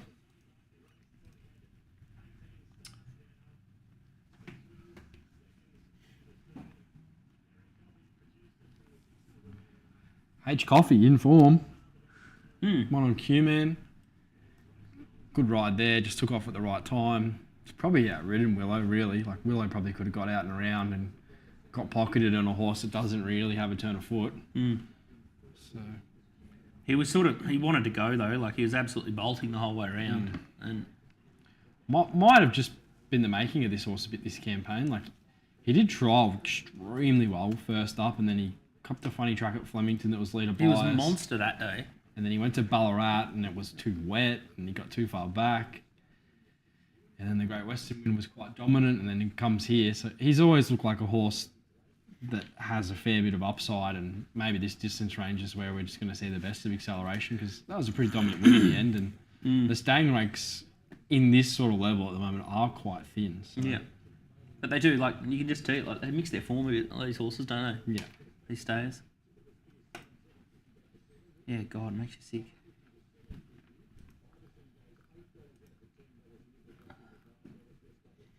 Next race, Gawler. Go. Next race, Doomben, 2 minutes. Greatly named horse called Quadri the 12. 20 years ago, there was another horse called Quadri, same name, with Bindi Cheers, who famously raced 4 times in a week. Real battler. Bindi Cheers? Bindi Cheers, remember the Bindi Cheers era? She went missing. Is she did go missing. She's still with us? We don't have a resolution on whether she's still with us or not, but Quadri, probably not with us. He raced 131 times, 16 wins, 32 placings.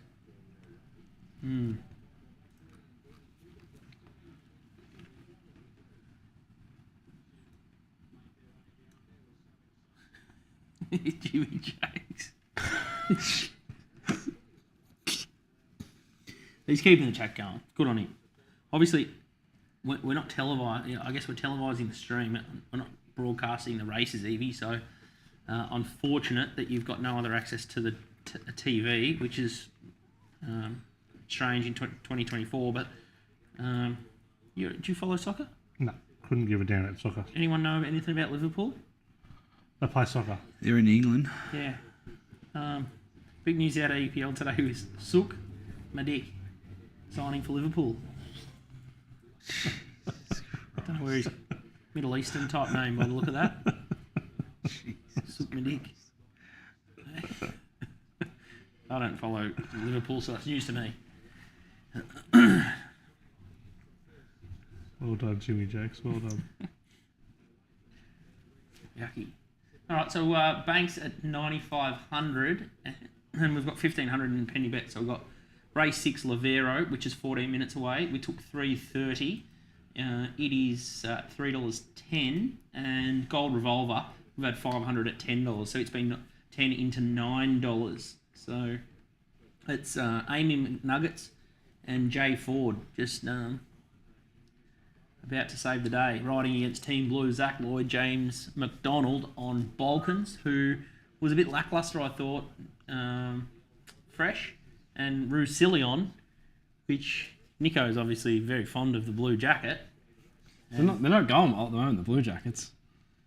They're struggling. But yeah, I know Roussillon quite well, running down here in Melbourne early days where he started his career, and I don't know the Sydney form back to front and how he's going recently, but he's just a horse from his days down here.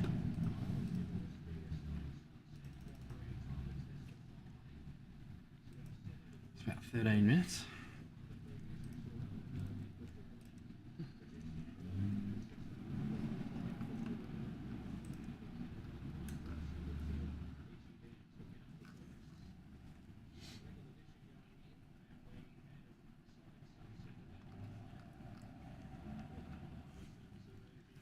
How do you see your Hawks this year, Scooty? You're going to choose a second team? You might not have much to cheer.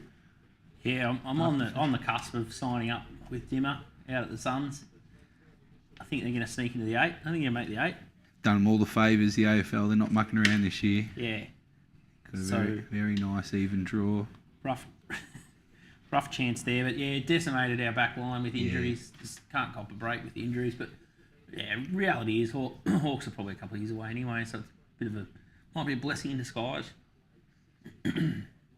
Yeah, I think they might be in some high-scoring games this year, top rope. Well, that would assume that people will be kick straight, wouldn't it? Leaky. Seems to be I've got an interesting a bad forward line, assumption, though. mate. Yeah, but that's what they'll play. They'll play just... Attack. Yeah. They'll want to attack. And then if they turn the ball over, they'll just get scored on, I think. Yeah. That's what I'm banking on anyway. Yeah. But yeah, they're kind of holding up a bit of a launch job on West Coast. I see Top Sports are out at 235 for West Coast for the spoon or the least wins. I think your Hawks might be the only dangers. I think the Kangaroos might cover their season wins this year. Improvers. Well, 4.5 was pretty low. I think they got no backline either. They'll be in some high scoring games. The Kangaroos. Yeah. West West Coast are in dire straits. They're gone. Yeah. Why are they so bad? Haven't they got all the money? They've got no players. Harley Reid, and that's about it. Why have they got no players? Haven't they got all the money? Yeah, rich club, no players. They don't just buy them? Well, yeah, they could just buy them. It's usually what rich clubs do in most sports. Don't know what's Geelong. Guthrie's a huge loss. Just injured himself out for 2 months. No Selwood, no Guthrie. Didn't work for him last year, losing. Obviously, Selwood retired. But Yeah, they I lost know, but like Guthrie. now they've got no engine room completely. Like, gone. No. Both ends look okay. 40D. She's got no gas in the midfield. Yeah. Can they drop out of the 8? No. Soft draw? What do you mean? Well, they missed the finals last year. Just. I got them 8th, but yeah, them and the Bulldogs are probably the flipper. Yeah. If the Bulldogs play up their potential, but Geelong's home ground advantage is just too good to. Ex-Sydney horse first up there, Iverson, I think. I thought Donny might find that one.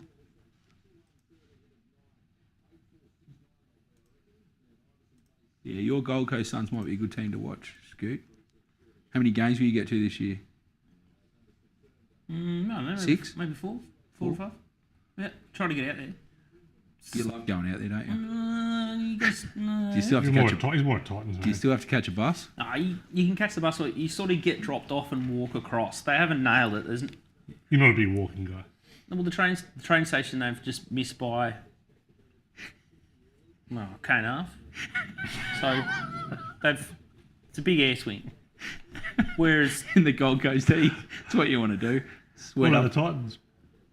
well, Titans is great because it's on the train line, but it's one before the end of the line. So it's great if you're coming from Brisbane or the northern suburbs. And then, yeah, you can get transport within sort of 500 metres. Yeah, you can get dropped off to a closer walk than the AFL. So it's a little bit better, I'd say. And we should say Top Sports Titans. Top Sport Titans, great hospitality. So if you're around the Gold Coast, drop them a line. Get in the Top Sport Lounge there. Nice. Great hospitality. And Lloyd and Tristan are always good for a yarn and a beer. And yeah, it's good in there. It's prime position. Have to get you up for a game. I'd love to. Yeah. Love to see Tristan as well. One of the great fellas in Gamble.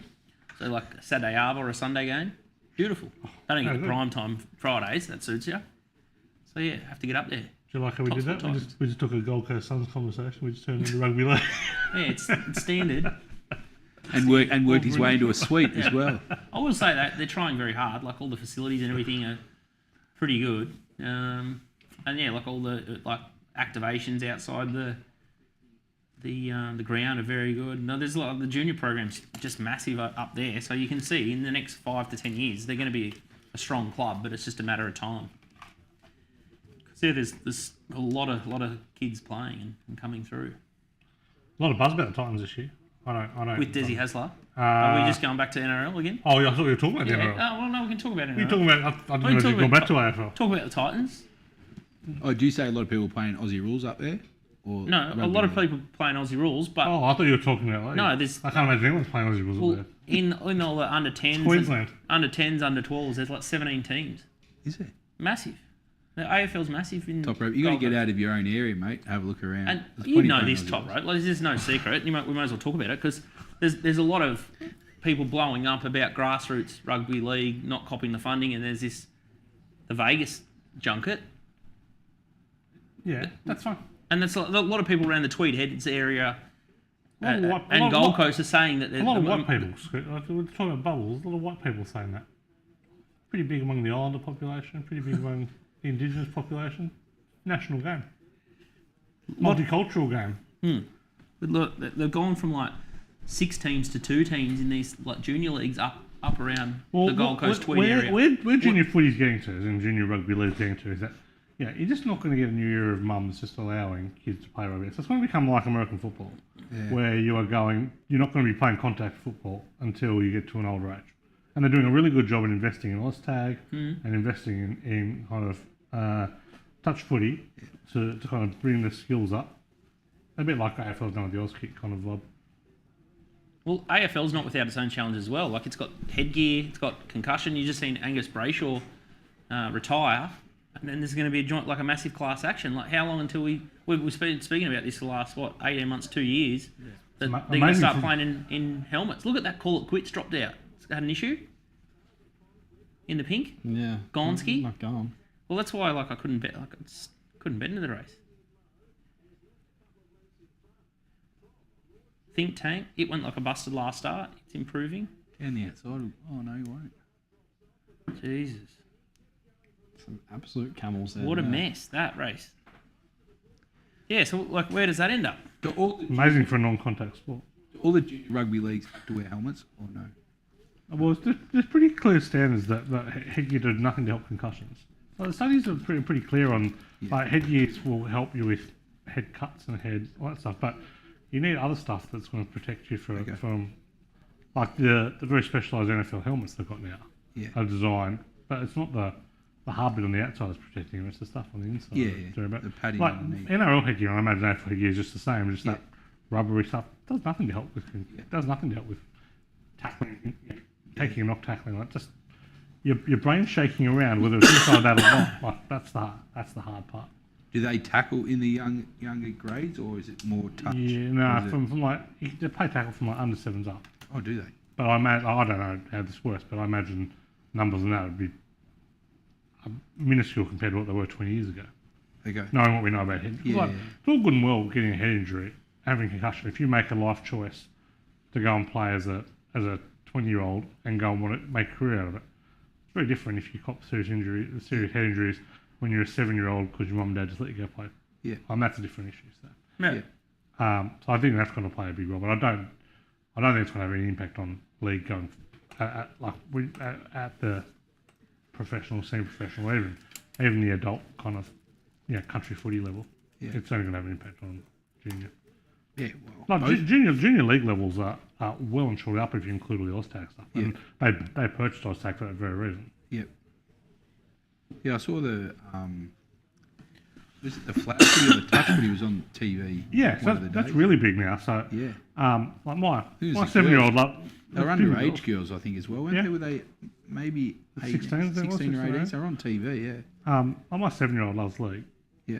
We wouldn't let him play it, and like he's just not the kind of kid who would have the skills to be able to play it. We wouldn't really knocked around, but the NRL sent like Brad Fittler and some of those guys around, to the country areas, and ran a clinic of like non-contact footy skills for a couple of hours. It was great. Everyone loved it. Collected the ball, like really good skills. And like that's what they're doing is to try to keep people involved in the game and get more skills.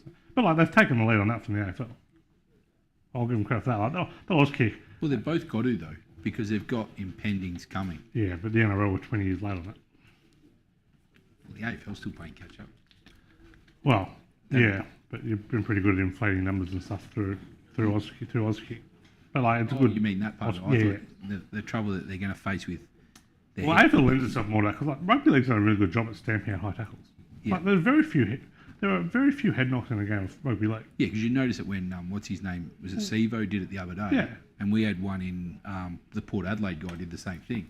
I think they both copped 3 weeks. What you don't get in AFL, or what you don't get in league is you just don't get like. It's very hard standing up and running into a line of defence, but you don't get people hitting you from all angles. You know what I mean? Like AFL, like you can turn one way and the guy all of a sudden's coming in and you cop a shoulder to the head, and you're. Also, AFL has a lot of crouching down. There's a lot of crouching down. Yeah, true. There are a lot of moments to crunch the head. Yeah. Yeah. Yeah, but the rugby league boys are also all built between 100 and 120. Yeah. You know, Even the small guys, like when they run upright. Yeah. Or they run shoulder first into the line. Like, True. you know you're going to hit the line, so you go this way. Yeah. Like, but the game's based on tackles where the AFL's... yeah, it's not. Well AFL will be I joke about it, AFL will surely be a non-contact or minimal contact sport in the next generation, won't it? Well, when you play like indoor footy, you can't tackle. And they've had that for 2 decades. And Yeah, but that's because you land on AstroTurf. No, I know, but the game doesn't lose too much from it, is what I'm saying. I can't imagine anything. I can't imagine the AFL would lose anything from losing less contact, would they? I imagine a little bit for like old times. Like Yeah. AFL games built based on skill, whereas rugby league is based on hardness. Except when they're kicking for goal. Well, yeah, I will never understand how the primary skill, where someone can get 50% for the year, 40%. It's unbelievable how bad kicking is. Some would take 50. I cannot believe. I just cannot believe how bad it is. I don't understand either. Imagine a golfer having the same stats. Oh, yeah, like, Or a basketballer. someone's shooting like Shaq's free throws, except it's everyone. Anyway, Rosehill 6 is in a minute. We spoke about it earlier on, and the 2 horses that Donny and Walt like here, Gold Revolver, who's got nice early speed, and Lavero, so could take a trail behind the leader, or just stay.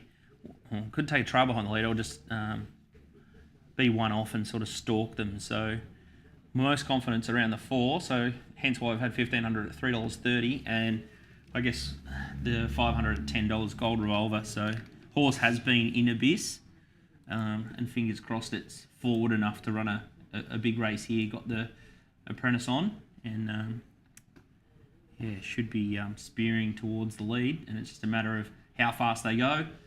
Balkans and Resilient are in the wilderness a little bit, and that's how the boys see the race. Extra Gear's the other one that's super fast, and it'll be going forward as well with Clippo. That's sort of around the $9 range. And then we swan our way into race 9, the Vatimos Stakes down at Launceston. So Yellow Sam's now $1.90 favourite. Pretty well found. Obviously, Lindsay Smith's been talking it up on all the radio channels and building a nice little record over the last 2 starts. Pretty strong, but hard to keep diving into these. They are running pretty straight down there, but backing all favourites all day is not really a long-term successful strategy, and short-term sometimes it's fraught with danger as well. So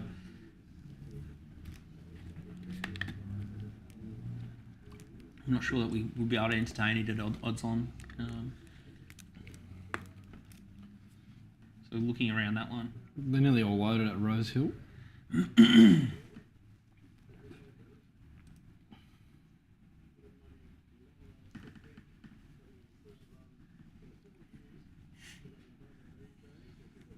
Lavero's in the pink, isn't she?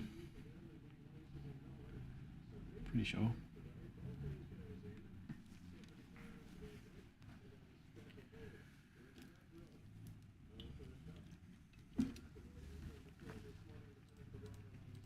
Yeah, pink with the white stars. Lavero. And Gold Roller in red. What Gold Roller number? straight to the front. 1. Pink. Bit slow. But What are you on? we're expected. Red in front, pink, 3rd or 4th. Oh, you got a 2-pot area. Yeah.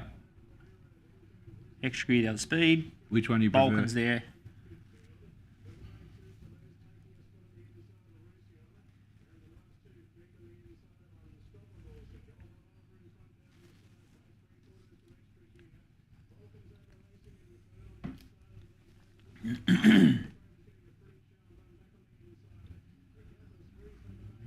Just get clear, Lavero. Go away, Zach.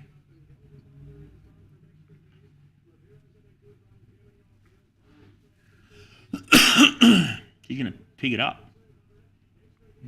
Come on, Goldie. Nuggets. Keep going. Go, Amy. Come on, Revolver.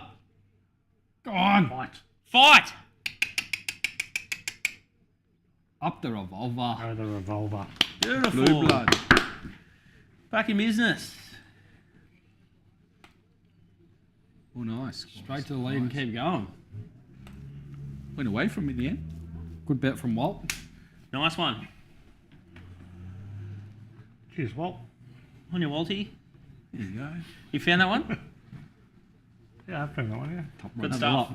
Another bottle of wine for the Europe tonight. Beautiful. Gets us back You in seen the the bench? game. Hey? You seen the bank? Yeah, you always produced a dummy bank for viewers, so that's why you moved to orange. Hide it all easier. 14,500 now with that return. And we've got 1,000 for Pedal for Cure MND bets to come, some charity bets for later. Some saving. Do you want me and Top Rope to sort it out in the dartboard? Who wins? No, we're all right. $10 winner. Balti and the Donny show in Sydney. Loading Bunbury.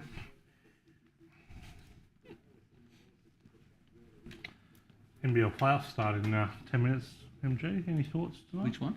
I've got the playing games, the Hawks and Jack Jumpers and Breakers Kings. I see Homicides tipping what United and Jack Jumpers, is it, to go the whole way? Is that right? I've got no idea. Done. Leave me out of local basketball. That's a tough one. We'll find something. With chicken nuggets. Do you reckon Nicky Noonan's team's playing tonight. Carlton. They're good things, aren't they? Oh, who would know? Against Melbourne, $1.80. Scooty will be all over it. He's potting Melbourne. pre-season? Huh? I'm leaving out of that. The Blues, they'll be Mouse. keen as mustard. Mickey Mouse. It's at Icon Park, isn't it? Yeah, home ground, you'll pack it out. Probably underbeat. $1.80 They looked okay the other day. I watched the game the other day. against Geelong. Yeah. Pretty average match. It was just a game, wasn't it? Yeah. It was, I'm hoping top 4, probably. What do you think? well, you already moved to the end of the year. Yeah, I think top 4 is achievable for us. Geez, you're up and about. We should have been top 4 last year. Just had that bad run in the middle of the year. We were top 4 team by the end of it. You sound like an Essendon supporter at the start of the season. We'll make finals. No, you won't. What are you talking about? We've got it sorted out this year. You laid it on. Are we thinking this, Carlton will go. Nico, in terms of staking? Should we do this? I think we take a quick break, Yeah, break? have a chat. Okay, cool. 6 minutes, Launceston. We'll take a 1 minute break and have a quick team chat. But 14,500 in the bank. So it started off with 19,250. Not many best bets lobbing. So I still think we're in the fight. So it's going to be an interesting final hour here. We'll see you soon.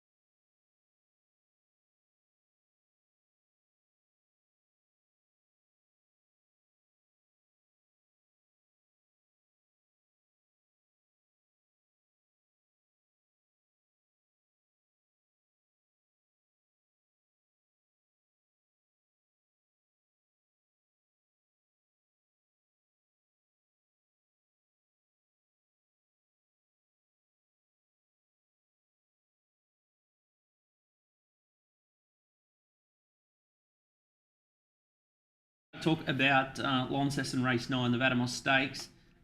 We've had 1,000 at $9 Jenny Jerome, so that's 9 number 3, 1,000 Jenny Jerome, and 500 at $34 Kabaka, so that's race 9, number 10. Nico, speed map? Yeah, map here on screen currently looks, I think Romeri, Jajajapugi, even Stone Cold Stunner push forward. Alvarino, Yellow Sam get nice runs. I think Jaguar Stone could even position a little bit more forward. I think Jenny Jerome, midfield stalking run. Kabaka may be on her back. Mega Mia probably has a task from the draw unless she gets a really good ride from Craig Williams. Thought she was a bit of a weak spot in the market just with the draw. So, look, Yellow Sam was an impressive winner last start, but when she last met Jenny Jerome, they were both first up and there was nothing between them. Yellow Sam ran third and Jenny Jerome ran fourth. Then Jenny pulled up lame at Flemington, started hard in the market, and then last start she's got way too far back at Caulfield. I think I've seen a real changer in the yard this campaign. I think she's come back better. The market really wanted to find her last start. The form around Forbidden City and Fortunate Kiss reads quite well for this. They've both been well performed since she raced them last start. Patrick Payne, everything he's brung to Tasmania for the Carnivals run well. Dry McNeil gets a very soft run. The price discrepancy is just way too big. Say if we had got, $3 Yellow Sam, it might have been a different scenario how to play the race, but $1.90, just no value there for us. So happy to spec Jenny Jerome. And I thought Kabaka was probably the best roughie on the card. Loved her run first up for the new stable. She got back and hit the line very strongly there. Behind Alvarino and Jaguar Stone. That race looks a key lead up for this than last up. Maybe just ridden a bit too warm from the wide draw. Second up. Can settle back in the field here from an inside draw, just get a nice run, hopefully on the back of Jenny Jerome. And I thought she could be a big improver. Third go out for the Trinder stable, who've hit some form today, and just looks like they're kind of set up just to have her peaking for this race. Looks like the target race for her. So Yellow Sam will be hard to beat, but I think Jenny Jerome, off their first up runs, there's not a stack between them, and the market just has way too big a discrepancy right now. And Patrick Payne, like I said, he's been deadly all carnival, and Kabaka just looks as a big roughie. So I think it was 1,000 on Jenny and then 500 on Kabaka. So Yep. we'll need a little bit of luck, but they're just two horses at stupid prices here by the looks of this market. And then the last race we're pretty keen to play as well. So it's not like we had no idea coming into these last two races. We knew we were going to be betting in them. Yep. It's not like we're just blasting out. I was always pretty keen to back Kabaka and thought Jenny Jerome. I thought this might happen, that the market really gravitate towards Yellow Sam and just off her last start win. But from a ratings point of view, unless she improves off that, she doesn't have a mortgage on this field like the market's probably suggesting. I think they've probably got her going to a new level, getting to 1,400 metres. She did cop some bad rides last campaign when she got to 1,400. I don't think there's any question mark at the distance. But I think they're rating it right up to her best at shorter than evens, and Jenny Jerome looks well in here, just coming out of a hot form race last start, fast race, and drawn well. Yeah, price up, absolute maximum best, and the bookies down in Tasmania, they'll be looking for a place to lie down if Yellow Sam favourites just all over just romping in left, right, and centre at Launceston. So they got a bit of a chop out with Keats with the half result Did there he? for the punters.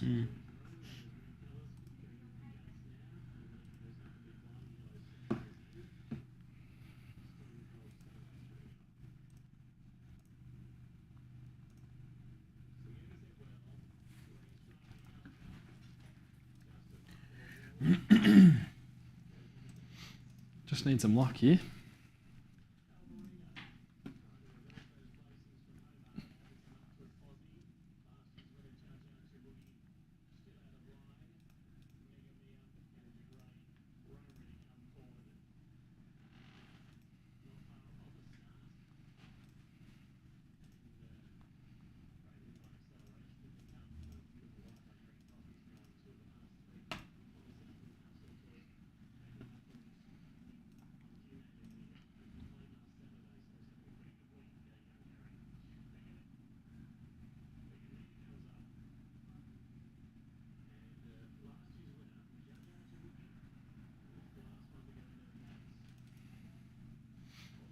So Jenny's in the all red.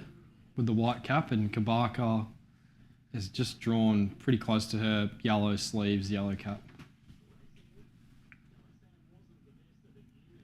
Kabaka's going forward again. Oh. Someone charged it fast. Charge, Oh, we've got the drop on the favourite. It's got into an awkward spot early. Very. She's got a big turn of foot, Jenny. Who's on? Us. McNeil. As long as it's not code. 9 into 750 late. McNeil and coffee. Tie the knot colours. Yes. Hates. Ooh, Trying to eat. What's he trying to do? pulling its head off. Just took the speed out of it, eh?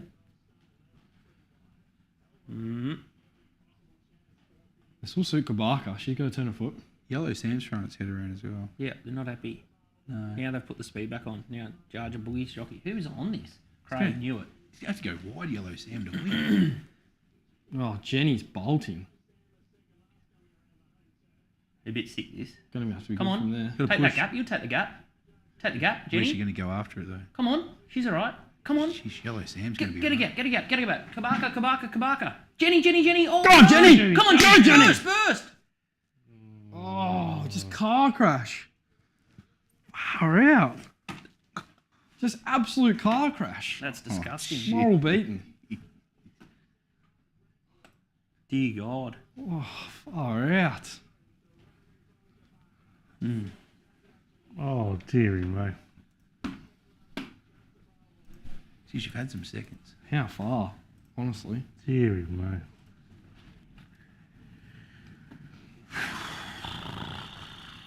Fucking hell. Craig Williams. Gee, she flew late. Mm. Kabaka was the one that killed us in the end, kept us in. Oh, look at her through the line. Oh, that's just sick. Pretty ordinary ride on the favourite, would have thought. That's what you get with him. Knew it just made it a fucking mess, the race. Still was there for us. Went, stopped, took off. Then they all the junk just dropped a bit. Created chaos. God. Oh, that's disgusting.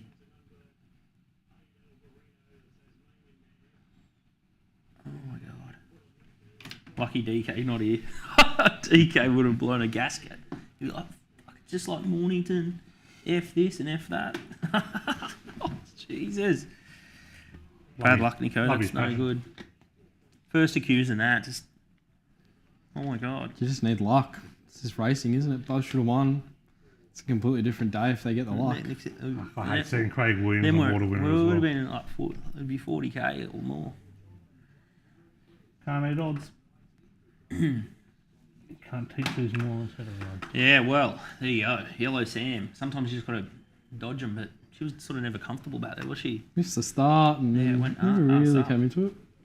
Didn't watch her that closely, to be honest, but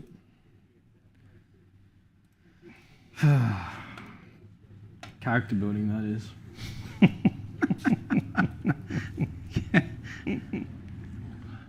Just mental torture. Real sicko. Real You have to be a sicko sicko, stuff. don't you, to punt?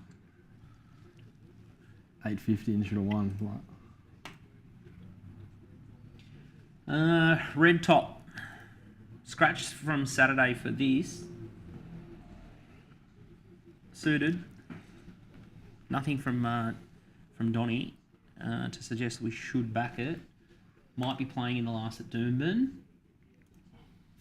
And might be playing in the next at Rosehill. I'm going to put that back on as I go for a walk.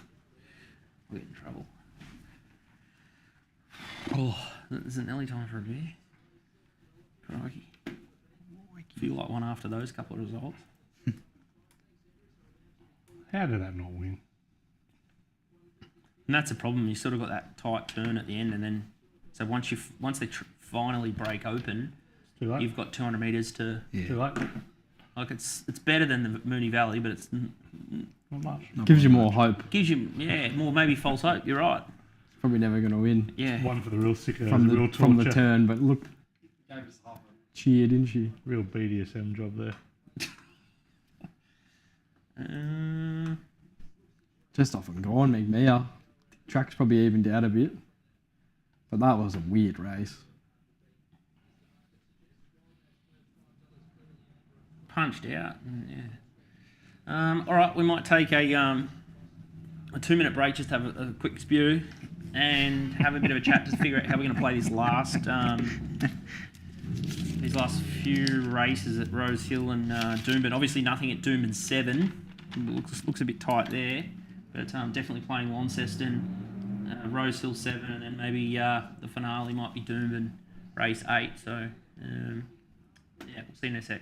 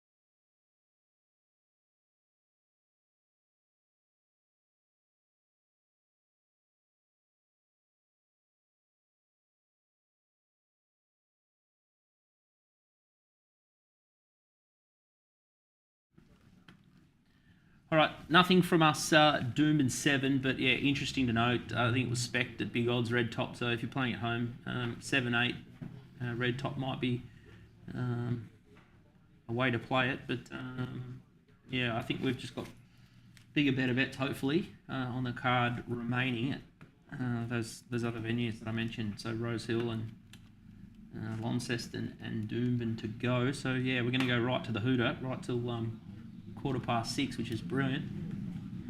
Just what we need, a full 6, and then we'll settle the divs back into the top sport account after that. But yeah, wow. 2 results the other way, and yeah, looking at a bloody good night. Which one did you tip here, Scooty? Nah, nothing. Red top, just dragged. Oh, is it? dragged it out of the race, third last.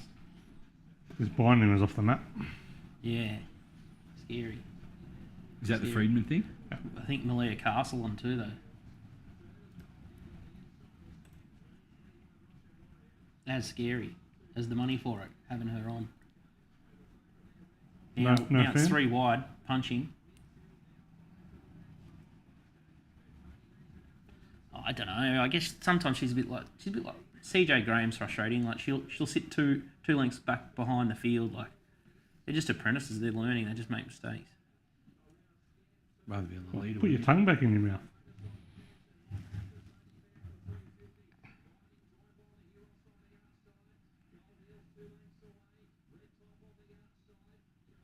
It's had a tough run. Is it going to keep going? Red top? No, peaked. Hmm.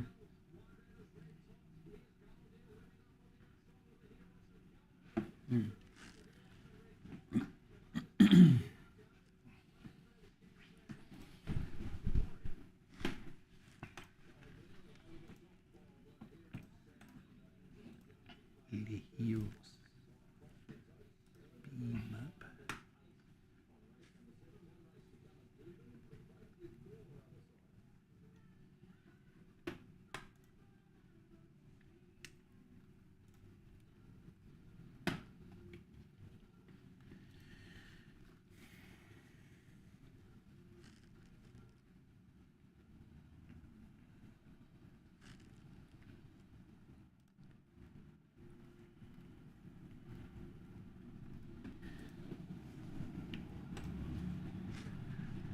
Get a good time slot for the Vegas game. Stop rope. Yeah, perfect. Afternoon, back to back, straight away. Oh, what a time to be alive. So is that what crowd are they expecting? Is it a sellout or no? 30 to 40? And what is it? About 60, 65? 62, I think it holds. Okay. I think Good we atmosphere. go. A lot of people travelling over. Heaps. So of that 30, 35, do you reckon there's- There won't be many locals. They'll be giving, I reckon they'll give away a lot of tickets. Like, yeah, they should. It's pretty close they to should just give them all away. price there. Like, you are way better off It's long gonna term go of just forward. like, He's specking the roughies. just like too, isn't he? here's 2 tickets, go. And like, maybe kill a we'll curl. pay for your hot dog. We'll If pay it for goes to the morning of, why wouldn't you just give away they'd be done if they didn't. just go to schools or go to universities, they'll go. Go to every conference that's there and say, here's a ticket for something to do while you're in town. Go. Yeah. Oh, yeah. Every conference will be rocking up for the Monday. What have they got to lose? Yeah, absolutely. Free dance at Spearmint Rhino afterwards for all those in town. Plenty of options. Plenty of too many options. If the NRL escape this week, it'll be a miracle. Oh, jeez. What if it under and over? The only thing that will save them is that every NRL journal will be just as sick and in just as much strife. Yeah, So that's true. it might be the old, let's not say anything about this. Be getting on them, He's even getting like them on a plane. even like when this. they finished. What is that? Straight away. Like, He they even might, likes they this. might be coming home in their boots. Otherwise, we missed a few, I reckon, on the way back. He doesn't. Pile them on. Imagine how nervous a guy at the airport with a roll call. Oh, Reece. Latrell. Reece, can we put an announcement out over the PA? We've lost him. We've lost him. No, I think we just stick those two. Imagine being on that flight coming home. The amount of roll calls. Unless there's like a big back marker. Can you imagine our drinking on the flight home as well? Oh yeah. So would they have chartered a flight for the teams? Is that, or are they all travelling So business? the Roosters have a chartered flight, and the Okay. rest have gone commercial. Okay. But According all to different forecast. flights would they be? Gotta take Yeah, them. well, on the way there, they're all different flights. They'll arrive at different times. But on the way Yeah. back, I'm not sure. Well, I'd pray for the sports scientist guys trying to get everyone to recover and not drink because they're all smashing beers in first class. Can't be all in first class. Enough room for Wow, business class. them, unless they're just walking around. There'd be some elite content going on.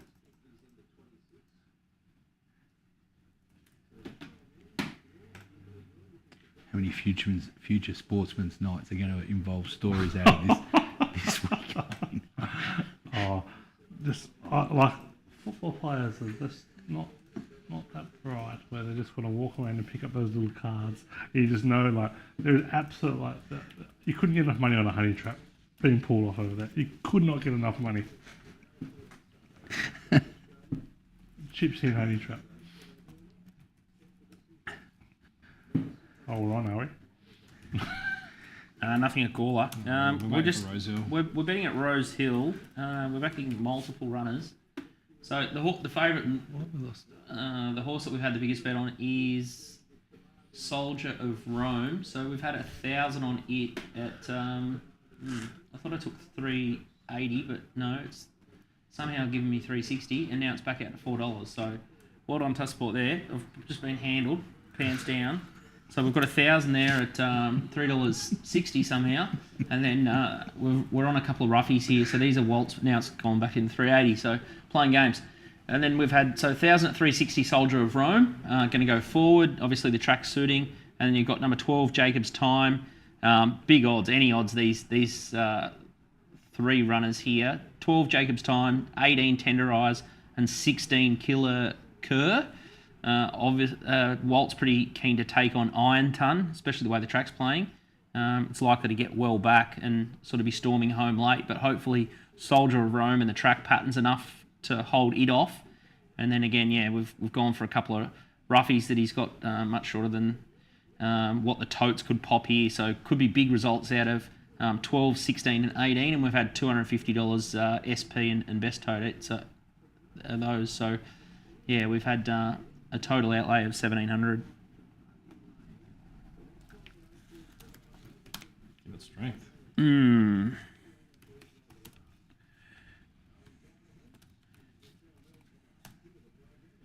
Yeah, but pattern quite evident there, isn't it? Yeah, got to be up there, really. So a few of them were drawn well enough. Killer Khan, probably the best drawn. Killer Kerr, sorry. Good wrestling, man.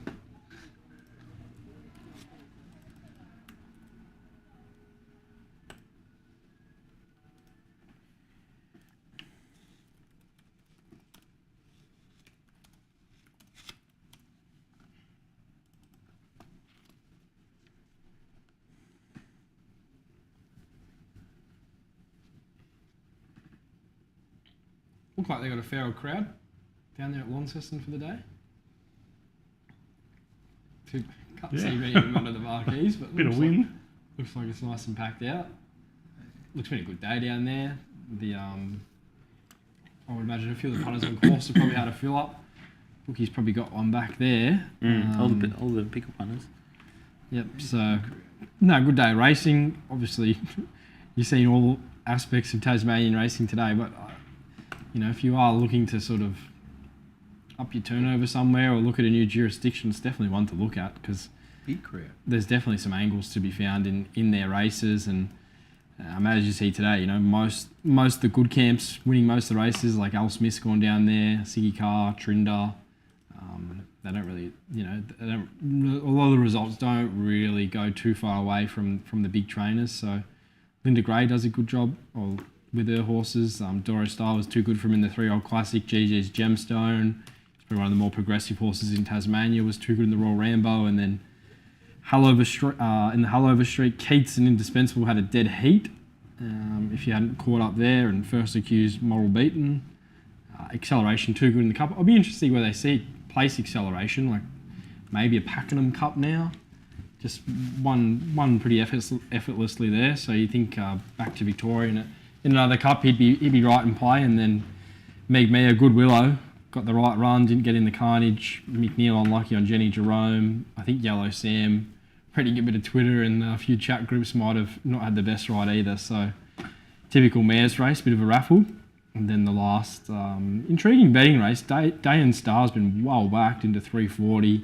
The Sava's been a bit of a drifter out to 480, and then Loudmouth's the other one right in the market at $5. So I thought the race was a little bit deeper than that. So we'll be having a play.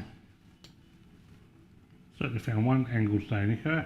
That's not backing Cody Jordan. Yes. Always find an angle. Life. Never again for a few of us. Never again. Absolutely never again. Now, Oh, non-cup day, she's all right. That's all right. One bad ride. Like, you got to be forgiving. No, you don't. It's a long list. As The Jimmy, whiteboard's full.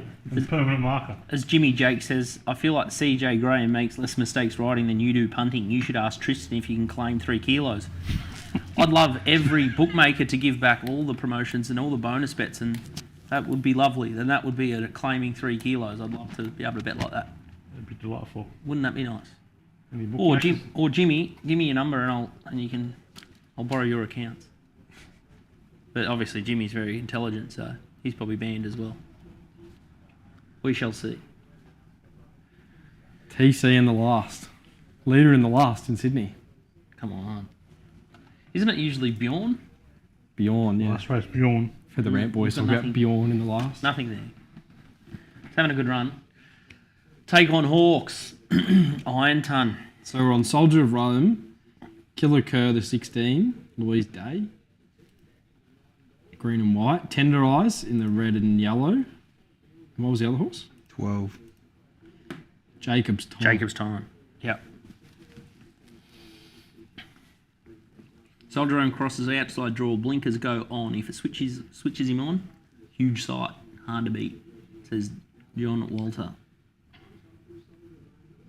Queen of Dragons is one someone mentions in the chat. Set up okay. Not completely sold on her. 28 days since Iron Ton won. Interesting run.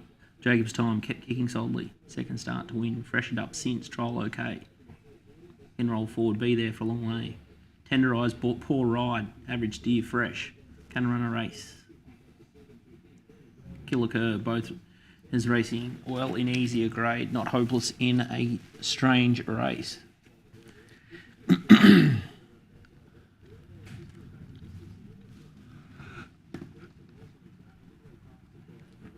Del Buckley, she's tipped you.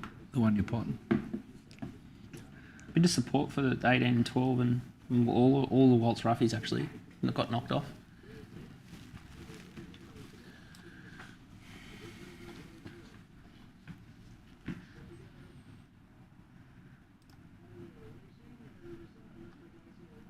Missed the start, Ironton. Come on back.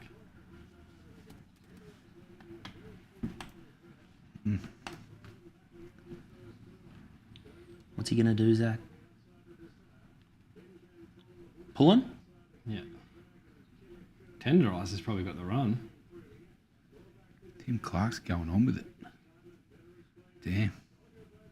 What's this Kokoro giving us fucking curry? Nash. Nash. Terrific. What a bloke. No, he's on the better horse, top rope. It's got it set up for some of these outsiders, doesn't it? Tender Eyes, just get in there, son. These two have cooked each other. Surely Tender Eyes just pops out and just goes whack. Bone and Muscle Tulloch Lodge. Go, gay girl. Voila. Mola J-Mac. Come on, Tender. Lift. No, Cactus. Time. Voila.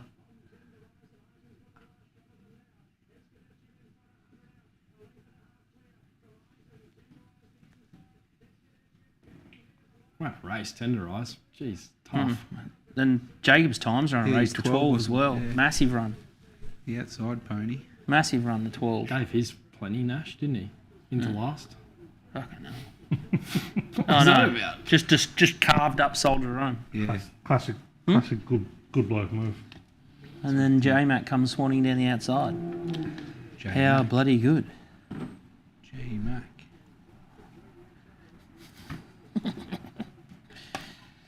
Right, wouldn't fuel the yacht. Today's results for Tristan.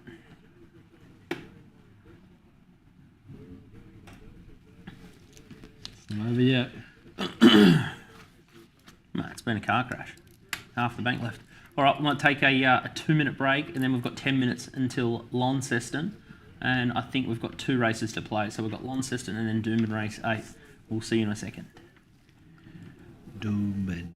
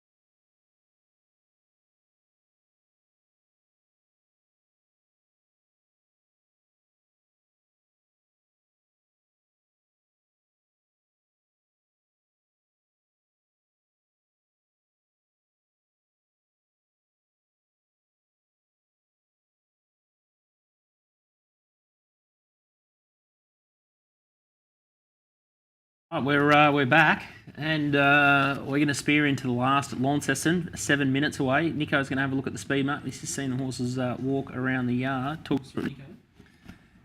Yeah, it's a race that I think there's a good genuine pace. I thought Loudmouth, Elm Drinks at Livestream, Cape Zoro push forward, then Valiant Khan, Flight Ready, I think probably get the runs of the race. They're just going to be blending in at the right time. GG's down south may push forward from the wide draw. So Jag may get some favours. Didn't really know where to put a swar. Thought they may head back. First up, Sandula had going back with Turk Boy and even Day and Star. He doesn't have a lot of early speed to put himself in the race, and then a few of the roughies right out the back. So it's a bit of a wide open race. I think it's a bit more open than the market's probably suggesting. I've always had a bit of time for one of the horses we've had a good crack at here. I thought he was the best probably value on the day. At around $15, $16. I think he's tightened up a bit now. But Valiant Khan looked like a horse that's just set to peak here deep into the campaign. Just had no luck at his last start. Came home strong the last 200 metres. He's been racing in Class 1 grade, but I think those races have been quite strong with Philosopher's Stone. He started $3.50 against Philosopher's Stone, who started hard in the market against GG's Gemstone earlier today. So that's a good form line. He's had no luck his last two. He wasn't far off Ladosis last start and just was held up for much of the straight. So the blinkers stay on here after going on last start, and I think that just helped sharpen him up a bit in those early stages. And he just had nowhere to go late. So he's a horse with good talent, should just settle in behind the speed. Jai McNeil riding. I thought he should get every possible chance here, and looked a really good play at the odds. And then set play all day, so we're not really having $12.50 on it at $16 because the bank's at half. No, we wanted to launch on it regardless. So if we're further in front, we would have made making this a $50,000 result. So this is, apart from First Accused and Jenny Jerome, this is our next biggest bet on the card. Yeah, and like I tipped it this morning on the Racing.com tipping hub as best value, so thought it was in with a huge chance. And then the other horse out of the same race as him last start is Flight Ready. Gets Craig Newitt going aboard. Another one that probably just looks set to peak now. I thought he could be a bit of an improver here with Froggy on. Might just get a little bit more out of him. Sort of followed Valiant Khan into the race last start and was held up for much of the straight as well. So I'm backing in that Ladosis form. I think it's quite strong. I think the market's underrating it. In a race where Masava's having his first run in Tasmania, just not sure how he's going to go first up off a quiet trial. Day and Star's been very well backed, but he's got a tricky map. So we're going to have to go back from the draw, I would have thought. So two map horses that I think look well in, Valiant Khan and Flight Ready with the lightweights. So happy to be with them. And I don't think we need to look too much deeper. If you're going to get more involved in the race, you're probably looking at the horses at the top, like Loudmouth, who's been a massive drifter. Drinks at Vista's been well backed, 11 into 7, but Valiant Khan has very similar form to her. She'll get a good run from the inside draw, and then you're looking at Asava, who's been a big drifter from this morning, where there was a bit of damage done, and Day and Star, like we said, maps a little bit sticky. So full faith in Froggy and Jai McNeil to bring us home the last. And hopefully, another result. Also for MND, Pedal for a Cure, the boys doing the laps around Tasmania. We've also had the $500 bonus bet. We just missed the price there. They turned it off, but $515 thanks to Top Sport. So they've been brilliant. I think a couple of years ago, I think we donated $17,000 to the Big Freeze or whatever off the back of one of our Stradbroke streams for memory. So it's extra benefit here if we can get Valiant Khan home for a good collect for MND, Pedal for a Cure. So Jace Richardson, the Danahers, and there's I'm sure there's other people's friends that are out peddling in Launceston, raising heaps of money for MND. So fingers crossed we can get the job done. And one of Nico's better bets up. Did see Mark Hunter tip it on top as well in the on the Wiles. Yeah, a bit of a replay. Yeah, on 927. He just had no luck his last two runs, and just might be able to get the right run here. He had the blinkers on for the first time last up. I just don't think he was able to fully use that gear change to his advantage because he just had nowhere to go for a lot of the race. So I think today it could really be a big positive. Those blinkers staying on. So McNeil just hopefully parks him just in behind that speed and hopefully just gets the right run. Daystar and Asava too far back. It's probably the hope. Let's go. I saw that. Cody. Oh, Be a lay, wouldn't it? huge lay. $5.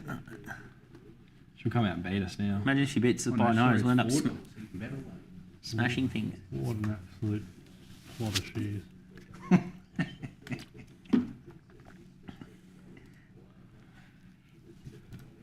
Results haven't gone our way, but like, gee, we were like a little bit stiff About in to those start races. loading. And if that had gone, like, still been an enjoyable day betting down there. Just if we had just got probably the result of Jenny Jerome, we would have been laughing. Just needed one. Just needed one, yeah. But like I said, if you're looking to get involved, Tas Racing, it's got plenty to offer.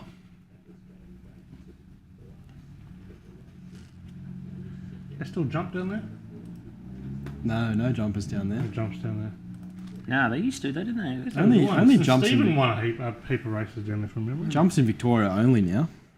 No SA either. Gonski. That's sad. It is sad. What happened to Oakbank? Britannicus won last year. Well, they might as well just close the town. If Scoot called it off. That's another thing I've stopped jump racing. I've stopped it as well. Stop a train at the moment. Shocker. Flatsville. Flat. Why did they stop Oakbank? Because we had the perfect horse for it. Would have won every year. Shouldn't have got rid of the log. Geez, the bull will be getting nervous then. Why? If they shut it down here. How can you? That drives the whole town for the year. What do you think happens Doesn't to Oakbank? Oakbank? No, they just let it go to ruin. That's what happens. If you put the wrong administrators in charge for too long, the state goes to, the racing goes to custard. Gone. That's why you need people fighting the fight. Good administrators at one. Good administrators, strong. Lucky you dusted CEO Tom out of the bull. Who's he? You ran him out. The bloke that didn't let us on course. Fair enough. Staggerty lasted 2 years. I wouldn't let us on either. Red and white here, and red and yellow. Hate to promote it. Dragons, Dolphins. We'll be promoted this year. Get around the bull. Go the bull. Nah, we'll be all over the bull. We raised some money last year for Billy Wright. Was it Billy Wright? Did some tips there, so something. Racing. Hopefully our Drinks at pony gets Vista, down. Cape Zorro came away well. Sir Jagger's prominent, loudmouth heading forward. So too is Sandown in the early part of the race. And Gigi's down south is carving across our Tiba. And then Turk Boy, Valiant Khan in the first half dozen. Good spot. Asvar Yeah, followed it's by landed in the Ralph the spot, Rocket Valiant Khan. Flight ready. And they were tracked up This is by one coming. Day and Perfect Star, spot. who So, settles doing back a bit of toward luck. the tail with Fashion Fox. And MJ is at the tail. Over the back of the course, 900 to go. So Jag rolls to the front. Gigi down south in second. Drinks at Vista running third. A length away up. Loudmouth Yeah, is next, speed. followed Have by we got something Cape to take in the Zorro, race? Turk Boy, Valiant Khan. Yeah, Two Loudmouth further will. back in Yeah, the we backed field, Loudmouth Asvar last on the time. outside of Ralph the Rocket. Is it rain? And then Flight Ready, Day and Star. Two further back, second last is Fashion Fox and Maybe we'll be MJ. a The bit further in inside front of is Asava last and as they go by Day and the Star. 600 in the last of the Come day. on, So just get something to Jack take in the Gigi race. We just down need to be south. lucky. Sandown Come on. going up, making a Come on. line of three. Tucked behind them, Drinks If she at gets Vista, going, Turk whatever. Boy, Valiant Khan Oh, coming into alright. the race. Further back in the field, then I came just don't know Cape that's the Zorro, spot Ralph to the win from, Rocket. is it? Come on. Asvar's going to be very wide. Day and Star, Flight Ready, well back. Sir Jag, Gigi's down south, No. top of the straight. Sir Jag and neck in Far front out. from Gigi's down south. He's coming now. Cape Zorro getting a split. Running on as Drinks at Vista, coming down the outside, Asvar. So Jag what about still the in favourite front, getting though, up the coming rails? thick and fast. Sandown And out Asava wide. down the Asvar inside. flying. Sandown one ahead to Asvar.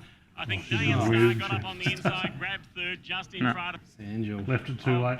Cape Zorro, Ralph the Rocket, Well done, Sir Sam. Jag, How's the thing on the game. Had the run. How's the thing on the fence? Just completely chopped out our other horse. Mate, completely chopped out our other horse. Nearly knocked it over and then nearly still won. Who was that? Fred. Sangel. Chelsea Baker, 16. I think we backed him at Great Western one day. You had the right price range. Yeah, I thought it was a more open race than the market sort of had. It had the right run, didn't it? Just blending down the middle. Track pattern probably against that Sydney Flight horse. Ready had no luck back to the fence. Asava back to Hobart. They nearly put Huh? you all one over the fence. Yeah, Sava, good first up run there for the big run, connections. Considering the jockey. Not easy to do.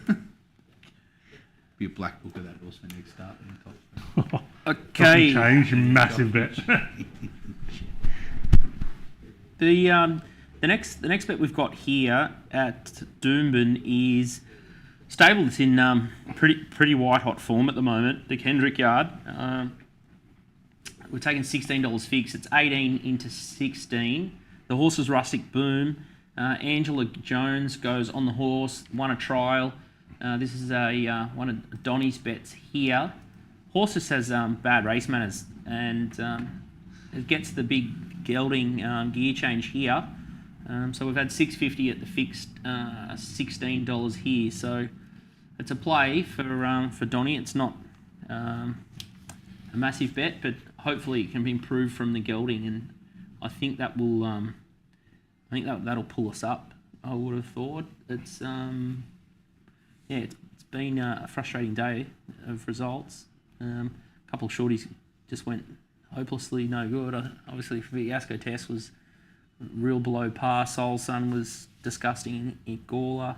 They ran pretty straight, and he had to be sort of inside at Launceston for most of the day. I thought Nico read the races pretty well. He found a couple of good value bets that got held up, so it's been a bit frustrating. But the other thing is we've had the 500 on Rustic Boom for the charity bet actually, so to try and have a bit of a swing there. So they've got 500 at $16, so they got the same price as us. So be a good finish there. But it's been a tricky day.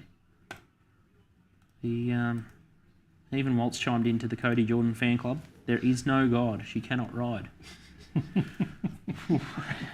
She's copped it here today, Cody. Walt knows. That was, and the sick part is, that was of the horses in the market. Asfar was the one I sort of like, so it would have been just further pain if we had gone that way. Yeah, like that's just how the day was. We weren't as keen on Lindsay's horse, but I was sort of keen on Asfar, but the map sort of against, and yeah. Never mind the plotter on board.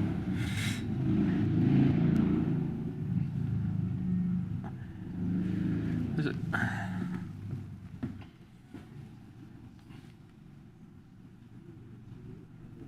Ooh. Blame James Jordan for Oakbank. I think potentially James, and potentially the 10 years prior to that. What did James do at Oakbank? I think he was like part of the committee there or whatever. But when you have a look at like Warrnambool's just grown and grown and grown, and then they had Oakbank. Oakbank used to be on par with the Bull. Used to be on par with the Bull, and it's just deteriorated. Like it's fallen off a cliff. The condition of the track? Well, yeah, they just didn't. That's a big part of it. They just didn't keep reinvesting into the track, I think, because when I went for the final year, it looked like a picnic circuit. Had you been there before? Never, but it was sort of mecca. I used to watch it as a kid and love it. Yeah, Great Eastern was great. Yeah. Yeah, amazing racing. And yeah, it just sort of fell through the floor.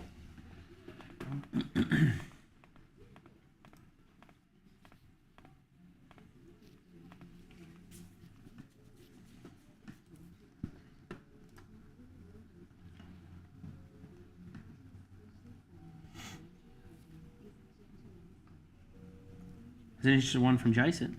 If the corps let all punters have access to their full account, industry as a whole wouldn't be talking about a slump in turnover. Punters been on top. Getting serious for the end of the day. Yeah. Jeez, heavy issues.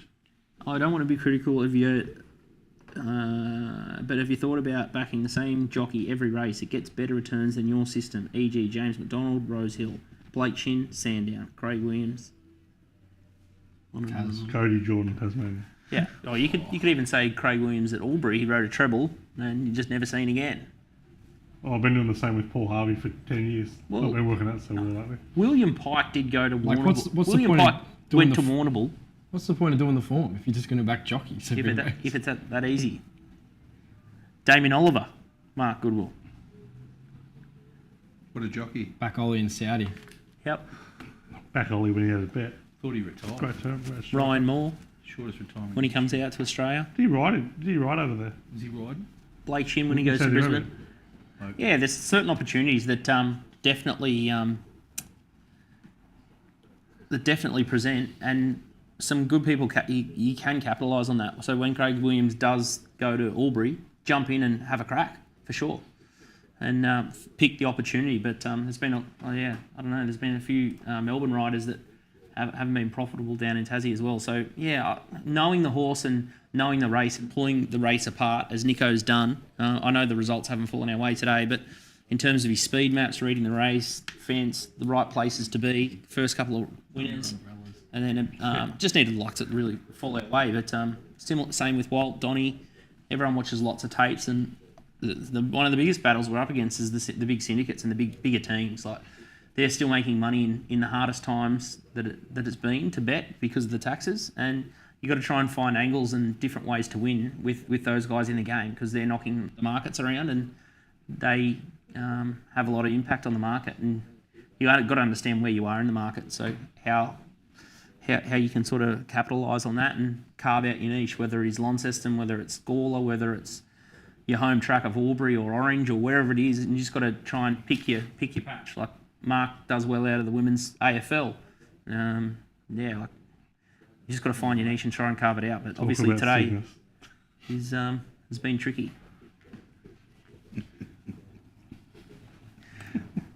Fingers crossed.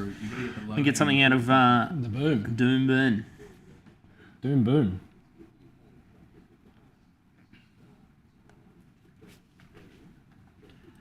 I think if he had his time again, Craig knew it there. Watching the replay, he might have looked to come out on the Amathub. back of a Sava and he goes in. Yep. Amathub is rock solid here, $2.30 fixed. Don't know what the thought process was there.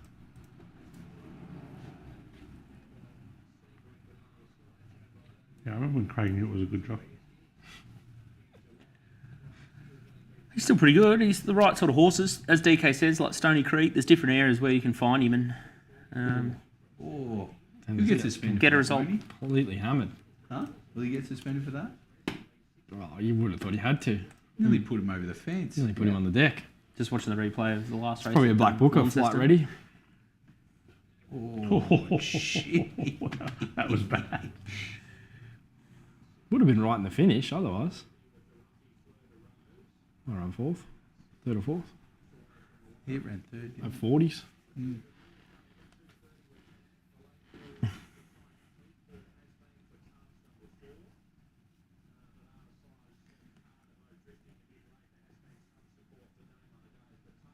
Oh, jeez.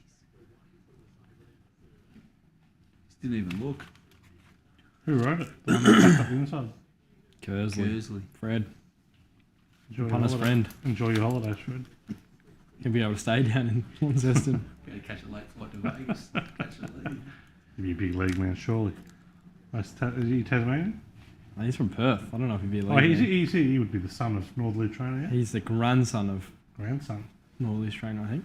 Same name though, isn't it? Fred Kersley, yeah.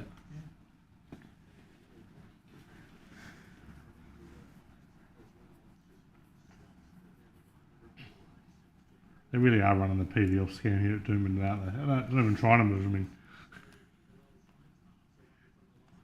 Yeah, it's not like anything's happening. There's nothing on Sky 2. Everyone's waiting for them.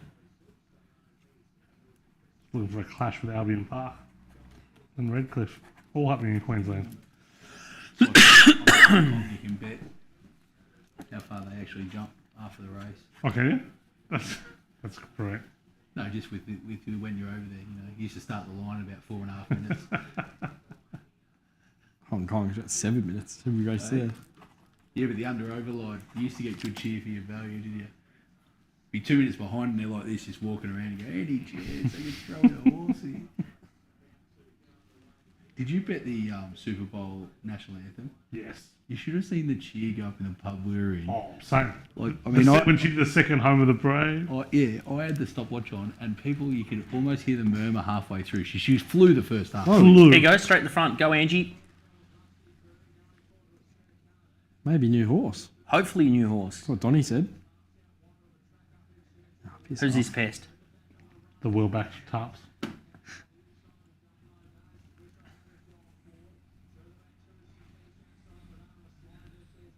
How long since you used a tarp?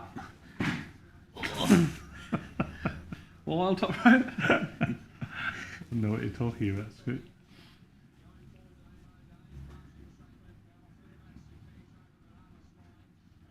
Where's Amathuba on our back, the favourite? Got the run here. Should have been a horse. Well, he's going well. Don't lean all over us, the other horse. Cars. Go off, get away. Go let the favourite go straight up her inside. Come on, Kendrick Carrots. She's a lead. It's going to keep kicking. Kicked huge. It's going to run a nice second. Come on, Donny. Look at Tarps. Oh. There you go, leading wins. Amathuba, favourite runners, do their balls. What a bugger. Gave a good sight. Yeah. It's missed the drum went as well. super. Had that other horse leaning on it for a little while as well. Bugger. All right, I think that will mean the final dividend will be 23.37. So frustrating. So we'll just under half our money back. So as we said, could have been a lot different story for Secures than the other one, Jenny Jerome. So a couple of little gaps appearing a little bit earlier, and we sort of get the lot. But I think Nico's done a great job with all the form, and big thanks to everyone, Donnie and Johnny Walter for their efforts and doing all the form. It's a heap of work and puts us under pressure, not just from the last couple of 24, 48 hours, but we've got to keep punching into the form for the weekend and go back to our own lives. So it was great to watch the races in action down there at Tassie. Big thanks to all our sponsors, Punting Form, Top Sport, and Tas Racing, and everyone that's biting the stream and watched it. Hopefully you've learnt something of it. We try to keep things pretty tight, but obviously swung heavily on a couple of horses that didn't hit the line. But big thanks to you to come down top rope. We can't wait to do the sports show tomorrow, AFL NRL season. We'll talk a little bit more in depth about some of those futures markets. Big thanks to AV Guy Borco, the team at Top Sport, for the charity bets as well. So it's a big team effort to get the show rolling, and make sure you tune in to Bet Doctor for tomorrow. It's going to be a big weekend of racing. You've got the Guineas at Flemington. Huge, massive. And you got the Very Elegant and the Surround Stakes up at Sydney on Saturday. So there should be some meaty previews tomorrow. And back into the AFL NRL click. So hopefully we can help you find some winners along the way for the season. Also the boys season pack. So if you want to have a look at the futures guides from the AFL or the NRL and want to chip away at some of the bigger premiership markets and NRL premiership markets as well through both codes, you can find them in the Little Birdie shop as well. But that's a big thanks from us, and hopefully you haven't done too much damage on the day, and we'll live to fight another day, and we have a crack on the weekend and have a good result at Flemington and up in Sydney and around the traps. So thanks guys, and we'll see you next time. Thanks guys.